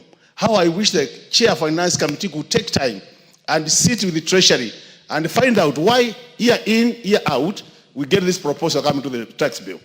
The last thing I want to do, Honorable Speaker, is to give areas which I think we can improve.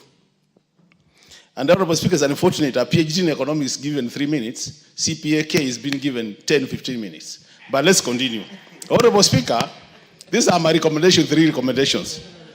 Honorable Speaker, if we want to get to be right on this journey, we must do, first, number 1, we must broaden the tax base. So we must think about how do we broaden the tax base. The second thing, Honorable Speaker, we must seal any tax leakages in terms of collection. Number 3, Honorable Speaker, we must have a predictable, what we call predictable tax regime in this country, so that if I'm investing in Kenya, I can ask myself for the next 10 years, how will the tax regime look like? And the last thing, Honorable Speaker, because I've read the report, there is a proposal, a very good proposal coming from the think tanks, that we need to review our payee rate bands. That is good for the country, and I think we need to take it seriously as a House and encourage our people. As I conclude, Honorable Speaker, the Chair of Finance must realize this. Honorable Mbadi read a budget of deficit of 923. We approved a budget deficit of 876 as a budget committee. The difference of 47 billion, we must be told where it will come from. I hope it will not be coming from additional taxation. Thank you, Honorable Speaker.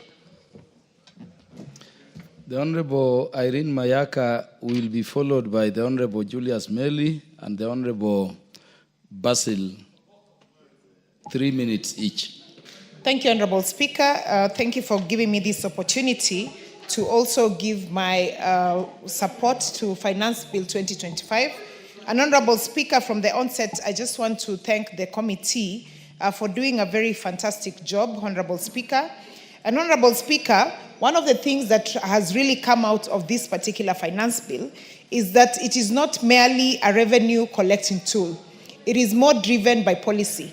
And I think, Honorable Speaker, this is the way to go. Because as a country, we want to have a tax system that is clearer, that is predictable, and that is accessible.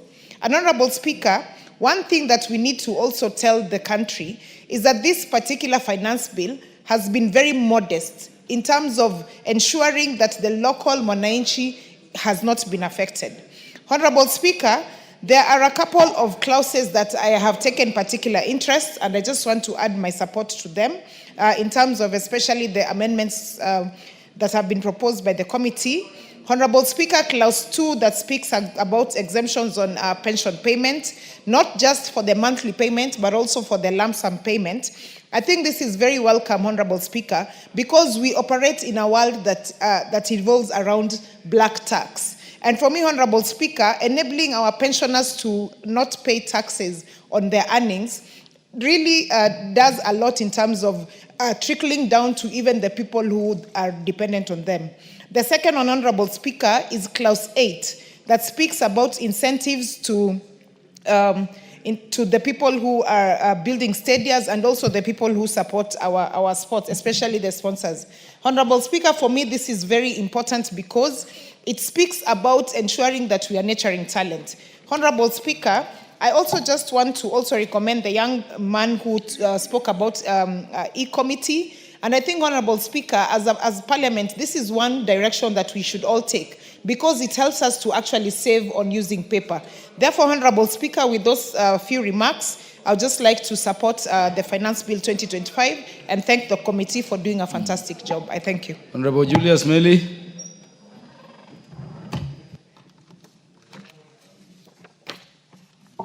Thank you, Mr. Speaker. Mr. Speaker, I want to thank and congratulate the committee chair on budget, on finance and planning. Honorable Speaker, this committee has done a very good job. In fact, the bill this time is actually doing a lot of incentivization to producers, to farmers, and more importantly, even to transporters. Honorable Speaker, I want to just talk about the issue of the construction industry. When they actually removed the issue, they reduced the tax export promotion levy from 17 to 10, you'll realize that even the cost of cement, clinker, and even steel will come down. Honorable Speaker, this will even give a lot of jobs to the construction industry. And more importantly, Honorable Speaker, this bill has also proposed that a number of incentives to the software industry where they will actually promote the production and assembling of software devices. Honorable Speaker, I shall be proposing a number of amendments, especially on how to incentivize tea packaging and to also enable the tea farmer be able to get enough money and therefore promote the export of tea in this country and even across the globe. Honorable Speaker, I therefore support and I want to ask the House that let's give the correct information about the finance bill of 2025 so that the public can get to know and read the right figures and be able not to be actually given wrong information by the social media. Honorable Speaker, I support. Honorable Basil, in under 3 minutes. Thank you, Speaker. I want to thank the Chair for Finance. This is not a bad bill compared to 2023, 2024, 2025. It's a fairly good bill.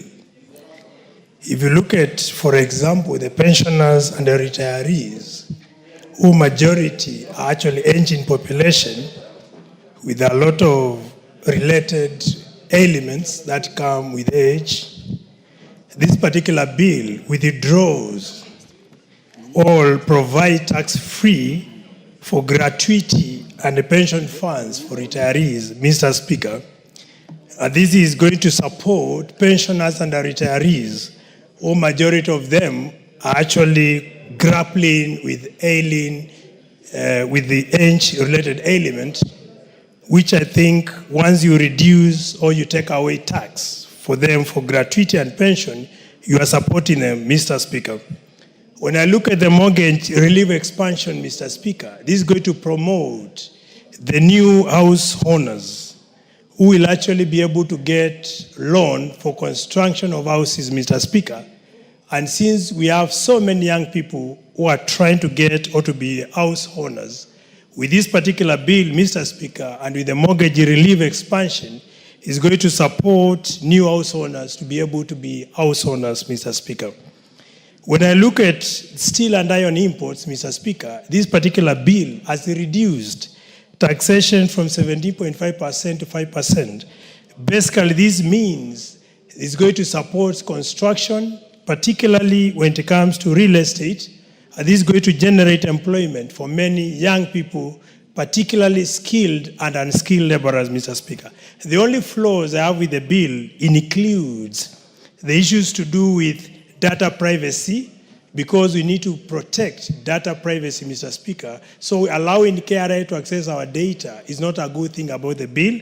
And lastly, when it comes to taxes, what is not to be taxed, the 16% on VAT on issues to do with solar energy and affordable housing inputs, Mr. Speaker, that is going to slow solarization when it comes to solarizing balls, as well as issues to do with job creation when it comes to tourists, because there is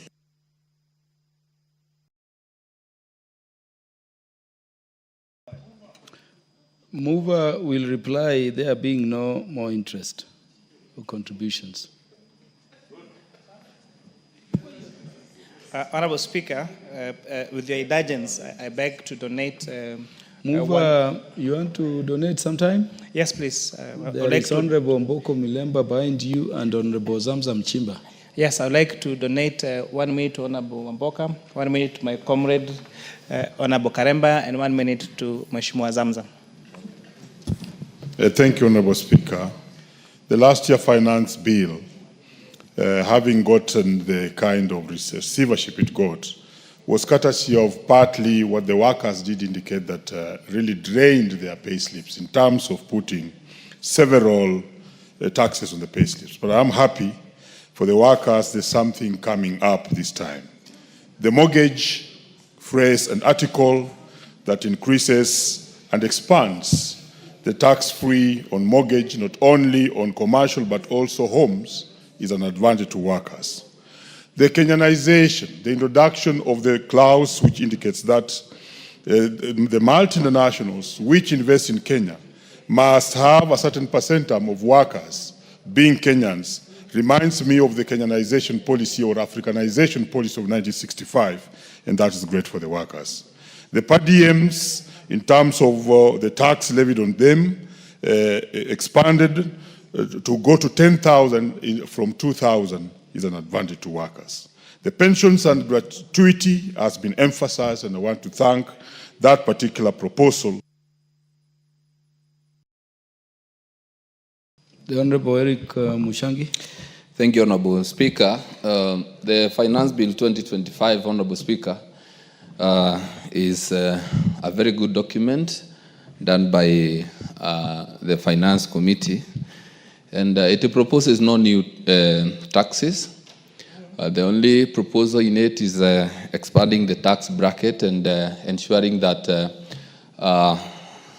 all people pay taxes as required, and especially ensuring that there is no evasion of tax, or rather people have to pay tax when required to. Honorable Speaker, in the Finance Bill 2025, there is exemption of tax from raw materials that are used to make animal feeds. And Honorable Speaker, this is going to help our farmers a big way, especially now the prices of milk are going down. And I believe that by the exemption of taxes for these.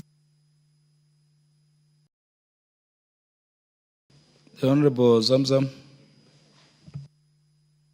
Asante Mheshimiwa Spika, na mimi kwa wepesi niweze kusema naweza kupongeza hii finance bill. Mara hii Wakenya mlioko kule nje, mambo yamekuwa shwari kabisa. Hakuna tax kwa chakula, hakuna tax kwa chakula cha wanyama. Hii inaonyesha kuwa Wakenya watakuwa na chakula cha kutosha na mifuko yao haitoteswa tena. Mheshimiwa Spika, nimeangalia wameintroduce pia Nairobi Financial Center Authority ambayo wawekezaji wameruhusiwa kuja kuwekeza Kenya. Tunakumbuka Wakenya wengi waliweza kupoteza makampuni wakati ule wa nyuma. Sasa wataweza kuwekeza hapa na makampuni na vijana watapata ajira. Mheshimiwa Spika, Mheshimiwa Spika, wazee wetu walikuwa wakitaksiwa zamani katika pesa zao za malipo ya uzeeni. Sasa hizi zimetolewa kabisa. Hii ni bill ambayo Wakenya wote na waomba tuweze kuisupport. Kenya iende mbele na waliokuwa na kwepa kulipa ushuru, nyote mlipa ushuru ili Kenya iweze kwenda mbele. Asante sana Mheshimiwa Spika.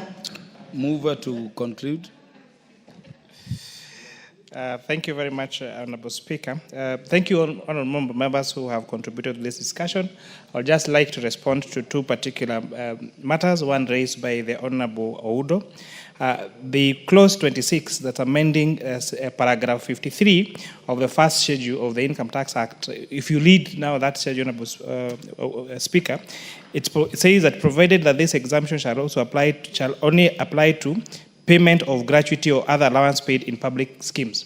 So we are deleting that particular paragraph and replacing it with the word only gratuity. So which means that this gratuity will be even those gratuity that are not in public pension schemes, not just those that are in private schemes, not only those in public schemes, Honorable Speaker. Second, Honorable Speaker, there is a matter that you'll see amendments, Honorable Speaker, tomorrow when you're doing the committee of the whole House on tea packaging. Honorable Speaker, for a very long time, our farmers, our coffee and tea farmers have been getting very low returns for one reason, that there has not been able to have a good framework to allow value addition for our tea and for our coffee. You know, we have the best tea in the country. It is harvested. It is put in a sack, taken to Dubai or Sri Lanka. They do value addition there and come back to this particular country at almost 1,000 times more the particular cost of that particular tea, Honorable Speaker.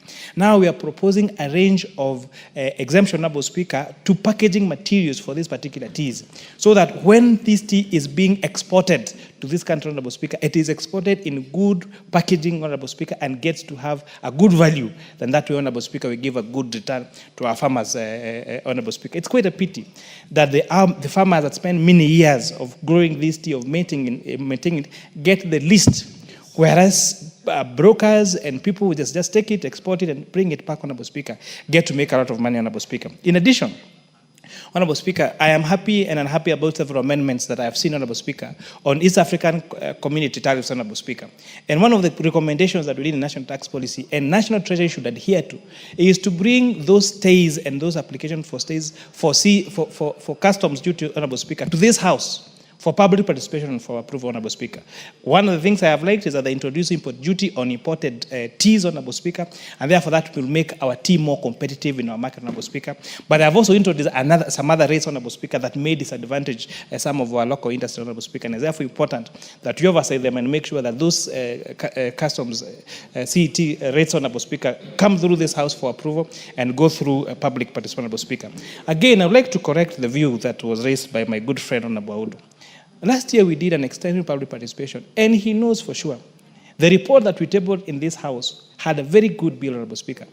The same proposals that we tabled in this House in our report are the same he voted for in the 4 laws that we passed in this Honorable Speaker, which means they were just a photocopy, a pick and take of what we had done in the finance bill in our final report. And therefore it's important that we put clarity, Honorable Speaker, and call it as it is. I want to thank everyone that supported this particular bill and for your debate, and look forward to making now the amendments in the committee of the House tomorrow. Thank you, Honorable Speaker.